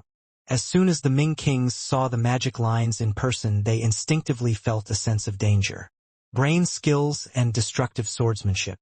It was a strange feeling that it couldn't be easily destroyed with those elements alone. Yes, as you said, it's been a long time since I fought in person. Even when I was a teenage knight, I didn't enjoy running around the battlefield. There are many ways to defeat your opponent even if you don't physically hit them. That's the method that only ignorant people like Sarah prefer. You're acting friendly, Sir Sarah. Because he's a cute guy. It may be surprising to you, but Sarah relied on me quite a bit. Pizik Jean burst into laughter once more. Hey Lokia, do you find some comfort in thinking that way? Even while laughing, Jean landed a series of attacks with Kree's outer armor. Kree continued to become invisible and neutralized Jin's sword, but now, unlike before, small fragments flew out. The enemy tribe's technological prowess was gradually failing to keep up with Sigmund's speed. Who else were you close to besides Sir Sarah? Deacon Leet? Lord Fry? Maybe you were really close to them. But what expression do you think they will make when they see you now? In Jin's judgment, Lokia was an enemy whose weaknesses were very clear. She had not yet escaped from the splendid family life of 1,000 years ago. The sticky, dirty regret you are trying so hard to deny seems to be covering up even the murky wind of the battlefield. It's unpleasant. You gave up something too precious to move on. And you know that better than anyone else. Puzzat dash. The blue blade cut into Kree's midsection. The armor that could not be made invisible and the magical circuitry that filled it were torn. The parts fell off like flesh and were oxidized by brain energy. Very slowly but surely, Kree was being destroyed. Wherever Jin's gaze landed, black energy spread and blue lightning energy swirled around, shaking the huge ship's hull. The main gun, which was remounted on the Kree, chased Jin, moving constantly like the eyes of an animal. Lokia had just released the brain energy that had invaded the main gun. Originally, there would have been no need to aim accurately. It has an attack range so wide that it is impossible to avoid. But now Jean was running rampant inside the ship. It was not easy to take the main gun out again and aim at La Perosa. This was because Jean was more conscious of the position of the main gun than before. When the battle just started, we couldn't keep it in check because we were trying to find Lokia's location, but not anymore. Jean had not missed her position for a single moment since the moment Lokia and the main gun returned to the hull. You got hit. Even if it meant risking some damage to Kree, the brain energy that had encroached on the main gun should have been released from the outside. From the beginning, Jean tried to rule out a situation where I and this air fortress fall. I can't believe you came up with this number from scratch without any information. The biggest weapon the Kree had was its main gun. This was also the reason why Lokia visited the Great Desert today. Lokia planned to use that weapon to turn the fight in her favor. As you said, I still love Runkendal from back then. To be more precise, I would say it's love-hate. Haha, is that why my plan always goes a little off like this? I guess I keep shaking hands without realizing it because I am tied down. Suddenly Lokia looked back to the past. The days after Runkindle's defeat 1,000 years ago, I wandered the world like a ghost taking in the sight of the Garden of Swords from afar.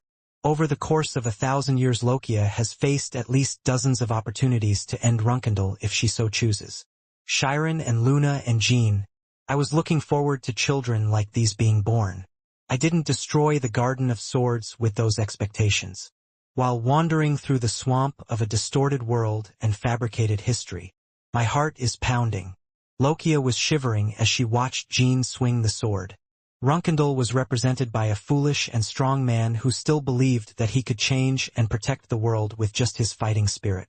If you watch from afar like me, Runkindle can be said to be immutable and eternal. That fascinated me. Timar, Soren, Luna, and you. Because if there were no witches, people who could be as brilliant as possible and who could make the world more sane keep appearing. Feelings that I thought were old and worn out and completely gone were coming back to me.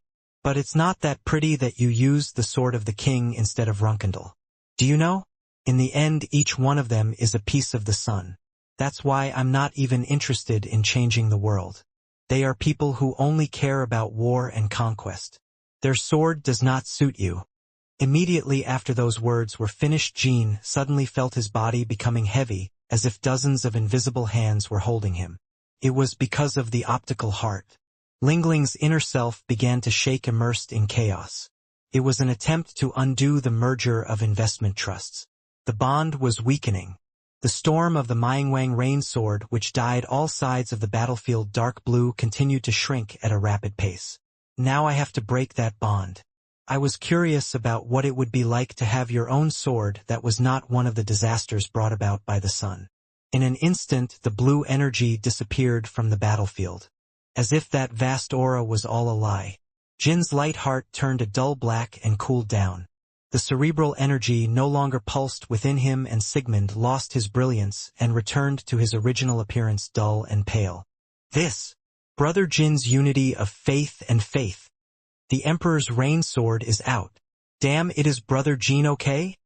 From the positions of Murakan and the two kings, the inside of Kree could not be seen at all. What they could see was the spirit rising like poisonous rain in the place where the blue storm had disappeared. Without the unity of the two gods, it would be dangerous for even the Jin brothers to face the first chaos like that. Murakan. Quickly go to Brother Jin. We will protect La Rosa at all costs. Murakan also felt cold this time. The moment he goes, Lokia will definitely attack La Rosa in earnest, but Jin has always been the top priority for him. So just as I was about to spread my wings, Murakan and the two Wangs could hear Jin's voice. The sword of King Lokia is my sword. Everyone on the battlefield was listening. Even those who had just arrived at the entrance to the Great Desert after receiving Jin's call heard the voice. Just as Sodaret is the god of Runkindle, half of him is my fighting god. I am Runkindle, and that is why I am half Runkindle's hero. All of this is entirely my sword. Just as you cannot say that it is not the power of Jin by signing a contract with a Sodaret and using spiritual energy, you cannot say that the union of two gods is not the sword of Jin. I have become too strong for you to handle. Pa! Every place where the blue thunder flag disappears is replaced by a spirit that pollutes the battlefield. A brilliant golden brain energy was surging. A dazzling golden wind was rising. You said that the Runkindle you saw from afar was eternal.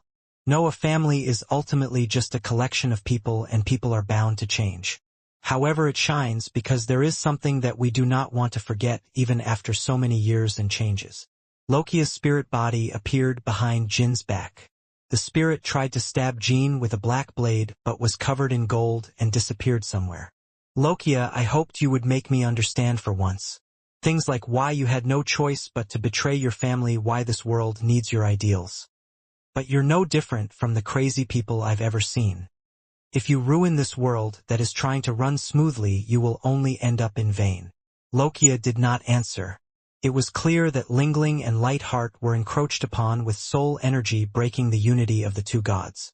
The light now flashing from Jin was completely beyond her perception, as she had been exploring the secrets and truths of the world for the past 1,000 years. Jin originally had no intention of killing Laparosa's warrior, because he had a place to be used. But that was a wrong decision. I have to kill him. If he continues like this, he will really become another Sodaret or sun god. A portal to chaos began to open in the sky. Lokia was sending out new spiritual bodies through him. It was an unexpected and dangerous move for her. Since there is a unique recording wizard in the Bamul Alliance, one can trace the location of one's true body by examining the portal. The world of Lokia. That was the information Jean wanted to get most from this battle. Now you're even worrying about trivial things. Soon Jean raised his sword. It was time to unfold the final chapter of the Myingwang Rain Sword Fighting Spirit We. The investment trust union was lifted. However, what Lokia could not damage was the inner world of the great kings who were united even if they did not use such martial arts. So Jean had to unfold the final chapter of the Myingwang Rain Sword without feeling guilty. But it didn't matter. It was already visible very clearly. There is a way for him, who is not yet as perfect as the true warrior god, in developing his will when he unfolds the Myo King Rain Sword to realize this 5 intentions like her. The 10th sword of the king's sword fighting spirit. Myingwang Rain Sword. Jiol. Snap! Suddenly, a soft sound, as if treading water, drowned out the roar of the battlefield. The fierce gold mines were circling around Jean like a gently flowing river. It was spinning around and devouring Kree. Just as a picture was erased, the space in which Kree existed was absorbed into the Emperor's rain sword and disappeared.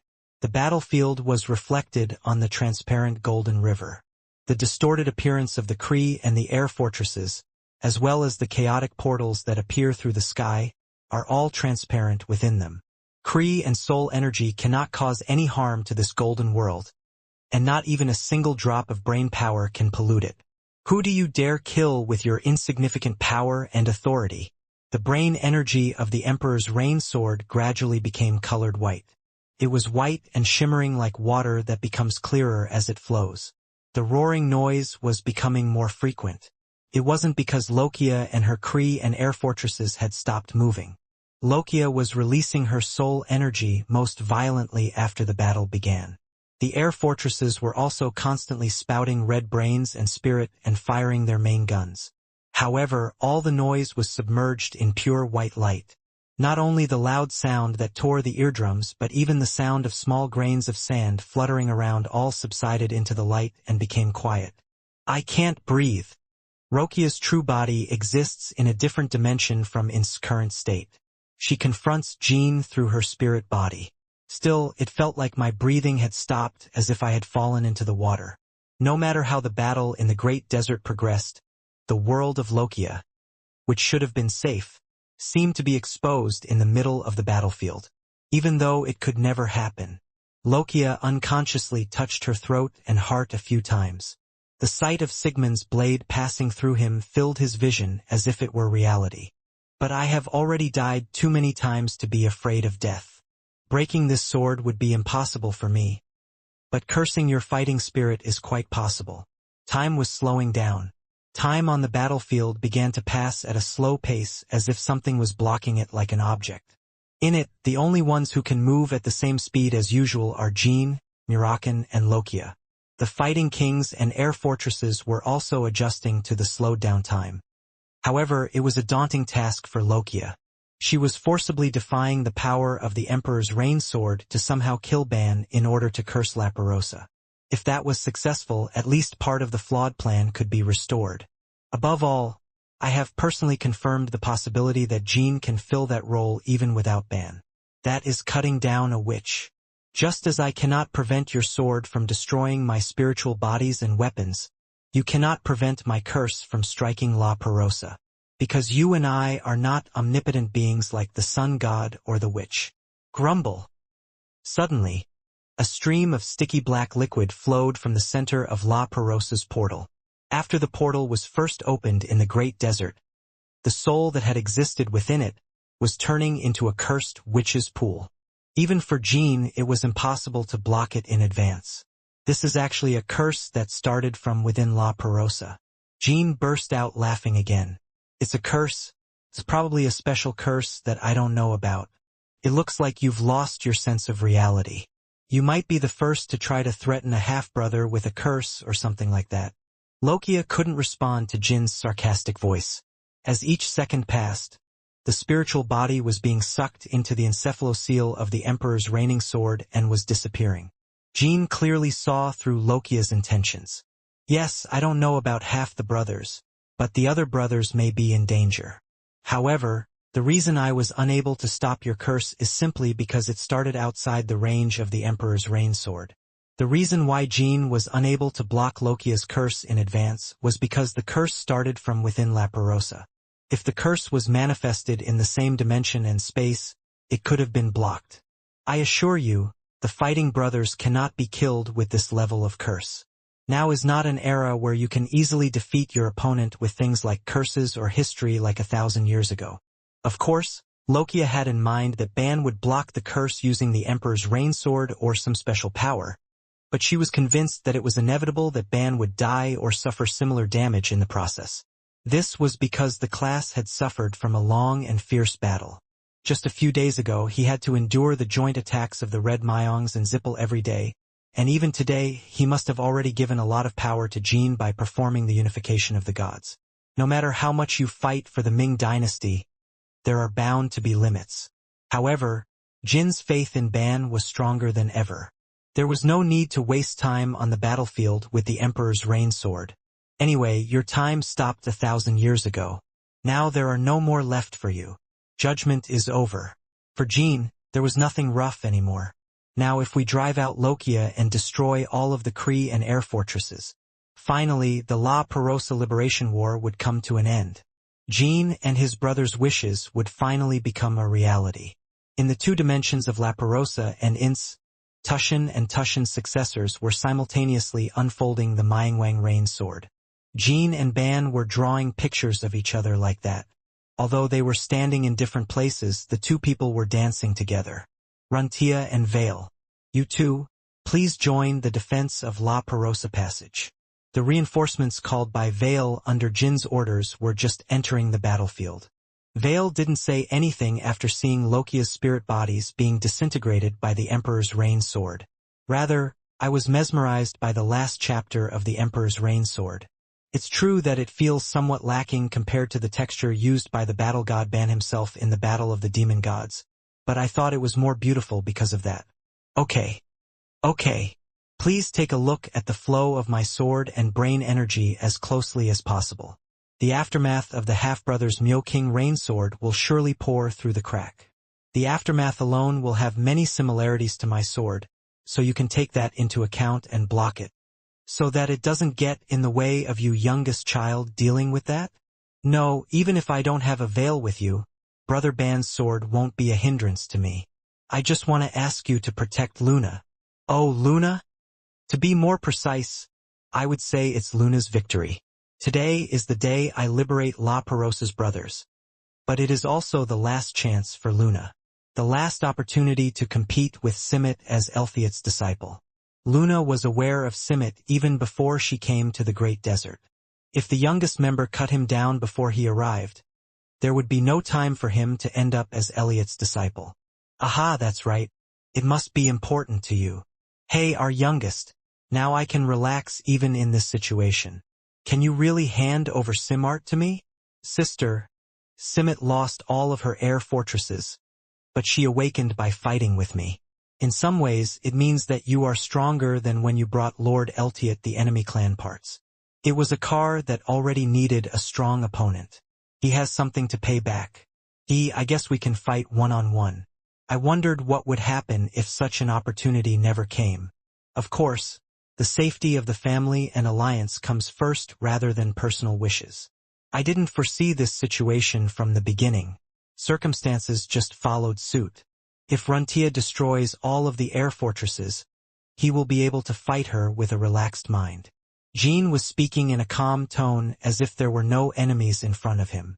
This was because Lokia was no longer a threat. Jean read her every move, neutralized all the elements she tried to use as the core of this battle, and even found clues to find her subspace. And now Lokia's spirit body and Kree were unable to withstand the final blow of the Emperor's rain sword. Kree's main gun was not able to hit La Perosa even once. The only move that could be considered effective was the curse. Even that is now being blocked by Ban's Myonjian Rain Sword. Luna and Runtia Vale left for their respective locations. He hides somewhere, sends his self-immolation, and believes he can safely control everything in that way. It felt familiar and pathetic, but now I understand. It's the same thing Joshua did in the past. He also acted as if there was no one in the world who loved Runkendal more than him. Jean aimed Sigmund at Kree, who was weighing down the sky. Then as the blade was slowly pulled down, the huge Kree's hull tilted down and descended accordingly. Right now Tswa. As soon as Kree's lower part touched the ground, white foam rose in the river of brain energy. Felt like the island was sinking. Even Kree's unique invisibility could not avoid the brain damage of determination. It just crumbles like a piece of ice thrown under the sun. I will soon find you and all of your descendants and end your dark life. Lokia Ganesto. After today, along with my colleagues and brothers, I will eliminate all bastards like you. I'm talking about people who can't help but leave the world running smoothly. The ultimate weapon of the Red Ming clan, sitting like an old animal in the middle of the horizon of the gigantic brain sea, was melting into the bubbling brain energy. The sword dance continues. The brain sea created waves along the blade. Streamlined brain energy spread across the water like a leaping whale. Waves that could not be avoided or blocked continued to crash into the ship's hull. Every time the spirit that covered the hull was washed away, a soft friction sound arose. It almost looks like purification rather than destruction, Murakan thought while calming his pounding heart. Lokia was a friend 1,000 years ago and now is an enemy who hides behind a black screen and tries to control the world as he wants. Her magic was collapsing in front of Jin's sword. Like what Jean just said, times have changed. Eventually Runkendal became stronger than 1,000 years ago and became a family that could not falter in the face of invisible darkness and threats. It became a group of such people. It was all done by the young and dangerous Jean, his own contractor. Is Murakan crying? Rinpa, what are you talking about? It's annoying. A guy who speaks slowly. Of course, the fight is not over yet. But the outcome was decided. The current Jean was not someone who could be brought down through plots or traps. No matter how many more moves Lokia had prepared, they would all be in vain. I am at a loss for words, Lokia Ganesto. You must be feeling it too. The sight of Brother Ban's sword tearing apart your curse? Suz. Toong dash. Kree's left armor broke while withstanding the impact. The gloves that fell into the brain sea instantly disappeared without a trace.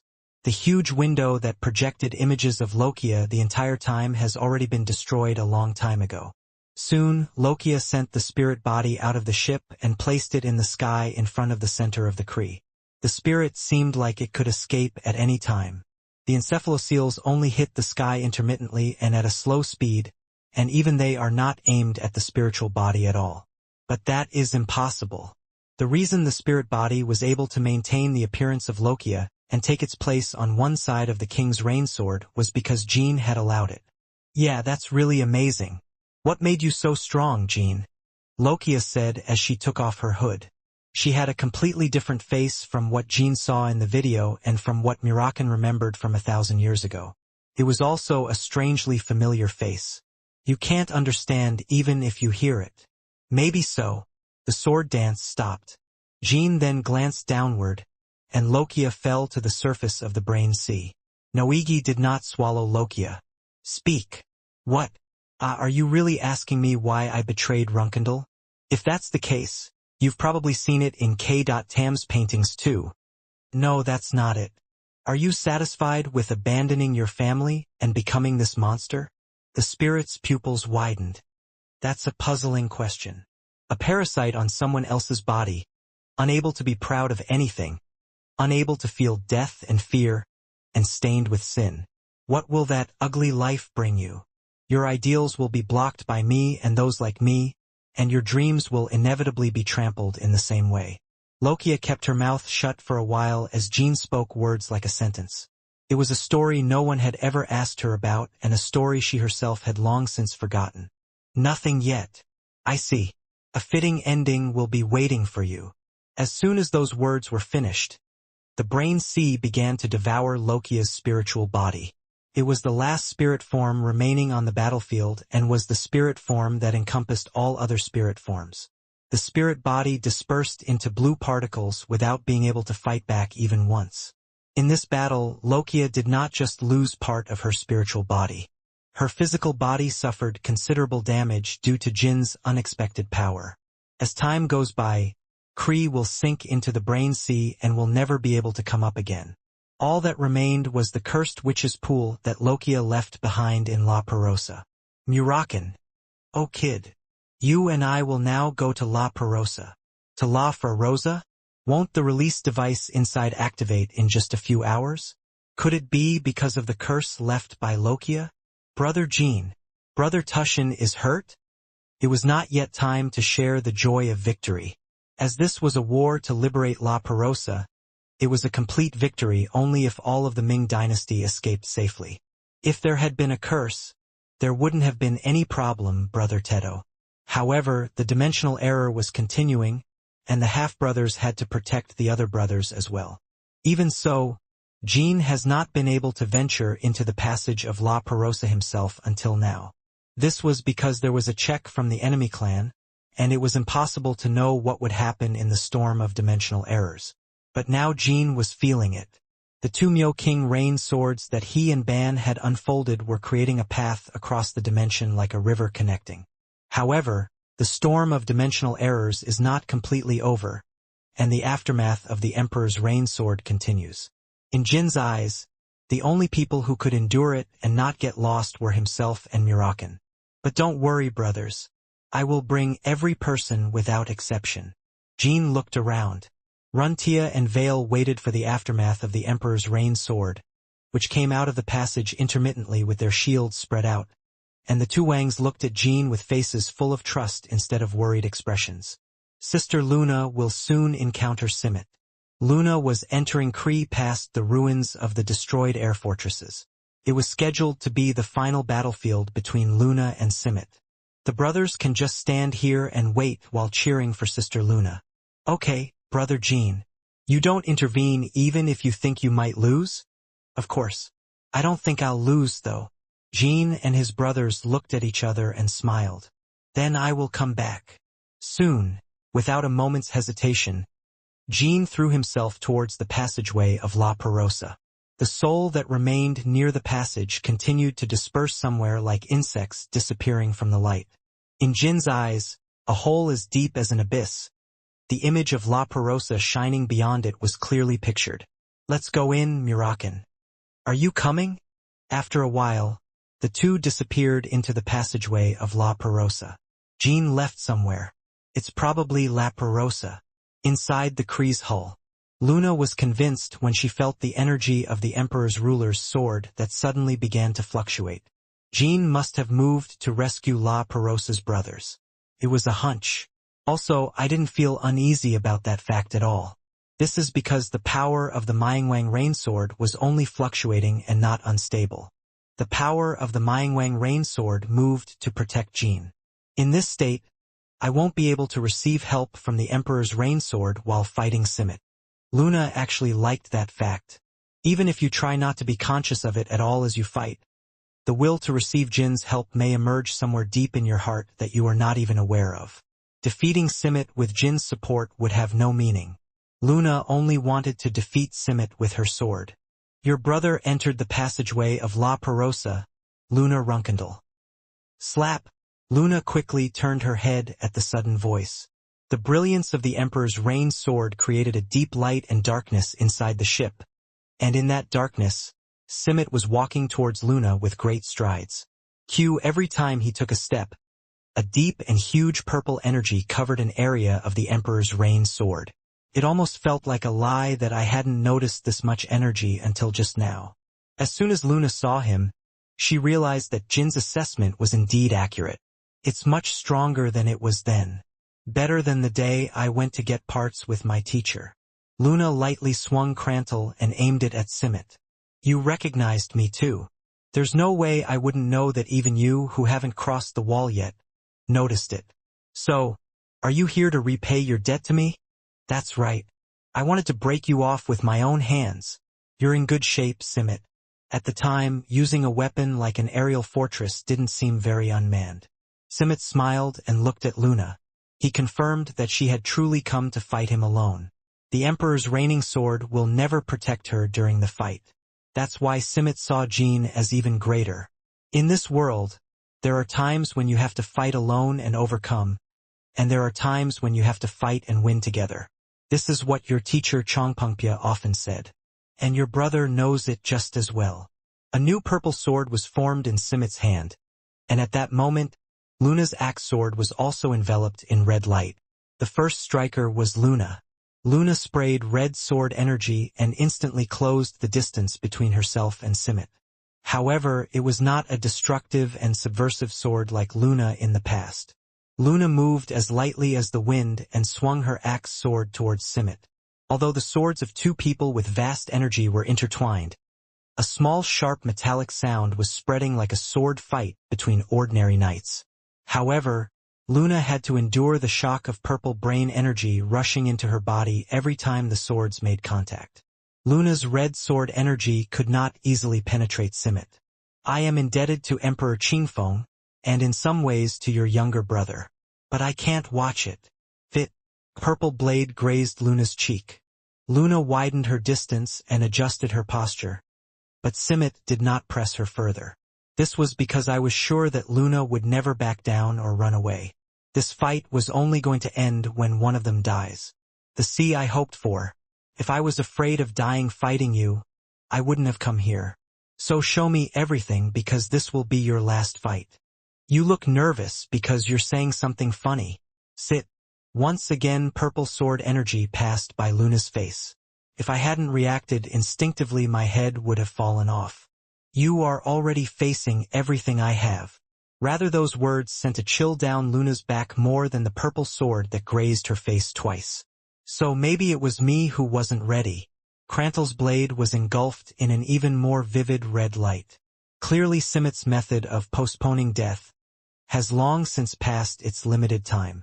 This means that it would not be strange if Simmet suddenly lost his body and disappeared at any time. However, Luna decided that there was no chance of winning by believing that and wasting time. This was because he was confident that even if the fight continued for a day, 2 or a week, Simmet would not disappear until one of the two was defeated. You can know it even if you cannot see it with your eyes. The creative will of the warrior named Sumatra. Simmet's purple blade shook. I could read the direction, but I couldn't accurately measure the distance. If I expected to take 1 step and pulled away, the blade was pushed 2 steps deep, and if I expected to take 2 steps and took it back, a sword wind rose in the air. Maybe it's because the Chongpengpia trained me, but I'm a little better than before. There were already more than 5 residual scars left on Luna's body. I could feel the brain burning my blood as it penetrated into my blood vessels. Humans of this era are truly amazing. You've only been holding the sword for a few decades, but you're this strong. It's only been a short time since you first fought me, but you've grown again.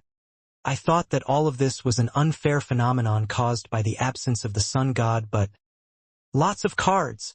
The purple blade twisted Crantel's direction. Luna hurled her fist at Simmet's face, who was right in front of her, in an instant. There was wind pressure along with the sound of the wave. A very Luna-like destructive regime, but the next moment, Simmet had to avoid the scattered wind coming together sharply and stabbing him in the back. It resembles the strongest black wind. Luna and Simmet were both thinking about Elthiot's lack of education. You can only reach this state when not only your sword but your entire body and actions resemble the wind. In that sense, the fist Luna just threw was like a frenzy. Simmet pierced the core of the wind that formed in the regime after stepping on the step. Then the core exploded and spewed out sharp energy towards Luna. Although she was blocked by Crantel, Luna was pushed back 1 step and her posture collapsed. If it were the old Simart, they would have stepped in to take advantage of that gap. But Simmet immediately recognized that it was an imaginary number that risked his life. So Luna was setting a trap, risking her life at every moment. Still, I wasn't nervous. His eyes did not waver at all, and his heart beat firmly and calmly. Now that I look at it, it doesn't seem that bad. It wouldn't be fun to know all the directions the wind blows. Simmet said, rushing inexorably into the imaginary number. Luna swung Crantle, aiming for his neck, but Simmet slipped away again and launched a counterattack. It was an onslaught that came in succession with no room for surprise.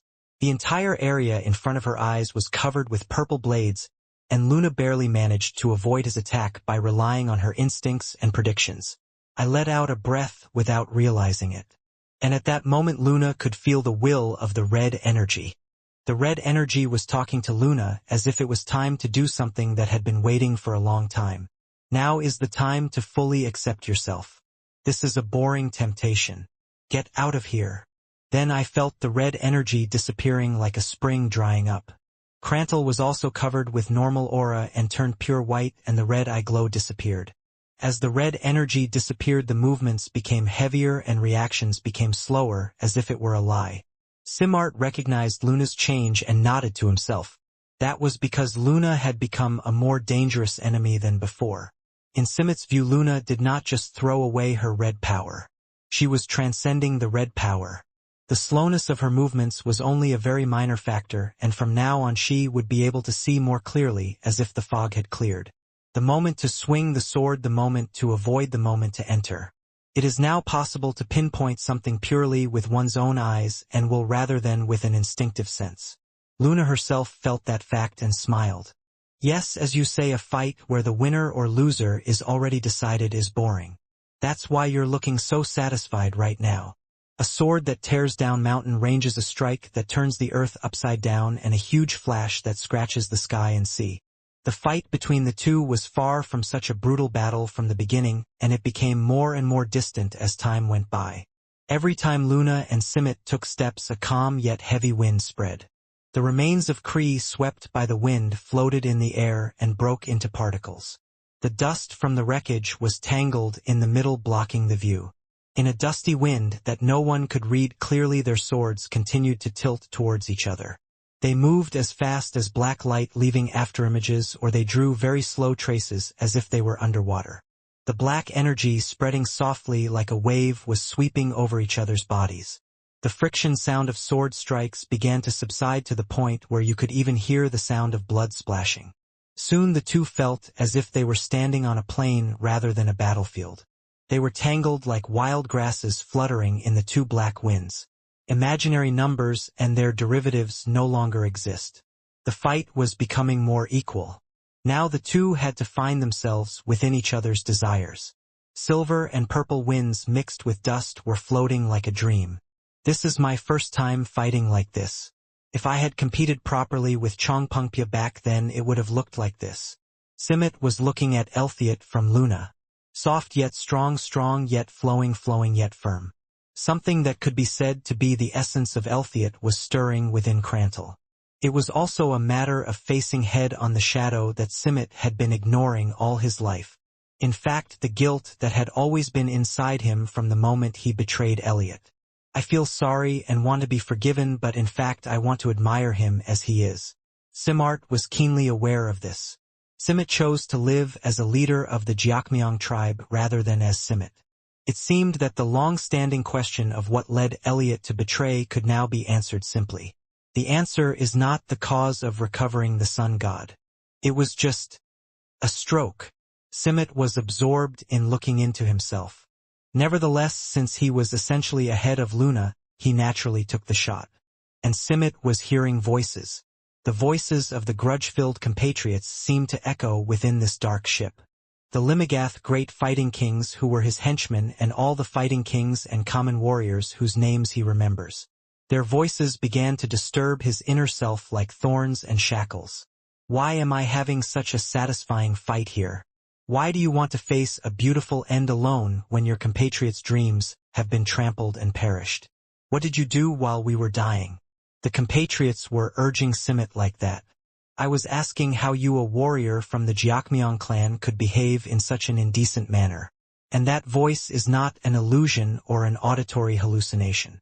Compatriot of the fighting spirit, that is not the appearance of the Jiakmyong tribe. The moment a dark voice engulfed in spirit pierced his eardrums, Simmet unconsciously opened his eyes and looked around. While Luna's wind was rushing in, the voices of her compatriots were heard once more. Our compatriots are desecrating our last days. Where is it? Where are you talking about? It would be fortunate for you guys if you could at least die unharmed. Once again what Jean said came to mind. I asked where he was talking about, but Simmet already knew. Now this voice was the anger vomited by the souls of the compatriots caught up in the chaos of Lokia. Even when they die they cannot enjoy rest. From the moment Simmet decided to borrow the power of chaos, and from the moment he thought it was just one factor that would change the situation of the war, the future of the enemy tribe was decided. Although Simmet's own future can be overcome through Changxiang's will, he cannot change the terrible fate of all his fellow compatriots. It was because I had forgotten. I have finally awakened and realized the mistakes of the past. If Simmet had not forgotten that, he would have been able to change the fate of others like Jean. At least an end where you can enjoy rest. Stop! I am. Simmet's sword began to shake. The wind blowing from his sword was drying up quickly. Sigh dash. Luna then swung Crantle and pushed away the spirit that surged near him. Luna also recognized the voice of the enemy tribe engulfed in chaos. Simmet, don't bring into this fight what you will carry with you after your body disappears. Simmet immediately felt his voice disappear. Luna was staring at herself with calm eyes. Luna runkened. I could have just killed you over and over again. But that's not the way we promised. Anyway, even if you break me or not, you will suffer with those voices for eternity. What you and your compatriots have done cannot be forgiven even by death. The difference between Luna and Simmet arose from within. Simmet only looked at herself, and Luna did not miss the enemy in front of her as well. Luna had come not just to kill Simmet but to transcend him. So focus on the present. There is no way that the pole of nothingness that I have looked forward to all my life is an area that can be so easily shaken and weakened. In the battlefield that had become quiet again, the two men aimed their swords at each other. Simmet's shaking sword was slowly calming down. Simmet's inner self, bound to Sima, returned to its proper place. The price of sin has already been determined. As Luna said, there was no need to drag her into this fight. He is becoming more and more like the Emperor of Chongpeng, who saves the life of enemies who could otherwise be cut down. Simmet shrugged his shoulders and said, even though the feeling of defeat was flooding in, I strangely didn't feel disgusted or humiliated.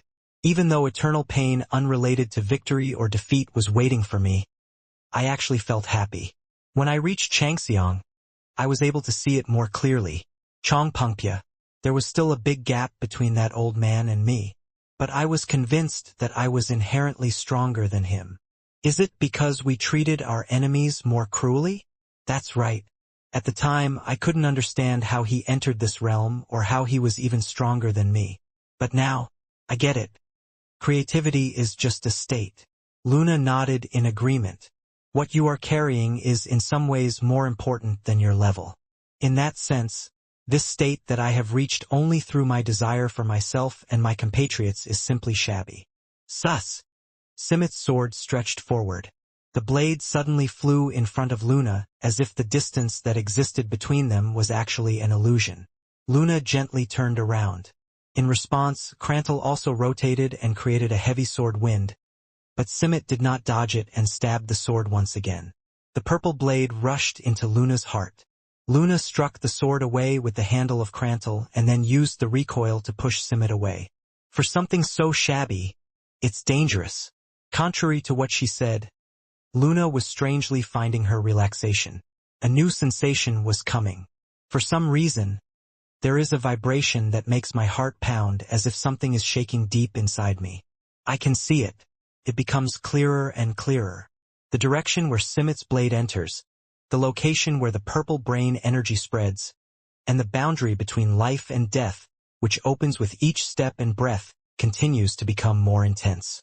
Even if Simmet's blade grazed my neck or passed before my eyes, Luna was no longer overcome by the sensation of her bones burning. Rather, I narrowed the gap with him more boldly. Snow-white auras and self-consciousness were mixed together and spreading like fog. The iron chunks inside the hull were swept away by the fog and scattered into fine powder. The energy of gently clashing with each other drew a circle around the two people and expanded its area. The more it happened, the more Luna was moving away from her familiar ways. Swinging his sword destructively, radiating energy wildly and charging wildly. But it is not forgotten. Luna was just waiting for an opportunity.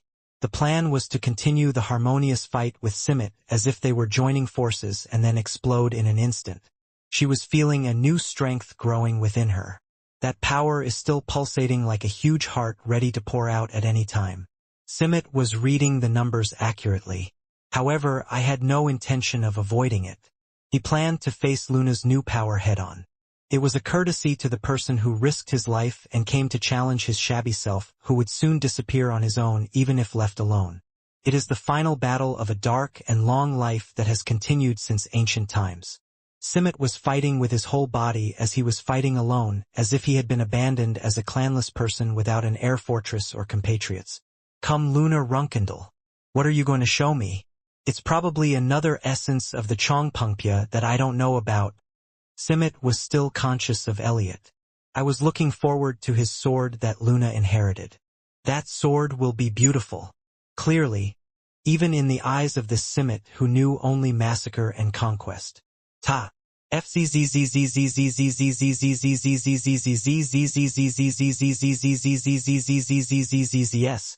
Suddenly the ship tilted. This was because the aftermath of the Emperor's rain sword that fell from outside collapsed Kree. The hull that Luna and Simmet were standing on was splitting like a glacier and falling to the ground. Jin's brain energy flowed through the cracks in the hull. In an instant, golden waterfalls formed throughout the interior of the ship. It was as if he had received a signal. The two leaped towards each other at the same time. Simmet came in with a thrust and Luna swung Crantle from afar. It looks slower, but it's not. Simmet expected Crantle to accelerate just before the collision. And are you planning to cut me whole with your sword? No, that's not the way of the Chongpengpya. So what is Luna's new level? At once, such questions filled Simmet's mind. Visible and invisible. I had to discover what was hidden in the gap before the sword reached me. However, even with Changxiang's insight, it was difficult to capture everything in that short moment. Acceleration is certain. The sword that Luna Runkendal deployed after acceleration was no acceleration. Was it the light sword? Light sword was a sword technique that Elliot in his prime tried to prepare for Simmet, so that he who was neither Red Myung nor Chong Myong at the time could use it after realizing the principles of harmony. However, Simmet left Elliot before the light sword was completed and has forgotten about it until now. The form of the Sword of Light began to come to mind as vividly as if it were just yesterday. Elliot must have perfected his unfinished sword skills for Luna. There is no other sword better suited to cut me down. The light sword that Simmet remembers was an honest sword worthy of its grandiose name. A truly straight sword with no sudden acceleration or irregular swing changes. Crantle was flying at the same speed as the first time. If things continue like this, Simmet's sword will inevitably arrive first. However, the moment the swords were about to strike each other, Simmet's vision suddenly turned red. It's a red sword that's unique to Shimjium, but it's deeper than that. A crimson aura that Simmet had never seen before enveloped Crantle. As Simart expected, Crantle did not accelerate. Instead, as Simmet showed a moment ago, he moved as if erasing the space, instantly defeating Simmet's calculations. I am not a teacher, Simmet. That's what the Crimson Blade was saying. This is not the sword of the Blue Wind Emperor, but the sword of Runkendal Moby Dick. It was a power that began to resonate within her from the moment she shook off the temptation of red energy. Luna knew that Simmet was continuously projecting Elliot from herself. Deep, Simmet's sword pierced Luna's chest. However, the blade did not go as deep as he wanted. Even though it was extremely short, it was the price of being tied to the past. He continued to face the past through Luna, and Luna only looked to the future of this fight. The power to change fate. Even if you have the power of creation, you cannot change the fate of the past that has already passed in the distant past. And even without the power of creation, sometimes a person can transcend fate. Just as Luna is now leaping over the gap with Simmet and dealing a fatal blow to him. Looking purely at the inaction of the two people, something that could never have happened was happening. Simmet's sword was cutting the opponent shallowly, while Luna's sword was cutting deeply. Crantle grazed Simit's neck, entered deep into his chest, and struck the left side of his light heart. Tisk dash, roaring sound and vibration. One side of the red light heart was crushed, and sharp fragments flew out. Red brains poured out like thick heavy blood through the cracks. Big! It was Luna's moan. As Simit was retreating, a red brain exploded in the affected area. Luna gritted her teeth and chased after Simit, who was trying to widen the distance. Even though I am seriously injured, my body does not feel heavy. Luna was keenly aware that transcendence is imminent. As the first standard bearer of the family, as part of the Black Sea expedition, and as Elthiot's disciple, all the experiences and realizations he had accumulated were exploding like crazy. I wanted to put all of that into Crantle and swing it around without stopping. If I did that, it seemed like not only Simit but the entire Great Desert could be erased from the map in an instant. Harmony. However, Luna did not hastily try to seize the moment of transcendence that was finally just around the corner, so that everything can come together as one and shine without anything missing or buried. I had to adjust and accept it delicately. Luna was able to immediately realize what the element was for him. This is a magic sword that has not just developed red power. Along with the crimson energy, a calm wind of magical power was blowing near her. Luna moved forward, stepping on that magic as if it were a road. Even though it wasn't that fast, Simit couldn't escape easily. A crimson aura was in front of him, and a magic power was squeezing him from behind. Fragments of the light heart were broken apart between the crimson energy and magic power. Finally, King Geoction was coming to an end. Runt. The curse of Lokia is definitely weakening. A dimensional rift between La Perosa and Ince. The inside was transparent like a crystal cave. The images of Jean and Murakan reflected on the wall of the dimension were blurring and darkening repeatedly. Yes, but it is not completely gone. It looks like the half-brothers are having trouble enduring both the curse and the dimensional error. Although they were talking comfortably, the two were feeling the pressure of the dimensional storm that was constantly coming. A huge encephalocele was flowing inside the dimension. The encephalocele that started from La Perosa and the encephalocele extending from Jean continued to get closer. The pressure felt on the dimensional road to La Perosa is this much, and I'm worried whether that smoker's liberation device will be able to withstand it. Well, the guy in that class is probably protecting it well, right? Jean smiled and nodded. That's something I can do too, Murakan. There's no way a half-brother couldn't do it. Still, let's speed up the pace a little bit because no matter how strong Brother Ban is, there's nothing good about us being late. Quaya! Immediately after Jean spoke, the transparent wall on one side of the passage collapsed and black energy suddenly poured out. It was a marriage ceremony. Jean and Murakan immediately swung their swords and wings to push away the exploded soul energy, but were overcome by a strange sense of discomfort. This little one? This is not Rokia's soul, Murakan. Is that so? Oh, what kind of guy is this? There's no way other guys using Honky would have broken in here without our knowledge. It was as he said. There was no enemy that was able to break through the brain energy of the Emperor's rain sword that was covering the battlefield the entire time and enter through the crack without Jin's knowledge. Even Lokia, who had a chance, was tied up by Jin himself. Is this a witch's marriage? The purity is too low to look like that, but it's not that threatening. Even small pieces related to marriage are of better purity than this. Maybe that's why it's even more of a witch's thing. Or maybe Sodaret's aura has faded. What? Sodaret? Jean suddenly had this thought. Perhaps the spiritual energy that escaped from the dimensional wall is the spiritual energy that Sodaret used to transport the netherworld to this subspace. This means that it could be a byproduct of the witch interfering with Sodaret when he saved the netherworld. Srivi Masalun Karmash. Because in this marriage the energy of those three people is not evident at all.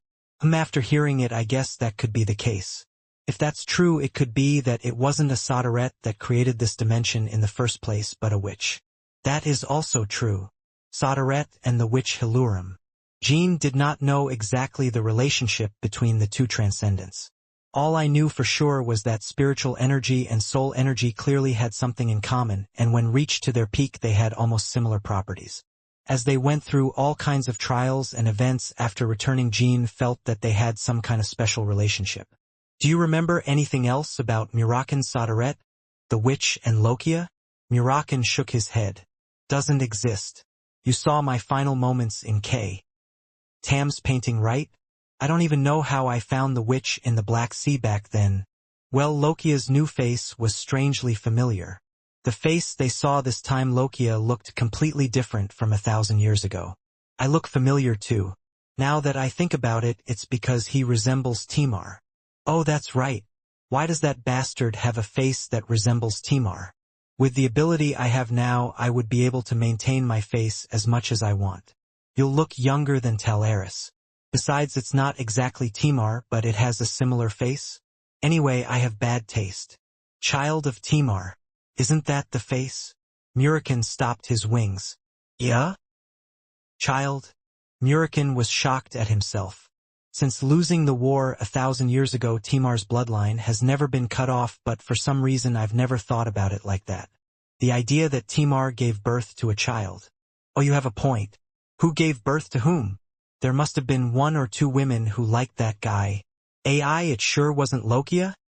Do you think that is also a possibility? It's a pretty terrible story. No. If you look at the atmosphere at the time, Louis T is the most likely. Because everyone thought that Leet's unrequited love would come to fruition someday. But Leet was still trapped in that guy's tomb. And who the heck? Murakan's eyes widened as if something occurred to him. Lucy. It's Lucy. Lucy Runkendal. After the war, the child born to Timar and Lucy continued the family. Lucy Runkendal. She was the last remaining teenage knight whom Jean had never met in person, either in reality or in the records. If the face Lokia showed this time is really the child of Timar and Sir Lucy, Lokia may have been using him ever since. This was the truth that had to be discovered by tracking down Lokia after liberating La Perosa. We have found clues to Lokia's true identity and hiding place. Murakan seemed to be in great shock, and for a while he said the names of Timar and Lucy alternately. These kids. Without even telling me. How to me? The family situation was dark at the time. Above all, it is not certain information. No, I think it's clear. The feeling of betrayal soars. I also wanted a nephew. Hey kid. If you marry a history expert and have children, you will definitely let me know. What is this noise all of a sudden? Let's go quickly. Even after rescuing La Perosa's brothers, there is a lot of work to do. Now we have only destroyed one force, the Jiakmyong tribe. Zippelkinzel, the sun god Ganesto, and maybe even witch-like transcendence. All of them had to be eliminated from the world. In order to do that, the brothers' strength was needed, and in particular Ban had to be safe. If all the wars were ended with such difficulty every time, it would be impossible to keep up with the speed of the enemies. These guys are preparing schemes and trying to do things in special ways that Jean doesn't know about. The dimensional storm was getting stronger. Murakan formed a thick protective shield with his spiritual energy, and Jean continued to rotate the spiritual energy of the Emperor's Rain Sword. Even if the two of them hadn't pushed the dimensional storm together, the two of them wouldn't have been able to achieve this much speed. The hardships that Jean and Murakan were going through now were similar to what a beginner without any equipment would have to do climbing a steep snowy mountain. Neither of them had ever crossed over into subspace like this, and the shock of the dimensional storm was enough to make the battle with the previous enemies seem cute. Whoa. Jean and Murakan took a deep breath and read Ban's encephalocele. Also, Jean was conserving his strength. This was the reason why the Myingwang Rainsword had to be properly maintained in case of any unfortunate incident. Quaduk Quasajit. Walls were collapsing more frequently. A cloudy and crude spirit was still pouring out from within, but sometimes the spirit that was clearly left behind by Lokia began to appear. It was a trace of a curse left by the witch's pool Lokia. The curse heading towards La Perosa was torn by Ban's mysterious king's sword, and was lodged like crystals throughout the passage. It meant that he was getting closer to the encephalocele caused by Ban. Brothers, can you hear my voice? Jean shouted.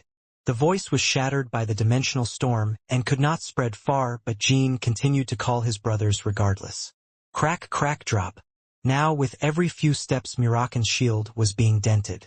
Even quite a few dragons will be lumped into a lump of flesh the size of a fist in an instant. As I see that the pressure increases rapidly as it gets closer to the encephalocele, it seems that the pressure inside La Perosa is at least several times this. Jean also started to get a little worried. We also felt that it was a good thing we came. If I had waited outside for the release device to activate, I would have had to endure this pain only with my class and my brothers. Brothers, I am here. How much time has passed? Time in subspace often flows differently from royalties. Maybe hours had already passed, or maybe only a few seconds had passed within La Perosa. Soon Jean was about to call his brothers again. Suddenly Van's encephalocele, which had been spreading from afar, began to subside rapidly. Damn it! No way! In the 2 or 3 seconds that Murakan shouted, Van's encephalocele was completely extinguished. Jean didn't answer but brought up his senses. Brother Ban's Emperor Rainsword has not been lifted. Ban's gigantic brain energy did not disappear but rather converged into one object in an instant. Jean decided it was a sword. And there was only one reason why the entire brain power of the Myingwang Rainsword would be written on the blade. Damage to Murakan. Must be avoided. I'm avoiding it. Jean and Murakan split to the left and right, forming a protective shield. A moment later, a ray of blue light flew to exactly where they were standing. Even Jean and Murakan had no answer if they were hit with a normal attack, and even if they blocked it, it was a sword technique that was bound to be fatal within this dimensional storm. It was only natural that the final chapter of the Myingwang Rainsword was condensed into one sword. The dimensional crack was cracking along the blue trail left by the sword. And the two were able to recognize that the soul energy was included in the sword energy. It was an intense soul energy that I had never seen even when directly dealing with Lokia outside the Great Desert. Marriageable age. Your brother is not corrupted, is he? Please say no. There was no need for Jean to answer. The reason why there is soul energy mixed in the Myingwang Rainsword is because Ban has bound the curse so far. And the reason Ban fired his sword now was to open the way. Brother Jean. Are you really Brother Jean? A familiar voice was heard. This was the brother who met Tantel Jean as a guide whenever he visited La Perosa. Brother Tantel. Tantel had a thin face that looked as if he would collapse at any moment, and his entire body was full of black scars stained with spirit. Are you okay? The other brothers. I'm just a little injured, but I'm okay, so don't worry, come here quickly. Brother Van said he wouldn't be able to maintain the passage for long. By the time the words were finished, Jean and Murakan had already reached Tantel's side. He had just entered the huge crack he had escaped from. The rift was about to close. If the rift closes like this, Jean will enter La Prasa without losing all of the brain energy of the Emperor's Rainsword. Runt. I'll hold on to it a little longer, so quickly retrieve the brain power. Fortunately, Jean did not come here alone. Murakan was spreading his 2 pairs of wings and pouring spiritual energy into the crack. It was a good thing I brought you here, Murakan. Jean immediately closed his eyes and concentrated his mind. Jin's encephalocele quickly rushed through the crack. Eventually, the moment the brain energy of the Emperor's Rainsword was completely recovered, Murakan nodded, panting.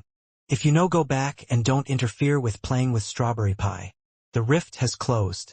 Jean helped Tantel, who was about to fall, and raised his head and looked ahead. The scenery of La Perosa, the brothers' hometown, was unfolding. Cuddud. La Perosa was collapsing. The golden streets were melting and melting in the heat, and the giant stone statues of the Ming Dynasty warriors that stood tall along the streets were horribly destroyed and lying on the ground. The blue crack opened by Ban's Emperor's Rainsword was closing. The brains that dispersed and returned the way they came were noticeably weaker than when the portal was opened. Whoa! Thank God. If we had been a little late, the road that Brother Van had opened would have been closed. In the gold that flowed like a river, the glowing hearts of the dead king's gates floated. Tantel unfolded the wrapping cloth and quickly picked up the light hearts. Jean closed his eyes and began adding the brain energy of the newly recovered Myoking Rainsword to the spinning brain energy of the class. Then the encephalocele became thicker and filled the area, and the distorted spaces were seen solidified by the energy. The spaces that had been crushed like dough were coming back to their own shape. The dimensional error was caught by the brain energy of the 2 Myoking Rainswords. At that moment Tantel felt his optical heart resonate strongly with Jin's brain energy. "Brother Jin has reached the end," Tantel said in an emotional voice. Even before Jin and Murakan entered La Perosa, he was overcome with anxiety. No matter how great the class was, it seemed like they would not be able to endure a disaster of this terrible dimension alone. However, as soon as Jin and Murakan arrived, the feeling of despair disappeared like a lie. It seemed as if one more hero had appeared to protect La Perosa. "It's not the end. Brother Ban is proving it. Haha, I see. Seeing my brother puts my heart at ease." It's surprising that both the fighting brother and the brother predicted this situation in the same way. "Let's go now." The three people started walking. Jin couldn't move quickly because he was concentrating on adding brain energy to his class. Above all, the dimensional error did not completely disappear. In one corner of the still dark blue space, explosions and transformations were occurring intermittently. It was a phenomenon where you could tell the level of danger without having to put your body in it. Even Murakan transformed into a human to lower the possibility of being hit. The dimensional error will become more severe as the battle progresses. Brother Jin Murakan. TSK, there was a lot of chaos. It's amazing that my friend Ban hasn't lost consciousness until now. As Tantel said, each time we advanced, more explosions and spatial transformation occurred. The number suddenly doubles, as if the depth of the water deepens without warning. Jin was in no hurry. Although La Perosa was in despair throughout, not a single one of the brothers died, and half of them are still holding the final chapter of the Emperor's Rain Sword. Even though it withstood artillery fire from the enemy's air fortress throughout the war, spatial errors continued and curses using the power of witches spread. La Perosa never collapsed. The site of Tsinjian Temple was visible in the distance. The majestic building that boasted its overwhelming grandeur remained. Tsinjian Temple looked like a huge abandoned building that was broken and crushed here and there. However, within it, the bright hearts of the Ming dynasty who overcame hardships and survived to the end are shining brightly. It is roaring and emitting light. "Brothers!" Soon Jin raised his voice. As the distance became closer, sending a brain flag to the class became easier than before. Even though the unity of the two gods was not taking place, Jin could clearly feel the scenery that Ban was seeing. The brothers who fell unconscious next to Ban, the casual fighters who radiate what little brain energy they have left and try to be of some help, the fighting kings who block out the space rift that started near Ban, and even the site of the liberation device and Boras placed in the safest area right behind the van and under absolute protection. My heart swelled as I could see everything so clearly, as if it were right in front of me. There was no answer. Except for Ban, most of his colleagues couldn't even hear Jin's voice. That's why they were pouring everything into it. As Jin passed through the collapsed gate and entered the Tsinjian, the storm of spatial errors suddenly became more intense. The explosion spread so densely that it was difficult to take even a single step, and the chaotic fragments left behind by Lokia swirled sharply between them. It's the will of the curse left behind by Lokia. Witch's Pool. The curse was scattered across Ban's Emperor's Rain Sword, but it did not disappear completely. A huge spirit torn into millions of pieces was suffocating La Perosa like a plague. The curse is making its last efforts to stop Jin. Several pieces of soul energy had already scratched Jin's cheeks and other parts of his body. It was an inevitable wound while protecting Tantel.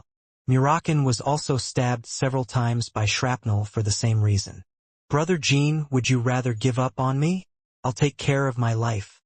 There's no point in wasting energy that could be used to save all of your brothers." "What are you talking about, Brother Tantel? Did I eat something wrong?" Jin burst out laughing. Tantel also smiled as if he didn't mean it. "I guess I at least tried to say it nicely. I didn't eat anything wrong, I just didn't eat something. I'm starving to death. When we're done, let's have a big glass of jewel wine." Phew! Jin slowly caught his breath. Then the light heart became golden, and golden rings began to unfold in layers around Jin. Golden waves were moving in all directions in the dizzying landscape. The wave did not lose its shape even when it came into contact with distorted space or an explosion. While Murakan's aura and the aura of the Emperor's Raining Sword spread everywhere were distorted, only the golden ring formed a perfect circle and bathed the Tsinjian. A brain machine with the power of regeneration. That power is such that even the remaining fragments of Lokia's curse cannot harm it. Even though it was Jin's first time experiencing this situation, he already knew that this would happen. I was observing. The power of regeneration is especially strong against chaos. Just as waves were pounding the beach, the soul flowing out from the cracks was being washed away. The more it did, the stronger the spirit escaped, but it was only mercilessly swallowed up by the golden rings. Occasionally, spirit energy that had escaped extinction was seen trying to enter deeper into the battleground. However, the golden ring had already stopped in front of him and was transforming into a new shape. Eternalization.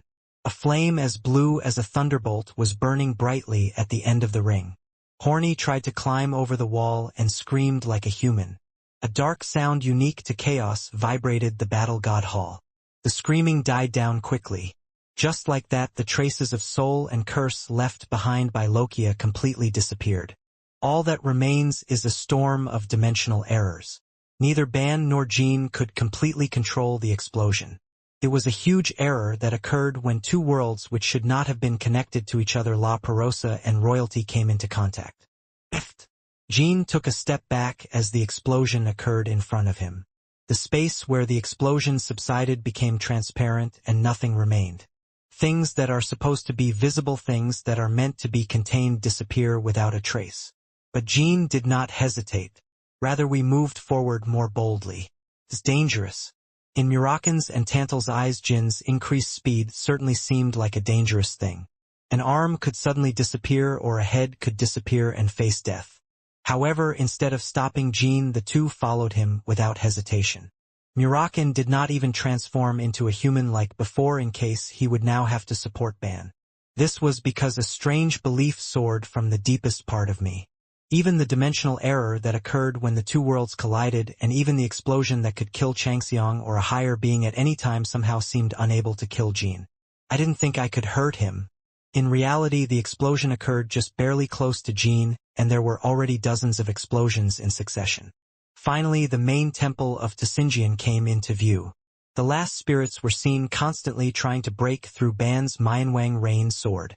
There were far more than what Jean had destroyed so far, but that wasn't a problem at all. As Jean got closer, the newly spread golden ring instantly swallowed up all of his soul. Then the suppressed Mianwang Rain sword swelled to its fullest extent, and at that moment Jean and Ban made eye contact. Ban was radiating brain energy in a posture, as if he was praying with his sword stuck in the ground.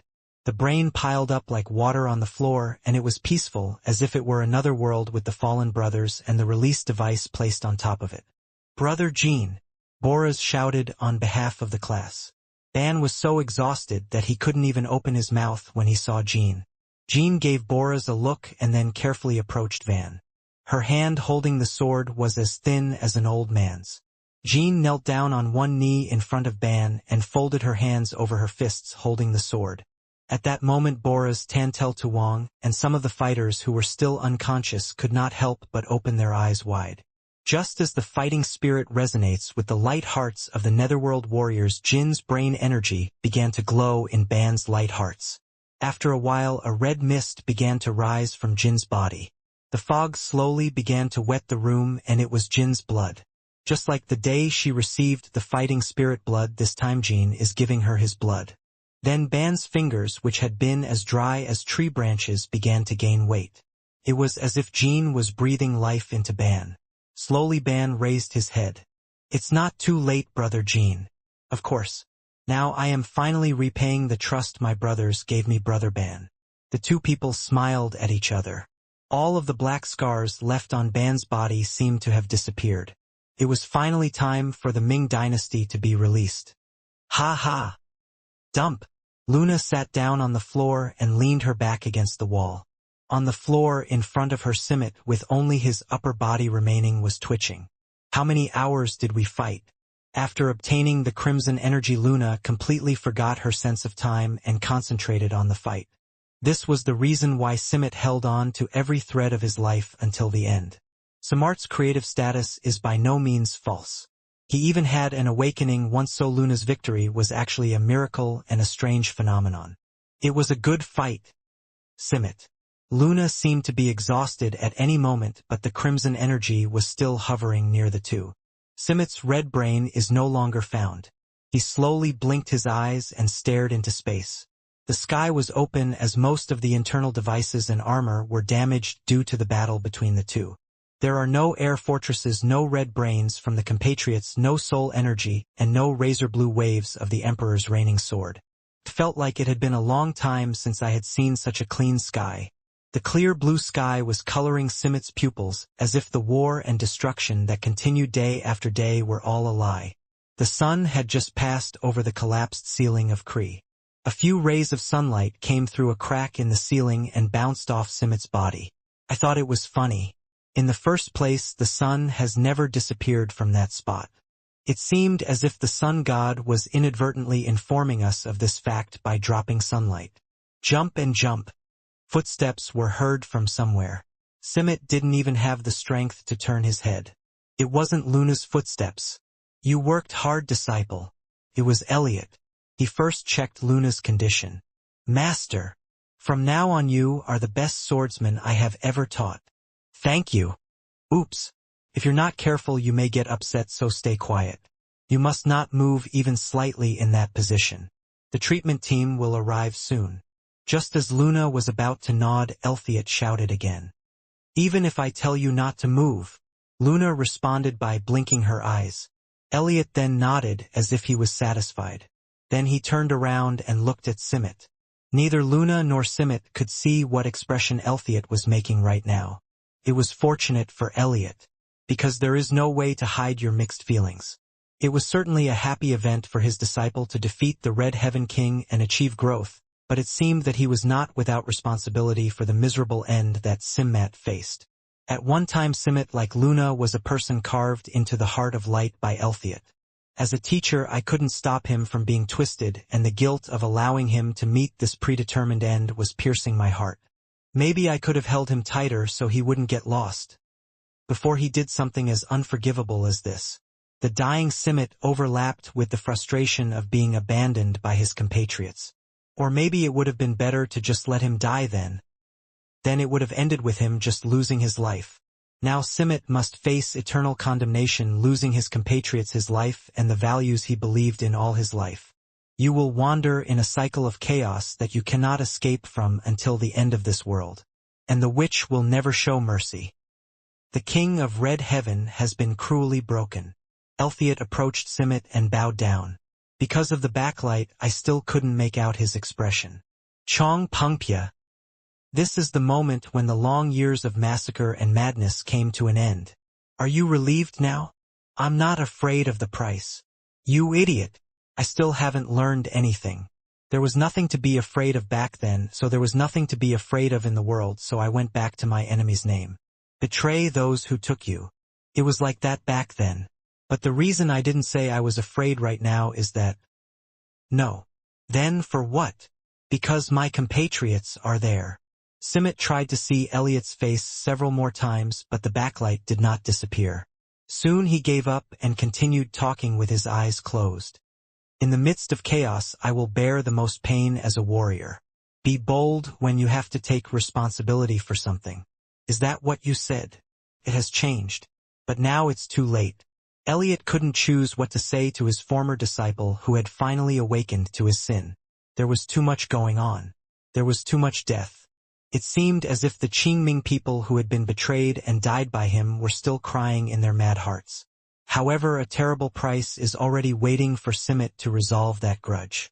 Simart had no place to fall further. I cannot commit another betrayal like I betrayed you and Chongmying. If I were afraid, it would be a betrayal to my compatriots. Yeah, I guess we can't hold an ancestral right our way. Someday in the very distant future, if only. If the day comes when I am freed from that sin. I hope we don't have to face it like this then. Elliot stood up as if shaking something off. Just as he was about to turn around and go back to Luna, Elliot was able to hear Simmet's last words. It's not your fault, old man. I was just the devil.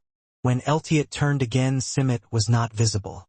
Before we knew it, he had disappeared without a trace. Elliot couldn't take his eyes off the spot for a while. It seemed like his screams were coming from somewhere. He's a terrible guy all the way through. Luna said that without realizing it and then looked at Elliot's eyes.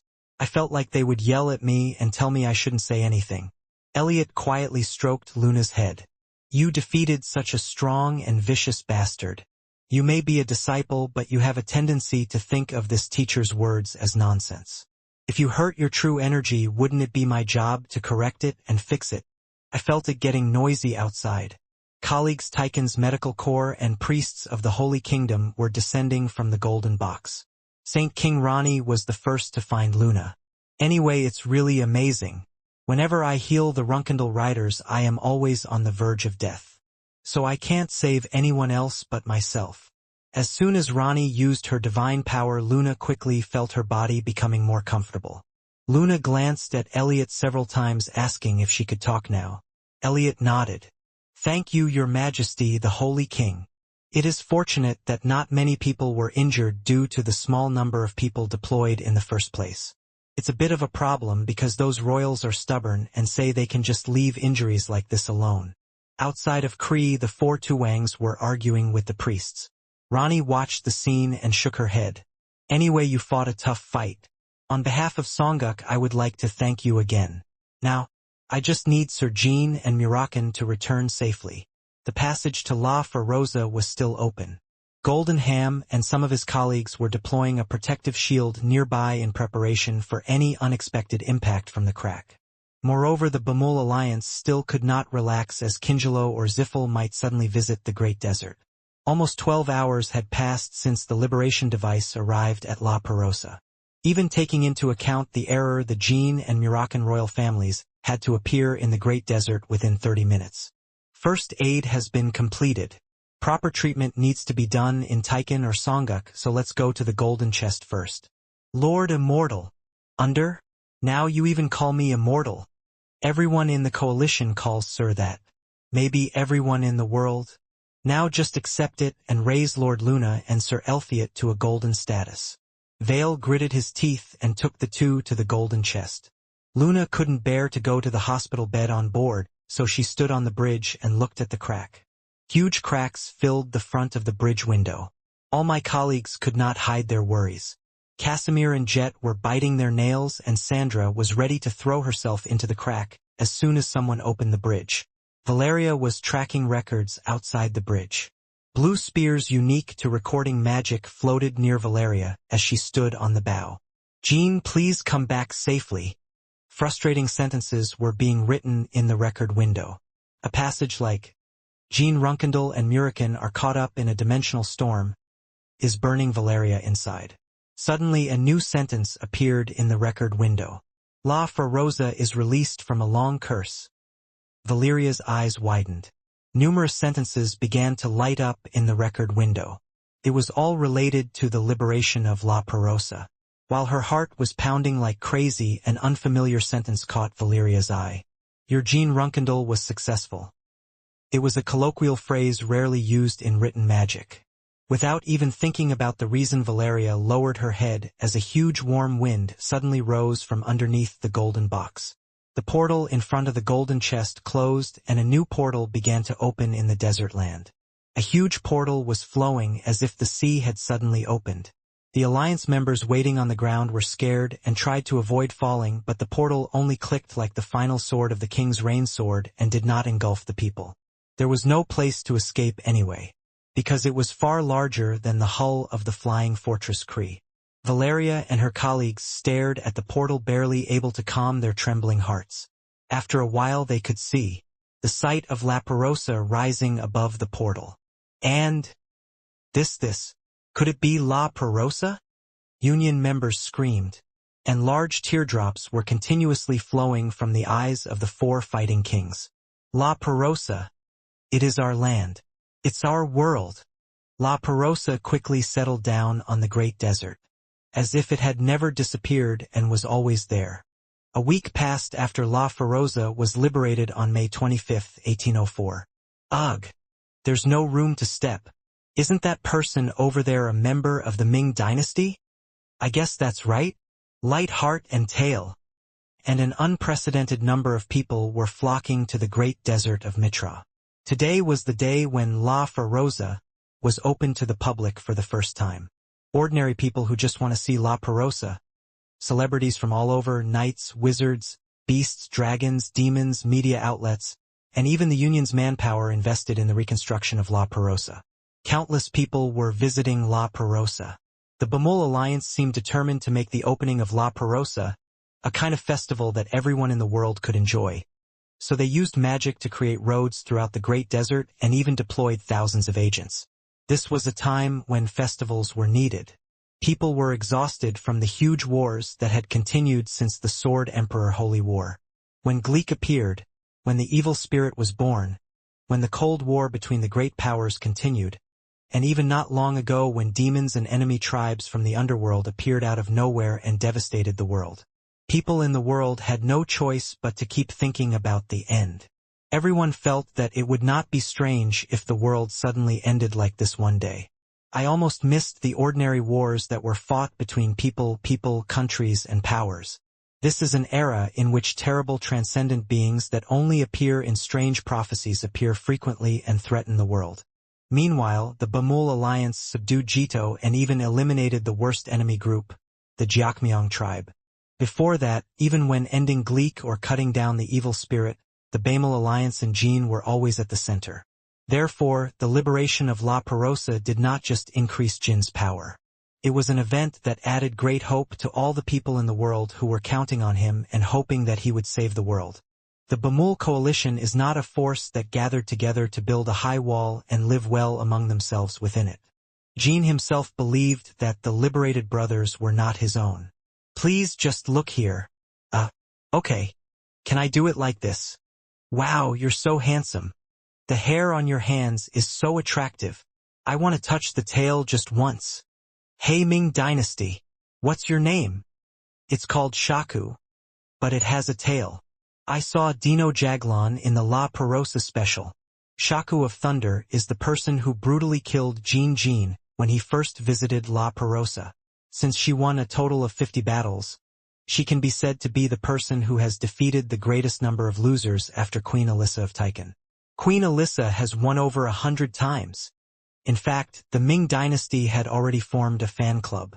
Enya and Sandra's unofficial and official Jin fan clubs were merged into one, turning into the Bamul United Cheer Team, Bayondan for short, and the Pluto fan club was rising at the fastest rate among the subgroups. Our Bayondan Ming Dynasty fan club will always support you. In some ways, it was a natural phenomenon. In this dark and despairing era, an unknown and strongest fighting race that is said to have disappeared 500 years ago suddenly awakens and fights for the world. The background alone is attractive enough, but even the individual personalities of the Ming Dynasty clans had something about them that strangely stimulated the imagination of boys and girls. First of all, most of the Ming Dynasty were completely immune to the actions of humans who supported and revered them. So when faced with passionate expressions, he felt strangely embarrassed, like Shaku does now. But from the fan club's perspective, it was truly an unexpected charm. They didn't even all look like Shaku. Tantel is already showing skillful fan service as if she were a popular theater actor, and Belize is the glamorous girl next door. Rimpa was often caught and embarrassed while running away from attention, and Tedo was seen screaming at fans who rushed at him but always signed autographs. To people, La Rosa was truly a different world, full of dreams, hopes, and strong and lovely Myingwangs. The Bamul Alliance was working hard to create this kind of atmosphere for the La Rosa opening event, so that anyone can talk to the Ming Dynasty or Alliance members without hesitation. Now, if you want to conduct a popularity vote, please stand in line here. The current number 1 is Tushin Ban. Just vote and go into the main temple of Tsinjian. Sir Jean and Ban will be coming out soon. Half has not yet appeared. Dino wrote a detailed account of her performance from the Battle of the Beasts, but even if it weren't for that, she would have just been in first place. Even if you consider the entire alliance, not just the Ming Dynasty, the group's popularity was ranked 3rd after Jean and Luna. Lily. Daenerys' popularity is amazing. I guess you could call him Denoranim. It's going to be great. This is the first time I've heard that expression since I was born. Jet. Sir, in this world, there is only one Lord, and there are only 2 great lords. One is Ban and the other is Soren. Haha, Jet. I think it would be fortunate if you could at least open your mouth in front of your father. Oh, isn't it? Since your father has suffered so much, do you think you can at least talk to him? Runtia smiled at Jet. Perhaps even before I transcended the demonic flame, my father might have laughed lightly at titles like Dainori, Sister Runtia. I also agree with what the youngest said. During the Black Sea expedition, my father was strangely merciful to Ozdak. Jet is in the same class as Ozdak, so it would have been okay, right? When I first came back, I saw Jet and thought it was Ozdak. Hey Jet, you bastard. Shouldn't I then call you Dainori? Murakan is Murakan. I'm strangely pissed. Akin should have solidified that more properly. Now that I have the time, I'm not as energetic as I used to be. Ahem. Even if this Jet looks like this, isn't he now a full-fledged Bammer Union official, 7-colored intelligence captain, and my cutie? When Murakan groaned, Gilly laughed and took a piece of strawberry pie and brought it to his mouth. Oh, strawberry pie. Strawberry pie served by you yourself is so precious. You should eat it quickly, Murakan. Van will be coming out now. Although there was a cause, the smile did not leave Gilly's face when he saw Murakan eating the strawberry pie. As always, Jean got goosebumps for some reason and turned away from the two people. Let's go to Murakan. Time is up, Bale said as he entered the battle hall. While Jean and Ban were giving speeches, he and the Murakan golden ship were scheduled to make a majestic appearance in the sky. Anyway, you all can't see me having a good time with strawberry pie. Strawberry pie. Why don't we go together later and do some repairs on La Perosa? Okay, Murakan. While we're doing renovations, we secretly drink tea, read books together, and talk. Murakan went outside with Bale, very excited. That's a really interesting idea to be lazy here without me knowing. As soon as he heard that voice, Gilly stood up unconsciously and covered his mouth. It was the voice of a class member who had just approached his colleagues. Of course, Van had no intention of reproaching Gilly in the slightest. Just as Gilly was about to answer, Van quietly placed a hand on her shoulder. Strawberry? No, I'm sorry. That nickname stuck in my mouth too. Anyway, Gilly, you are like a mother to my brother. So you can always be as free as me in La Perosa. Since the first day of liberation, Van had always treated Gilly in this manner. If we want, we, the Pluto clan, can give you all the gold in the world, eliminate the sea, or tear up the sky. Other colleagues were also standing up and greeting the class. Bar Van. Not that far. The brothers will make cocktails and tea later. Coincidentally, the best room in the Battle God Hall will be empty, so spend some quality time with Murakan while renovating it. If you want to choose the atmosphere you want, such as the color or texture of the blanket, please feel free to talk about it. Yes? This blanket? That cum. Half-brother. Jean was so embarrassed that his voice almost cracked. Half of them burst into low laughter as if their reactions were amusing. Van seemed to be in a very good mood. After liberation, all the Ming royal families were enjoying royalties in this way every day. The wounds suffered in the Liberation War were not fully recovered. Throughout the war, it suffered from dimensional errors and enemy bombardment, so even if it was only half, it was a problem that needed time. However, fundamentally, the status of the class was not damaged at all. From now on, she, along with her brothers, was going to give everything she had for Jean and the world he was trying to reach. Hehe. It's always new to see Brother Jean look embarrassed. Brother Ban being mischievous is also quite new. Ban stood side by side next to Jean. Soon, Jean nodded, and the Union soldiers removed the curtain covering the balcony of the Tessingian. The crowd's enthusiasm and shouts grew louder, and the two slowly walked towards them. At that moment, the shouting stopped like a lie. All those who had been chanting the names of Ban, Jean, and the Bamel Alliance all this time became quiet. Without any sanctions or orders, Ban's majesty gently enveloped the crowd. Eventually, when the two appeared on the balcony, not even a sound of breathing could be heard, even though millions of people stretched from the square in front of Tessingian to the end of Golden Avenue in the distance. Welcome everyone to La Perosa. She did not bother to reveal her title or name. From the moment she started walking with Jean a little while ago, Everyone in the Great Desert recognized her as someone who had committed suicide. People had a hunch. If the god on the balcony makes up his mind right now, more than 90% of the people gathered here will lose their lives within 10 seconds. It was an area that could be known instinctively by those who were neither uninhabited nor uninhabited, or even children who came to visit while holding their parents' hands. The sense of reality was disappearing.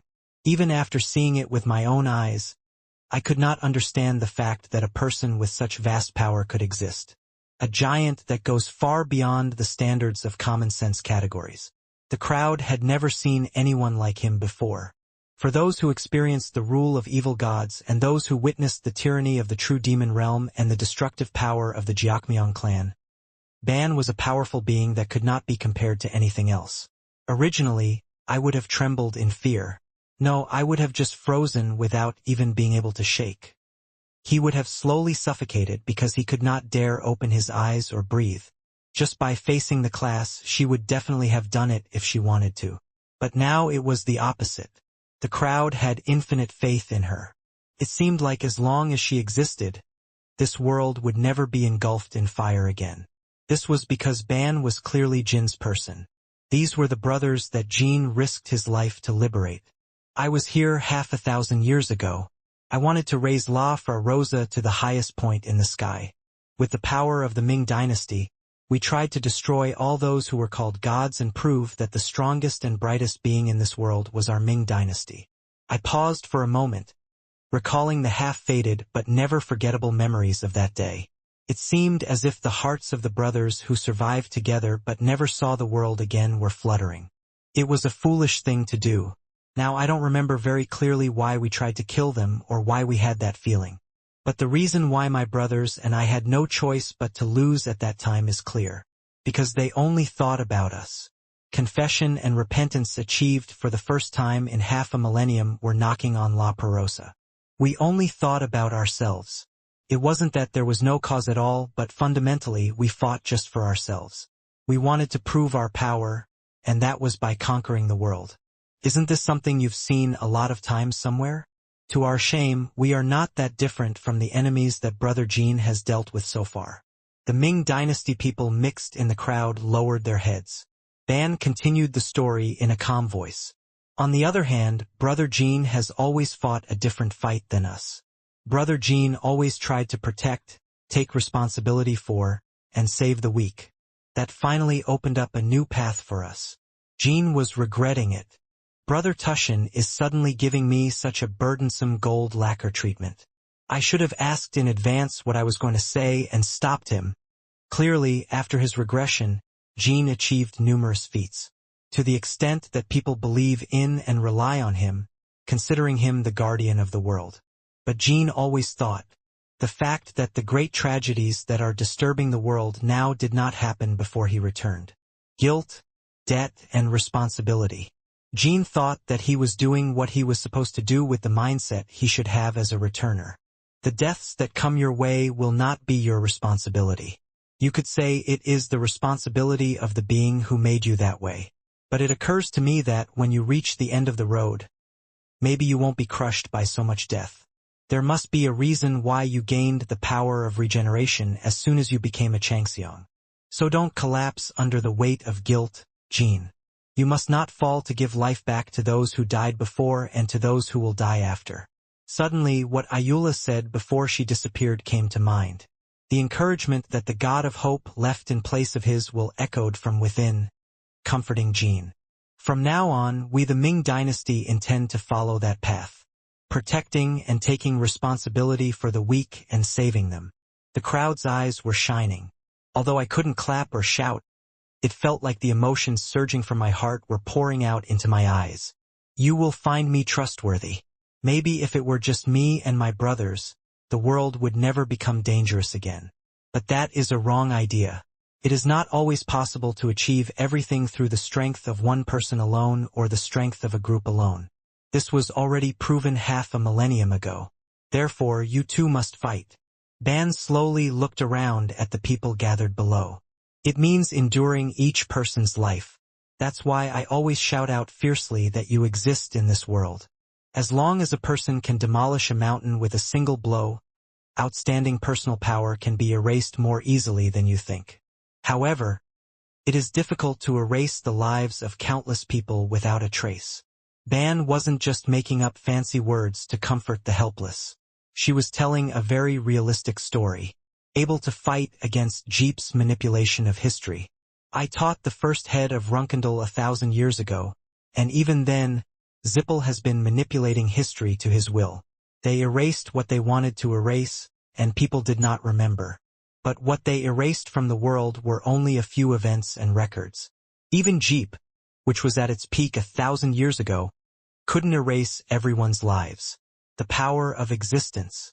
1,000 years ago, Runkendal resisted Ziffel's manipulation of history based on the power of Timar's existence. In Ban's opinion, the power of being was a kind of central point. No matter how great the power of one person's existence, it is ultimately useless if there are no people to gather within it. Those who followed Timar, those who believed in him like the countless people who depended on him. Now the Bamul coalition had to stand up against this manipulation of history centered around Jean. If we are erased, you will remember us and look for us. If you are erased, we will remember you and look for you. We cannot win if we do not stand in solidarity against the dark shadow of historical manipulation. But if we work together, we will definitely win. People were nodding their heads, and people were now looking at Jean, not Ban. Just as Ban felt an indescribable and overwhelming powerlessness the moment he first appeared, he was seeing the power of existence from Jean. Of course, the best thing is to finish them off before Zippel completes his manipulation of history.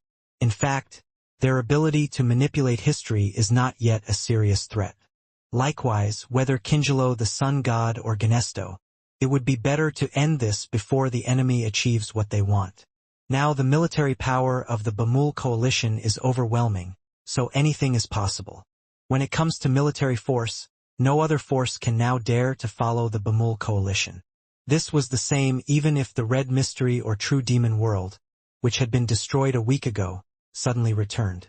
Therefore, this is the moment for me to introduce you to my brothers from the Netherworld, and also the moment for me as the head of the Bamul Alliance to give a final warning to our enemies. Millions of people flocked. There was at least one of all races living on human, beast, demon, dragon, and royalties in La Perosa. There will definitely be enemies among them. There is no way there won't be enemies hiding among the crowds and spying on La Perosa. The Union did not even attempt to prevent such spying.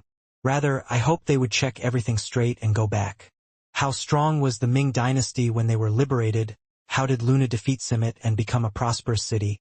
And how strong is the current Bamul alliance? I hope you can see it clearly with your own two eyes. I didn't even think about things like mass murder terrorism.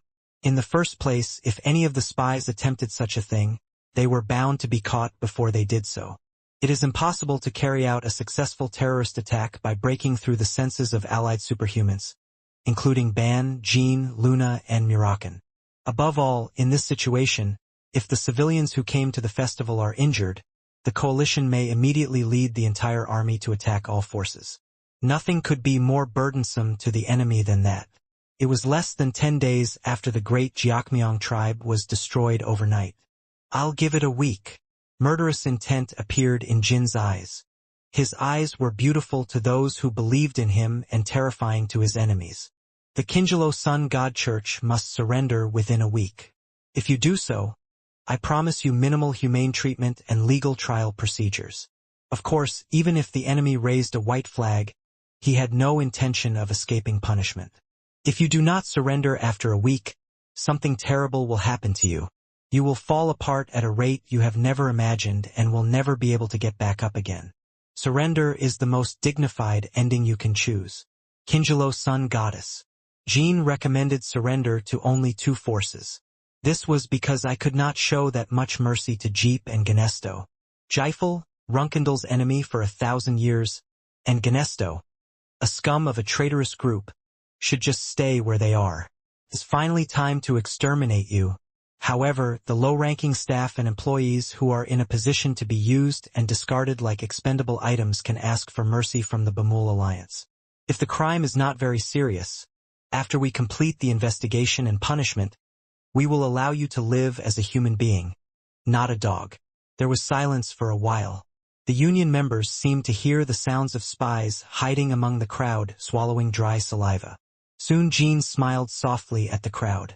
This is the end of the speech that Brother Van and I have prepared. Then I hope all of you who came enjoy La Perosa to your heart's content before returning home. Kingelo's new headquarters was preparing for another moving, with all underground hangars opened. While the members were constantly moving their luggage, Bouvard and Ainesman were sitting in the corner of the concourse and giggling as always. Ha! Bishkal looked down at the hair in his hands with a haggard face. The hairs that had just fallen off while carelessly brushing my forehead were unusual in number. Now he was almost jealous of Bouvard and Aines. I can't believe we can live so brightly and joyfully now that the Bamul Alliance has finally stood tall as the strongest force and recommended surrender. What is in their minds? Is it a brain or just fluffy dough? Probably the latter. Bishkal, imagining the shape of the dough, let out a low laugh without realizing it. The executives around him felt pity as they saw Bishkal laughing in a state of ecstasy. Everyone felt sorry for their situation. That sounds good. But in fact, Kinslow was preparing to run away and hide. Hold on to the spirit of Vishkal. Oh, it didn't look good, Mr. Peerhops. No, because I'm worried too. Where on earth should I go? I'm packing my bags. But the truth is there's no place to hide in royalties anymore. As flying ships became common, the surface continent was bound to be discovered quickly no matter how remote it was, and the underworld came to an end not long ago with the defeat of the true demon realm. There was even a recording wizard in the Bamal Alliance. Whether above ground or underground, if Valeria made up her mind and started tracking her, she was bound to get caught. Today is May 26, 1804, the day after the La Feroza speech ended. Now Kingelo only had 6 days left. Will you surrender, fight, or run away? A decision had to be made within it. Naturally, this was not the future Kingelo dreamed of. When I first decided to induce a battle between the Bamul Alliance and the Jiakmyong tribe, I definitely expected to gain a lot of time. However, the battle was full of variables that no one expected, and in the process, 3 demons were summoned, and Kinslow seemed to be taking some advantage, but the fight ended before even a month had passed. A beautiful future like the fisherman's plan did not come. The only worst outcome left was the liberation of La Perosa. Why are you so dead? If we have to, let's go to the abyss. The trio of demons approached the 2 people. They were able to escape the great desert of Mitra after La Perosa was liberated. Instead, the ability to ignore physical attacks has disappeared. It was comforting to Kingelo that the 3 demons had regained their fighting power beyond their prime, but it was still nothing compared to the Bamul Alliance that had obtained La Perosa. Only the dead can live in the abyss, isn't it, Srivi? Besides, you have to get permission from the witch. That's right, Peerhops. I don't need permission. Isn't that why the witch sang Orgel this time? But it is wrong to say that only the dead can live there. Even if you are alive, you can stay as long as you ask permission from the witch. Currently, Orgel had crossed into the abyss after being called by the witch Hilurim. There was a witch's message that there was something to be received and something to be given. This was also the reason why Kingelo just packed his bags without a destination. Because Orgel, the decision-maker, is absent. Massillon thinks the witch doesn't want Orgel to die. Therefore, it is possible to survive under the witch's protection, even if you don't surrender to the Bamul coalition. Oh, then the members too. But you are not special to witches. I will only spare Orgel and not care what happens to you. At those words, Pyrrhus sighed, and Vishkal gritted his teeth. Srivi agreed, saying that if he thought about it, it would be so. Anyway, after we committed ourselves to Kinslow for the greater good, we didn't fight expecting help from witches. As always, we will find a way this time too. With our own strength. Oh, my brother, you're so cool. It was Margila. She had a gaunt face due to a series of heavy rains. However, his eyes were sparkling with playfulness as usual. Margila, is this okay? Of course, brother. I'm a little upset that I can't help with moving because my body is like this. Vishkal gritted his teeth. I couldn't suppress my sad feelings. My long-held wish to see my younger brother live a healthy life just once came to mind like a nightmare. However, Margila herself was not sad or depressed at all. She smiled and looked around at Vishkal and Pirhops. Don't worry too much, Lord Pirhops. When the leader returns, anything will be decided. Maybe we don't have to live in hiding, right? Are you saying that the leader might choose to surrender to the Bamul alliance? Oh, no way. Although the direction Jean is pursuing is largely in line with our cause, in the end, it is not completely the same. If you're the leader, you won't want to turn into a dead body when you die. It sounds as if you could surrender. That's right, Srivi. Srivi also burst into laughter at the bright answer. Well, unless the witch gives Orgel something great, there is no answer. Everyone here is terminally ill. We could just go back to the abyss, but as Masaloon said, you are like heir to witches. Or maybe less. Should we rather form an alliance with Zippel like before? The members shook their heads as Buvar muttered to himself. Now that the power of Jeep's Demon Stone has become so great, the moment you rely on them, there is a high possibility that you will end up as a discarded card or a scapegoat to buy time. But let's not live our lives worrying too much. My strength is slowly awakening, and I feel like I can control it. I don't want to use this power to fight Lord Jean. But if he pushes us to the end, there's nothing we can do. Really, Margila? You mean you can control it? Maybe, Pirhops. Of course, we need more time than the 6 days that Jean said. And fortunately, I think there are people who can buy us time. People who will buy us time? The members' attention was focused on Margila. Yes, a lot. There are people who will not be forgiven and who will not ask for forgiveness like us. Zippel, Ganesto, and the Sun God Church. Margila was paying attention to the solar religion. This was because the sense of being inherent within her had recently awakened, and she was feeling where they were and what they were doing. Cult of the Sun God. If I'm right, they're about to make a foolish choice. A very meaningless and foolish choice. So let's pack our moving bags well and wait calmly for the manager. Hopefully, the leader will bring some good news. The realm of the 5 kings in the depths of the Black Sea. A crow not suitable for the Black Sea was crossing the black and murky sky. The sky was full of sharp cracks like broken glass, and it seemed as if it would collapse at any moment. Brothers! The crow's name is Nurgand, the 4th piece of the Origin Stone, one of the only 2 remaining Black Sea kings. He felt the pain of Gleek and Kjals, who had died before him, and was running away. Shiren Runkendal. How on earth did he overcome all that fate? All his strength should have already been worn away, but why is it that he has become stronger than before? Have you really achieved permanent transcendence? Just as Suga collapsed in vain and agony before Soren's sword. He also could not understand Soren. The dream of becoming one with the brothers through him disappeared like a bubble, and instead, all that remained was the threat of extinction. The 5 kings of the Black Sea cannot become one without the power of Soren. Even if the strongest piece Morganil was located somewhere in this area, they could not help each other. Suddenly, Nurgand's wings were broken.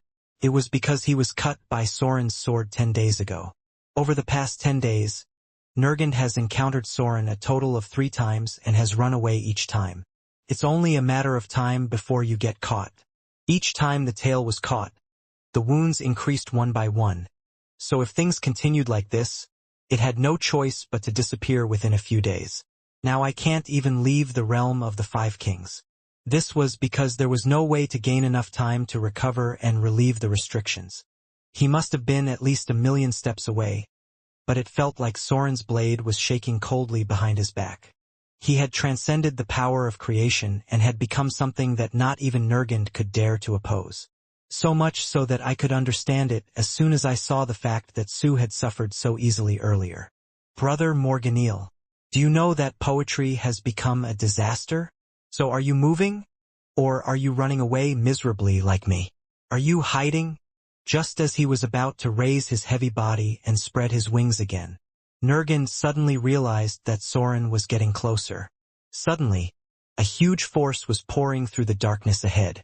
When it comes to poetry, there is no answer.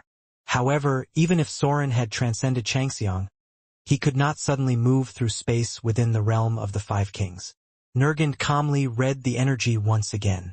It's not poetry. Reaching Changxiang.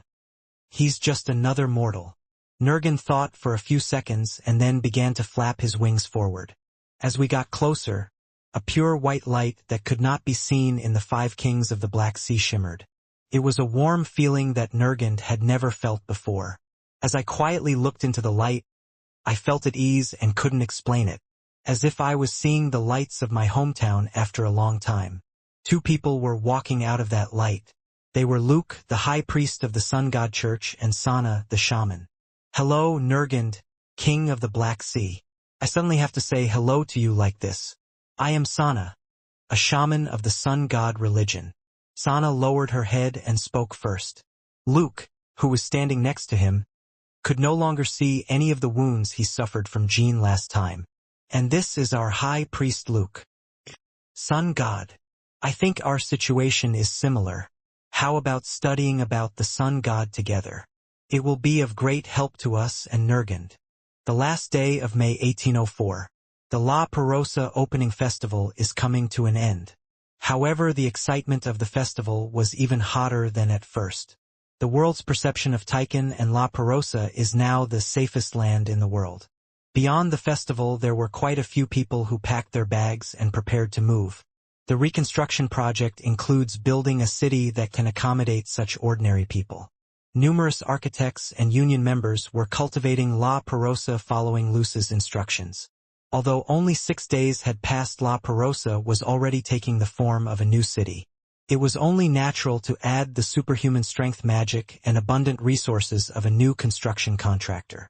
Brother Jean, if things continue like this, we will probably soon be able to create a mobile gateway leading to the drying yard of Jiamwangi and La Perosa.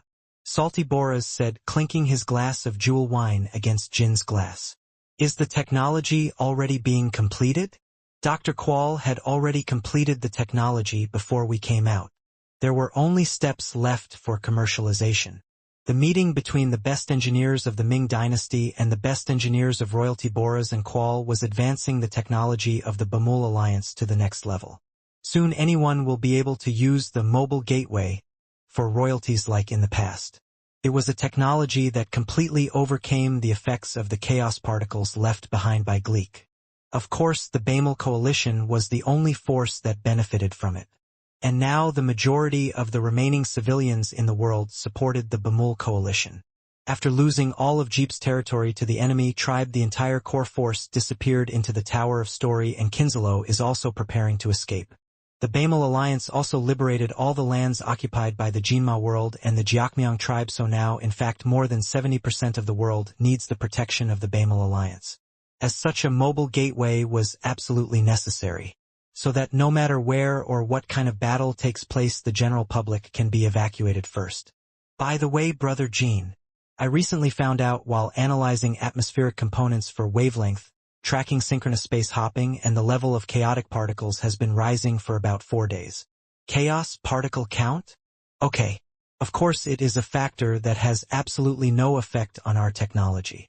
However, when I just checked again, the number that had been gradually rising suddenly skyrocketed. Jin's eyes narrowed. The fact that chaos particles were amplifying naturally meant that someone was using a large amount of chaos. Is Ganesto plotting something? No, I don't think so, but I couldn't find anything in tracking Valeria's records. Currently, Valeria was focusing her energies on understanding the trends of Ganesto and Zippel. There is only evidence that Ganesto literally disappeared after being defeated in the Mitra Desert, and no record analysis has been done at all on the Jeepel side. Nameless and Seven-Colored Bird's attempts to infiltrate the Tower of Stories were fruitless. The coalition believed. Ban nodded with a light expression as if he were going for a walk. I guess my intuition was right. I can just go kill him and come back. Ban suddenly stands up from his seat. Wait a minute, half-brother. Do you really mean to go right now? Yes. Jean and his colleagues looked at her speechless for a moment. I wasn't going to subdue a bunch of common monsters. The 5 kings of the Black Sea are on their way to destroy the monster that once almost brought the world to an end.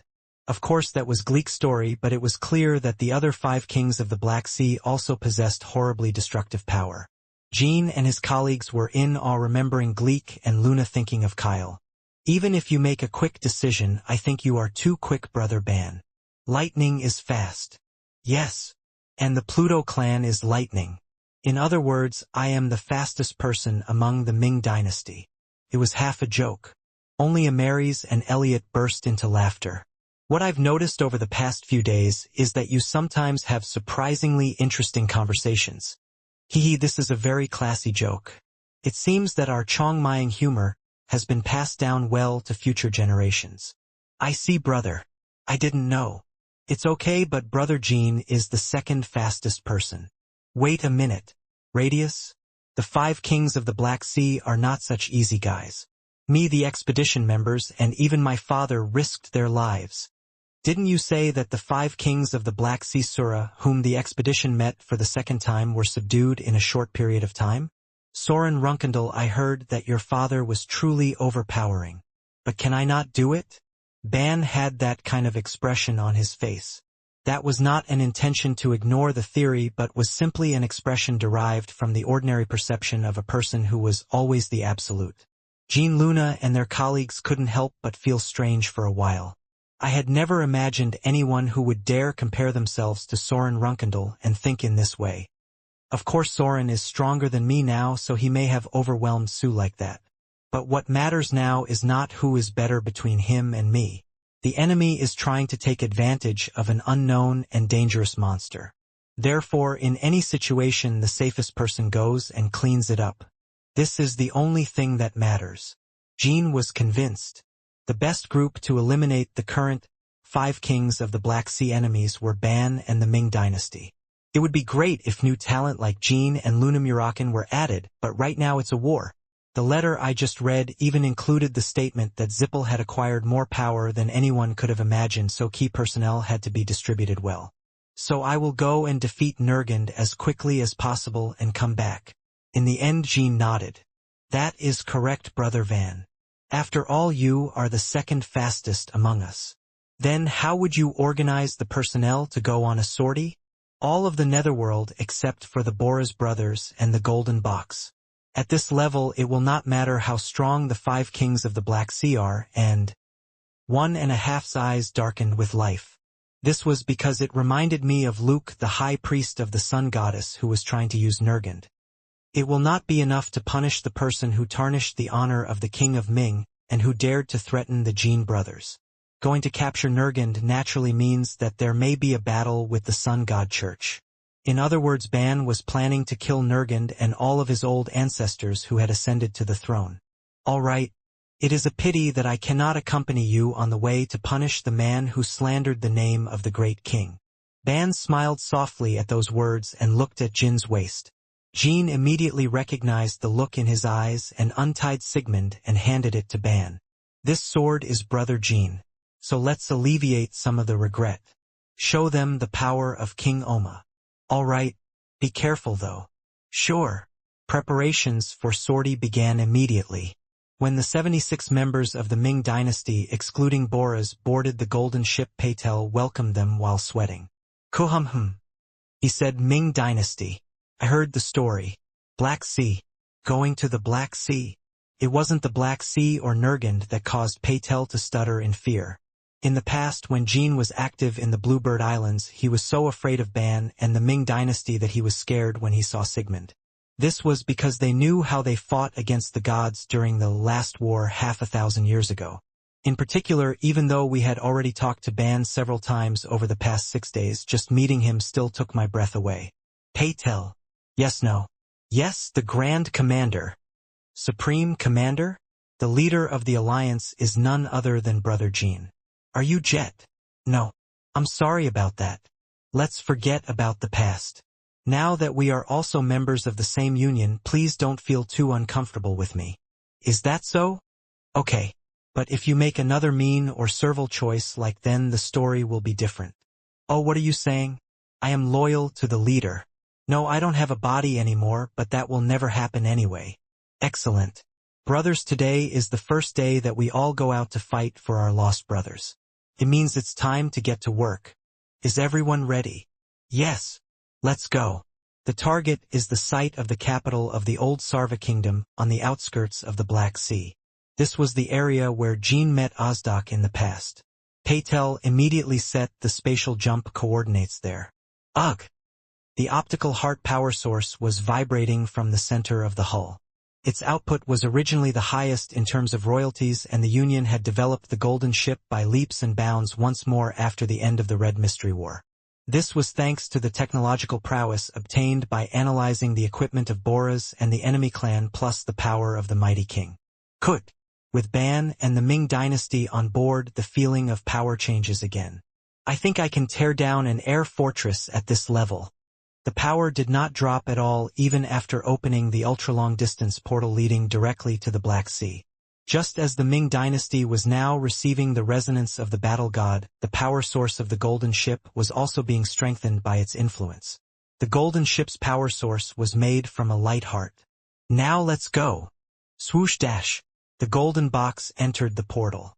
After a pure white landscape unfolded for a while like an alien snow field, the Ming dynasty was able to see the scenery outside the Black Sea. Patel was so excited that he was ready to enter the Black Sea right away. However, upon arrival, Ban decided to put the Golden Ship on standby outside the Black Sea. Brother Baltarog Baba Ko. Only 3 people disembark. The rest of us will wait here and prepare for any other emergency. Brother Tushin Yi. No matter how strong each member of the Ming dynasty is, it is not a good decision to enter an unknown area like the Black Sea as a group. Moreover, in a fierce battle with people like Nurgand or Luke, it was better to have no casual warriors. Because there are not tens of thousands of regular fighters like there were in the heyday. Brother Belize. Please speak, Brother Tushin. Your brother takes command while we enter the Black Sea. During the battle, something like soul energy or a monster can come out from inside and head towards Ince. Respond by patrolling the entire Black Sea outskirts with golden ships. All right. The bridge was opened. For a while, Ban gazed at the dark landscape of the Black Sea beyond the bridge. I was feeling it. The fact that the enemy is trying to escape from the Black Sea from a very deep place. It was an area that only half could perceive. The Eggplant Brothers. Ban and the 3 Tuangs jumped off the bridge and approached the entrance to the Black Sea. All the monsters living at the entrance could feel their steps entering the Black Sea. Since Soren first visited the Black Sea decades ago. To the monsters of the Black Sea, Soren and the energy he gave off became a mark of fear in itself. The imprint was passed down through generations almost like an inheritance, even to monsters who had never seen Soren in person since they were born. And now a new fear was added to the monsters' instincts. Every time Ban took a step, the hidden monsters took a step back. The sea of monsters was splitting in half. The class didn't intentionally speed up. To find traces and directions of enemies that are subtle to the senses. Soon after, Van caught the enemy's movements. The enemies move very quickly. It appears that a large number of portals or something similar have formed throughout the Black Sea. It's probably the hex of those people called the Sun God Church. What can I do? Brother Tushin. Instead of answering, Ban pointed to the far left with his index finger. Ko immediately understood what he meant, raised his senses, and fired the great archer's arrow exactly where Ban requested. PZZZZZZZT-. Then the blue arrow flew for a while and landed somewhere. It was one of the portals that Ban had mentioned. First, we move forward by erasing the portals they can use. If you're lucky enough to avoid us and get out of here, you might get tired. After reducing the number of passages close to Ince, use only the remaining passages to increase the possibility of encountering the enemy. That was Van's plan. As soon as the first passage was destroyed, the 3 fighting kings spread out and brandished their weapons. Lightning rained down continuously from a bow and 2 long swords. Ban moved forward slowly and struck down lightning at the locations of the portals that the brothers had missed. It took less than 10 minutes for most of the nearby portals to be cleared. And when the scattered fighting kings returned, Ban was examining the last remaining portal. As expected, it is a portal using soul energy. This information did not apply to the Dimension Portal or the Mysterious Kingdom, who could be seriously exposed to radiation just by entering the portal for those without immunity to marriage. Ban and the 2 kings entered the portal without hesitation. The portal led to the entrance to the middle of the Black Sea. As the distance became closer, Ban could feel Nurgen's power more clearly than before. The guy who was moving fast the whole time suddenly stopped walking. They realized we were here. It was still quite far away, but I felt like I could see half of it. Nurgen's body shrinks from an unexpected threat. Van sentenced them in a low voice. The time has come for annihilation, enemies of Brother Jean. Of course, Van's voice did not fully reach the enemies deep in the Black Sea. Even if it's only half, it's physically impossible. However, will can be communicated. Like a sharpened spear blade, that will was piercing the inside of Nurgen, who had stopped walking for a moment. This time the Tuangs spread out just like before and began to erase the portals at the entrance to the central Black Sea. Each time a lightning bolt was fired, one portal disappeared. Then, when only the portal chosen by the class remained, they gathered together again and moved on. From the central starting point, go deeper, then back to the beginning, and then back to the central part. The portal was spread out like a sloppy maze. A structure so inefficient that it is difficult to believe it was intentionally created for escape. Ban was able to understand the reason by crossing several portals. Shiren Runkendal formed a portal to avoid areas where his influence is strong. That's why it has no choice but to be like this. Just as he had read Nurgen's power from the outskirts of the Black Sea, Ban was also feeling the energy left behind by Soren. The energy of Soren that remained at the beginning, middle, and deep of the Black Sea was all left long before he transcended Changxiang once more. It was also an energy that had faded away with time. However, with just that, Ban was able to find out what kind of power the poetics before overcoming demonization had. Indeed, Brother Jin's father was a great person. It looks like there are traces of Soren Runkendal here too, Brother Tushin.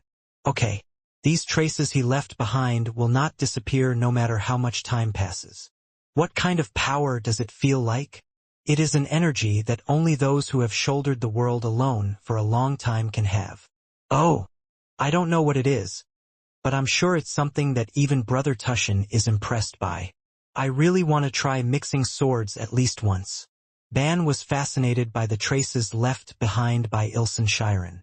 And that also meant that Ban wasn't that nervous right now, to the point where he was more interested in his brother's father than his enemy.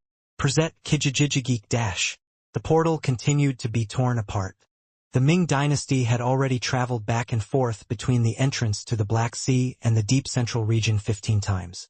Each time the traces left by existing poems became more prominent in the Black Sea, and the number of new brain flags engraved on the Black Sea increased. In other words, Nurgen was increasingly running out of places to go. He too continued to move between the portals, but there was no sign of the Ming dynasty's siege being relieved. Just like when he was running away from Soren not long ago, he was under the illusion that Ban's sword was already touching his neck. It's the same as a few days ago, until I met the shaman and high priest of the sun god religion. Nurgen was running away with all his might to avoid Soren. Nurgen was keenly aware of the fact that he could absolutely defeat him, so the best he could do was to somehow postpone extinction, even if it was lame. Still the same now. The moment Nurgen heard of Ban's intention to kill him, he realized it immediately. He said he was something he could never face. From the moment Soren transcended his demonic nature, the order and knowledge that Nurgen knew was broken.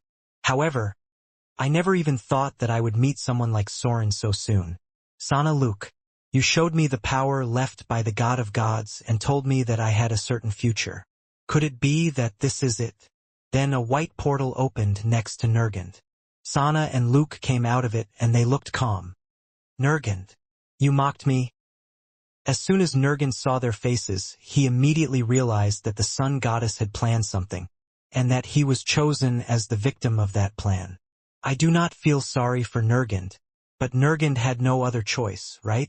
If it weren't for us anyway, Nurgen would have already been captured by Soren and destroyed. I wanted to tear Sana to pieces right now. However, a piece of power left by the God of Gods, that is the sun god received from Sana, was refusing to do that. A huge will that even the 5 kings of the Black Sea could never reject. It's so funny. Mortals who are infinitely insignificant compared to Nurgen sometimes suddenly overcome the will of a true god. but immortals can never do that. What have you planned? We want the power of the sun god that Nurgend holds within to bloom even more widely through Nurgend.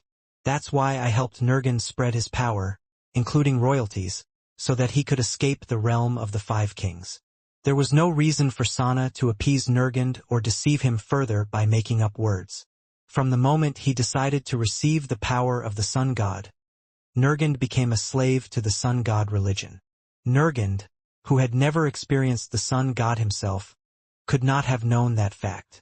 In a little while, Nurgend will meet the nirvana here in the depths of the Black Sea.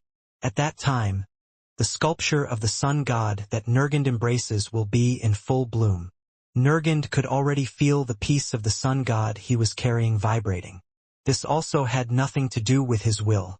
If you use that power, you will definitely be able to inflict deep wounds on the monsters that have been threatening Nurgend. If you're lucky, you might be able to kill them. Right?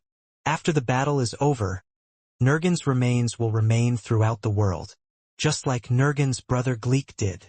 The shining portal had not yet closed. Sana and Luke turned around and prepared to return to the subspace of the Sun God Church. Because it contains the energy of a true god, Nurgend's remains will have a greater impact on this world than Gleek's. Please make it a pure land where the sun god can bloom again. I will always pray. Fools, you are mistaken. Just as the sun gods were about to enter the portal, Nurgend let out a dark laugh. The two listened to Nurgend's words without looking back. Didn't you just say it with your own mouth, Sana? Immortals cannot truly transcend the will of God. But they are not mortals. And now here are two of the most terrible and gigantic beings among mortals. Nurgend's appearance was changing. Golden crystals sprouted all over its body, which looked like a giant crow, and its two dark eyes also turned golden. Sana smiled with satisfaction as she felt the change in Nurgend, but Luke felt a strange sense of discomfort. Did you think you could predict or control them? No, you made a mistake. It would have been easy for them to use me, but not for them. Much less with a piece of this piece of shit. You will experience something more than you can handle. Soon, maybe even today. I listened to your will carefully. Then good luck, Nurgend. The portal to the Sun God Church was closed. After that, Nurgend stood still for a long time and laughed repeatedly. There was no reason to run now anyway. It wasn't even possible. Van is standing in front and Soren is standing in the back. As he waited for Van to arrive, Nurgend pondered the fate of himself and his brothers. I felt like this might be a destiny that had been decided a long, long time ago. The sound of thunder was getting closer. The sound of tens of thousands of thunderstorms never before heard in the Black Sea trampling and shaking the black land was coming over Nurgend. A heavy tremor spread through the ground and shook Nurgend's body. Nurgend raised his head and saw a bright blue path forming in the distance. I thought it would take a little longer, but it's already here. Is that so? I thought you would struggle more and try to escape, so it's a good thing for both of you. Ban and Tuong were appearing in a light that went from blue to white. Strangely enough, as soon as Nurgend faced Van in person, he was overcome with a feeling of inner calm. It was a completely different feeling from the moment when he first saw Soren all those years ago and from the moment when Soren, who had overcome his demonic nature, tried to kill him. For a long time to the Five Kings of the Black Sea, Soren was the one who would definitely become a brother, and the only means to unite them. However, in Ban's case it was just an unavoidable accident or an unavoidable disaster. Just as the kings of the Black Sea are to humans. Nurgend, the fifth king of the Black Sea. Half-Ming dynasty fighting god. Van and Nurgend stared at each other for a long moment. It wasn't to gauge each other's strength.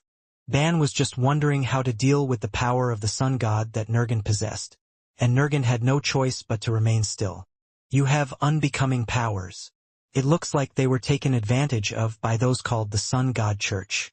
So, they were planning to mix this with the great soul called you and distribute it as royalties. The class immediately found out about the Sun God Church's plan. Otherwise, there is no way the Sun God's power could be tied to Nurgend like this. Nurgend's soul energy and the peace of the Sun God were powerful enough to be considered enormous, even by Van's standards. It was just a huge force. Brothers, Prepare the surroundings while I destroy Nurgend. Don't let the sun god's filthy energy and spirit escape, even if possible. All right, Strung. Sigmund slowly came out of the scabbard. Nurgen's face was engraved on the blue and pale blade. There is no need to feel unfair, Nurgend. Those who gave you that power will soon fall off their heads with this sword. Transparent blue light intertwined with the blade. Shining light heart white burning eyes. Nurgen's image continued to be reflected in it. Because it resembles a crow, its facial expression is not as visible as a human's, but it is half recognizable. The fact that he is accepting the end. It was something very familiar to the class. All enemies she has faced so far have shown a similar appearance to Nurgend, whether human or god. So who can survive you? It's just a bit of a shame that I can't see the moment when that blue sword cuts off their heads. Nurgen's soul energy and solar energy were rapidly amplifying. Golden crystals sprouted all over Nurgen's body like giant horns. Normally he would use his hands first before the power grew too great, but Ban waited until the brothers were far enough away to gather his brain power. Eventually, when all three fighting kings were completely out of sight, Sigmund was the first to split the air. The blunt blade was clearly falling very slowly, as if it was sinking into the air. However, even before the movement of the blade ends, or from the very moment of movement, Nurgen's body was already split in half, throwing black flesh and golden chunks all over the battlefield. Gasp! A dark scream spread. He realized it as soon as he cut himself. The state that Ban has shown now is not the kind of sword that disrupts the senses and is mixed with lies. What cut Nurgen's body was not a blade, but the will of Ban, which was already spreading throughout the Black Sea. Therefore, there was not a single place left on the battlefield for Nurgen to avoid or hide. The battlefield was already filled with millions of swords wielded by Tushen. Therefore, Nurgen had no choice but to give up evasion from the start. There is only one choice: to confront and move forward. If he hadn't accepted in advance that today was the end, Nurgen would have lost his sense of helplessness right now. Gaia! The torn and broken body continued to come back together again. That was a decision made by the piece of sun regardless of Nurgen's will. The pieces were reborn as stronger crystals by swallowing up the scattered soul energy of Nurgen, but the unique cloudy energy of the soul energy was not added at all. This was because the circular source stones of the 5 kings of the Black Sea resembled the power of the sun god. The spirit and solar energy emitted from the exploded fragments was amplified like crazy. The martial arts of the fighting kings surrounding the battlefield in the form of a huge semicircle were pushed back little by its force. Ban slowly caught his breath. The battle with Nurgen was literally overwhelming, but that didn't mean she didn't take any damage. In particular, the deep stabbing from the golden horn at the end was a wound that required sufficient recovery time, even if it was only half. If he hadn't felt Soren's energy getting closer now, Ban would have gathered strength for just a moment and supported his brothers. Brothers have a hard time. Help is coming soon. Van's low voice reached the brothers scattered across the Black Lands. Back up. Did we have reinforcements? The brothers must be waiting at the entrance to the Black Sea. Are you sure you're talking about the friends of the expedition? Then half of the students sat in a sitting position and began to meditate calmly. While the light heart and brain energy were being refined, brain energy spheres appeared like lanterns all over the battlefield. The soul energy and solar energy pouring from the sculpture seemed to never want to invade Ban's territory. Like animals running away in fear, the energy of the sculpture was completely directed only to the brain power of the fighting kings. It's so difficult just to block the energy left behind after death, but how did the Tushen brothers manage something like this on their own, even in such a short period of time?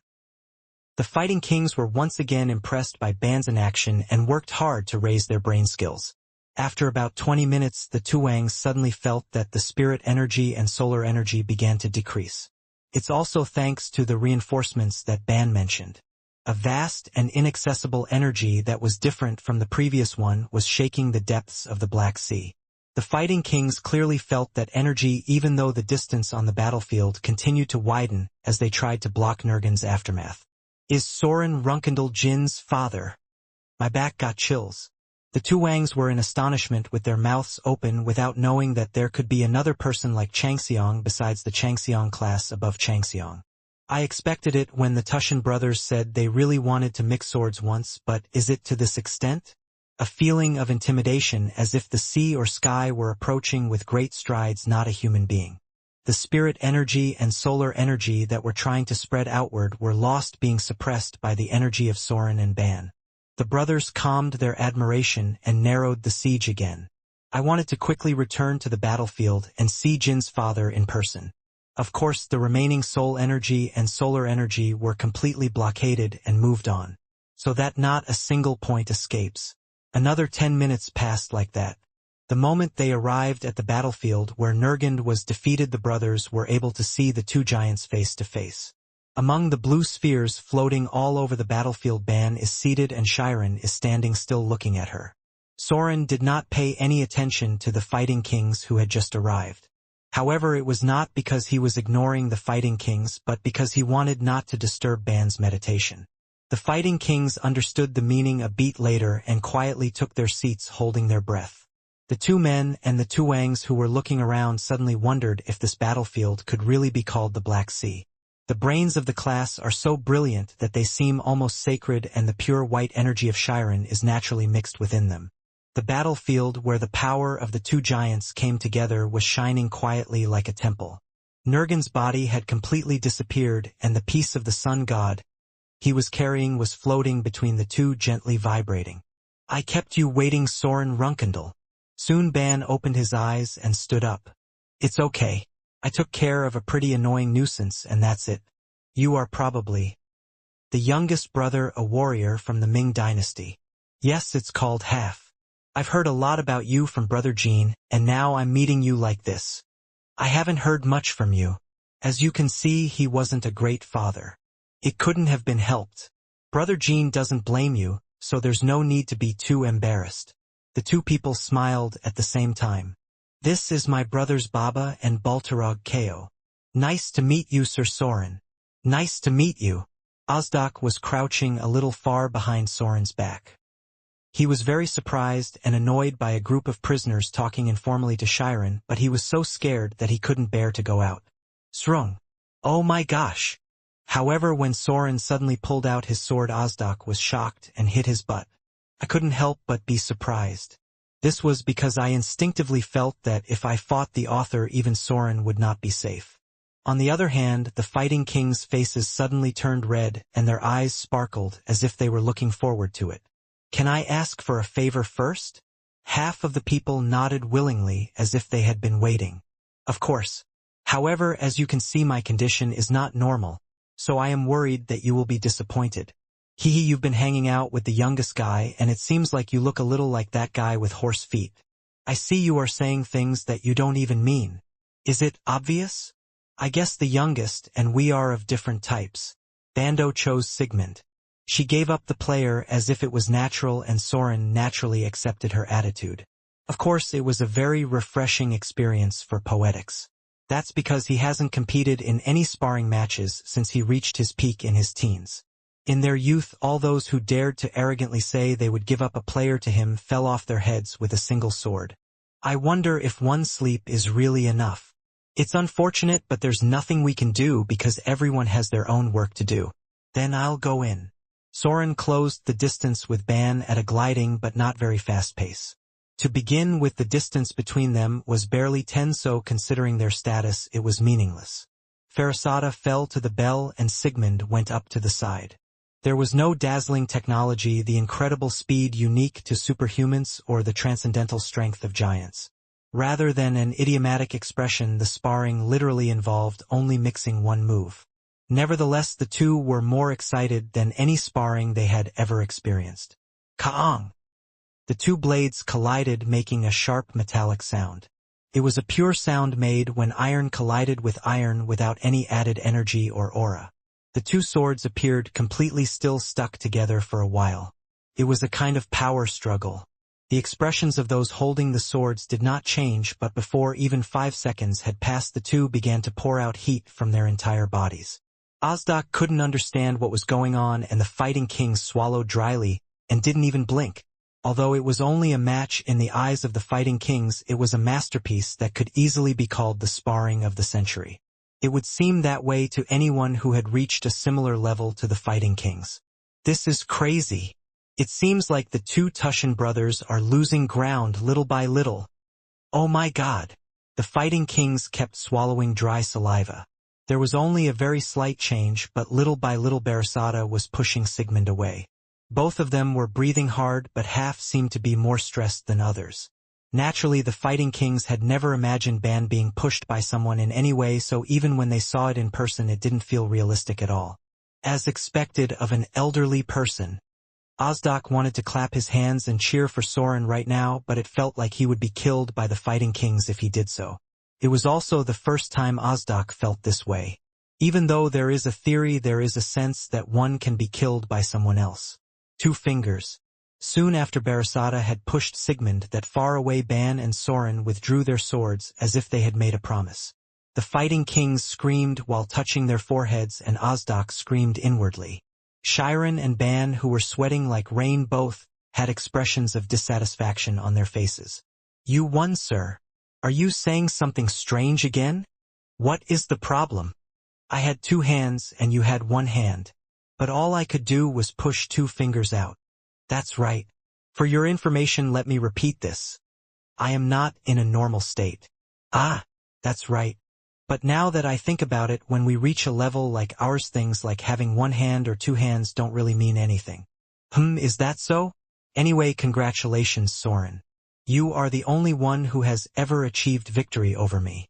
There was silence for a while. The fighting kings, who had been very shocked, felt relieved, and Ozdak became irritated for some reason. Of course I couldn't keep my mouth shut. Brothers, if you have any jewelry, please bring it. The fighting kings quickly took out the jewel liquor and handed it to Ban.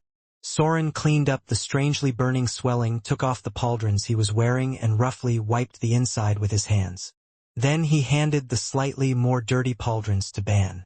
Ban was shocked for a moment and had no choice but to accept the pauldrons. It's not to the taste of most humans, but somehow you seem to know the taste even without light heart. Go ahead and give it to me. Gulp, gurgle. Transparent gemstones were stuffed into the pauldrons. Kang's shoulder pads clashed and the two emptied their drinks in one go. It's a great drink. If I had known we would meet like this, I would have brought proper drinks and food. Luna said that food is very valuable for the expedition team, so take this at least. Okay. But are you going back now? That's right. Do you by any chance need my help? Now there will be only one person left named Morganil. Only I can catch him. But on the way I found a strange trace. It looked like a portal used by those who strengthened Nurgand. Ban's eyes widened. Who? It's the portal of the Sun God Church. That means maybe my brothers and I can go back without one more hassle. It seemed like Nurgand had left it behind on purpose. From the looks of it, he must have been used by them. Can I ask for guidance? Sure. Then let's go right away. The class that had spoken up to that point suddenly stumbled. Soren naturally caught her. The fighting kings looked at the class in horror once again. You should have used both hands. You're a disgrace for showing such pride against me. Ban was very agitated by those words but sighed and nodded. Yes, actually I am regretting it. But what can you do? If the situation were the same, you would have done the same. Well, that's right. Speak to me when you're ready and I'll take you straight to the portal. After sitting still for a while, the class went into meditation again. Shiren, looking a little tired, sat down next to him and meditated, and then the 2 kings and Ozdak also sat side by side and closed their eyes. Of course, Ozdak, a monster, was not particularly effective. Eggplant. Ban stood up and grabbed the piece floating in the air with one hand. He then clenched his fist and crushed it as if he were crushing an apple, but it was not completely destroyed. The crushed piece no longer functioned like a broken machine, and I was half feeling it. The piece was not completely broken, and with just the slightest chance, it could be transformed into a dangerous object at any time, like in the battle just now. I think it would be best for you to take this and deal with it. It is too dangerous to study and use. I can just throw it away in a place where no one, including the sun goddess, can find it. I understand. I don't know if the sun god cult would continue to exist if they met you today. By the way, did you leave the other expedition members behind? It is dangerous to endure the soul of the dimension gate multiple times. Soren was just strong, and since Ozdak was a monster, he was not affected by the portal. Since the Nirvana were immune to begin with, they were able to use the portal created by Nurgan's spirit and the power of the sun god without much shock. I guess so. Tuangdul and Ozdak followed behind the two.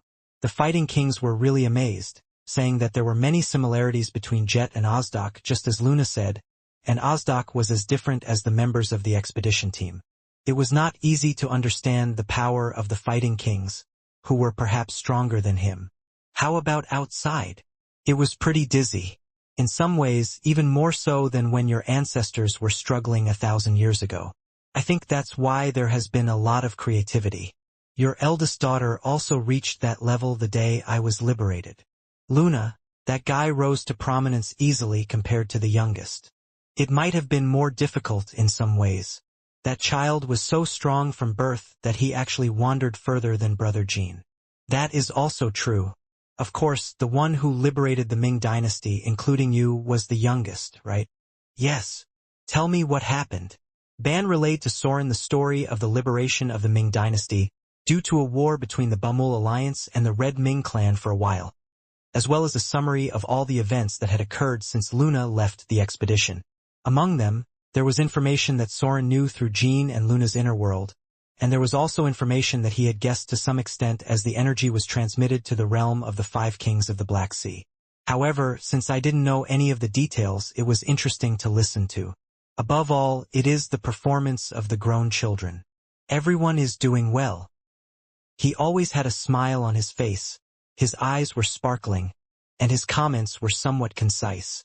When you were explaining Jin's activities, you also had a formidable look on your face. We are brothers, so of course I am proud. I am also a child, so of course. Soren, who had said that far, suddenly remembered the past years when he had fallen into demonic anger. The children, especially Jean, silently endured countless tasks that he should have originally endured. Rose's death became the biggest stigma in Soren's life. It was a stigma of not being able to take care of the family while dealing with one's fate. Ban also had that kind of pain. The decision to call the war against the gods. The brothers who died at that time barely survived and are now the Ming dynasty, who have not seen the light of day for half a millennium. Perhaps because only Ban and Shiren touched the same area in this world. The two fell silent for a moment and counted what each other had experienced. I felt like I could understand it without any explanation. Talaris and Ron. It's been a while since I've had a conversation with someone other than the two of you, like a friend. This is my first time since you were the first head of the family. Timar Runkendal, what kind of person was he? I was definitely not as strong as you in terms of force. But even I wasn't someone I could guarantee. Even though there was a clear difference in level, he was able to defeat anyone. But it actually didn't work out that way. It ended up breaking while fighting against the Zipper. What do you think the reason was? Well, I was already sealed back then, so I don't know the exact aspect or details of the Sword Demon War. I only heard a few big trends. However, if I were to make an inference based on the Timar I saw, he had a bad head. You are insulting someone else's ancestors. When we first saw Brother Jean, our brothers thought he might be the reincarnation of Timar. I thought there were a lot of similarities. But now that I think about it again, Timar was more like you than Brother Jean. Didn't you just say that the first head of the family had bad hair? Do you think you are smart? This is the first question I've ever heard. Being smart means being rational. But your life is far from reason. At some point, you must have realized the fate imposed upon you, and that is why you dedicated your entire life here to the Black Sea. It is not reason but rather an act close to instinct. Soren silently waited for Ban's next words. Ozdak decided not to be surprised by Ban's ease with Soren. Even now that I've overcome the devil, it's actually not that different. You are still faithful to your destiny. And it is not a matter of deciding by reason or will. Although we met for the first time today, Ban understood Soren's life better than anyone else. Because she was like him too. What is a life that is faithful only to a fate that cannot be decided by reason or will? The result was a war with the gods.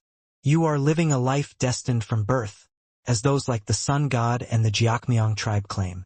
So did I, and so did Timar. But I feel that Brother Jean is different.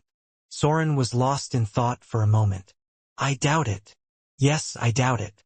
That's the difference between Brother Jean and us. Neither I nor you, Timar, have ever doubted our destiny and our choices. Van had a destiny to conquer the world. Timar had a destiny to fight against Zifel, and Soren had a destiny to conquer the Black Sea. And they moved forward without a single doubt. On the other hand, in Jin's case, there were countless moments when he doubted himself. Because as a regressor, each and every choice I made changed the world. Either good or bad. All of that had to be Jin's responsibility. As a result, me and Timar failed. Still, thanks to meeting a savior called Brother Jean, I was able to begin a new destiny, and Timar's will was inherited. I hope you don't have to rely on Brother Jean like me or Timar. I think so. If you really fulfill your destiny alone, then you will be able to say that you have defeated me once again. There is no such honor in being able to win against me twice. Until then, take care of yourself properly. I will have to break you when you are most perfect. This is truly Brother Jin's fatherly spirit. I had already passed through 2 portals. If Soren went back the same way he came, he only had to cross one more portal, and the portal to the Sun God Church would appear. Was there anything additional to say about the Black Sea to the royalties? Not yet. If there had been, I would have brought back some of the expedition members and told them like last time. Ban's gaze landed on the Barasata hanging on Soren's waist. I wonder what the space is that requires that sword as a key. I'm sure it's a space related to Sodaret. I was able to find out in the first place thanks to the records left behind by Mr. Sodaret. Sodaret, he is a god who is difficult to understand. Our Pluto clan escaped destruction thanks to Sodaret. He had planned many things for Jean a long time ago. 1,000 years ago, Jean was already selected as the last contractee. If that key tells you a secret about him, please tell me. I understand. Afterwards, the 2 people shared their stories like friends who had not seen each other in a long time. Behind them, the fighting kings and Ozdok, who had already become friends, were giggling. Are you saying that Jet is really similar to me? I'm looking forward to it. When I return, I will try to determine who is the best subordinate in this industry. This friend has all kinds of superiority and inferiority. But you said you once pushed Brother Jean and Mary into a pair. Does that mean you don't have any intentions? Ozdok. It's also important to figure out what you're good at. In that sense, Jet and I both went from not knowing ourselves very well to meeting our master well. Do you know Ming Dynasty? This world is wide, and there are countless strong people. However, it is very rare to find a demon like me who is good at work and takes care of the elderly well. Anyway, cheer up, Ozdok. I understand, Baba. I crossed the last portal. Then the entrance to the 5 Kings realm was revealed, and nearby was another portal to the sun god religion that Soren had mentioned. That portal contained a particularly stronger soul energy than the ones used just now. As Soren said, the spirit of Nurgand that remained nearby stuck to him like resentment and prevented the portal from closing. Of course, the party cannot be sure whether the Sun God Church's retreat will appear just by crossing the portal. Perhaps a trap could have appeared. However, Ban and the Ming Dynasty did not care at all. I thought it would be enough to just destroy whatever came out. They have that much power. There was even no reason to hesitate, especially if it was a portal that had the potential to catch the Sun Goddess lead right after Nurgand. It was a pleasure meeting you, Soren Runkendal. Me too, Tusen. The 2 people shook hands and smiled. When all the fighting is over, let's have a big drink. Not with poorly polished pauldrons, but with a proper glass. Okay. But the pauldrons I used as glasses were actually relatively clean. He somehow just used it without cleaning it any further. The reason why Ban didn't clean his pauldrons more was because he didn't want to show Shiren that he was tidy. If I had done that, I would have felt like I lost. In fact, the Ming dynasty is a race that is very sensitive to hygiene. For some reason, it seemed like that, and I got a kick out of it. I'd like to say hello. Go in. Take care. Ozdak. Come on in. Let's always stay bright and cheerful. Moreover, you are not living in a land as tight as the Black Sea but in royalties, right? Hee hee. Soon the Ming dynasty disappeared into the portal. Soren looked at the spot where they had disappeared for a moment, then burst into laughter and walked away. And the sun god believers on the other side of the portal were frightened and took a step back when they saw the Ming dynasty, who came out of nowhere. What? High priest, inform the high priest. Ban looked down at them and said, Brothers, close all passages in this space, including the portal we just used.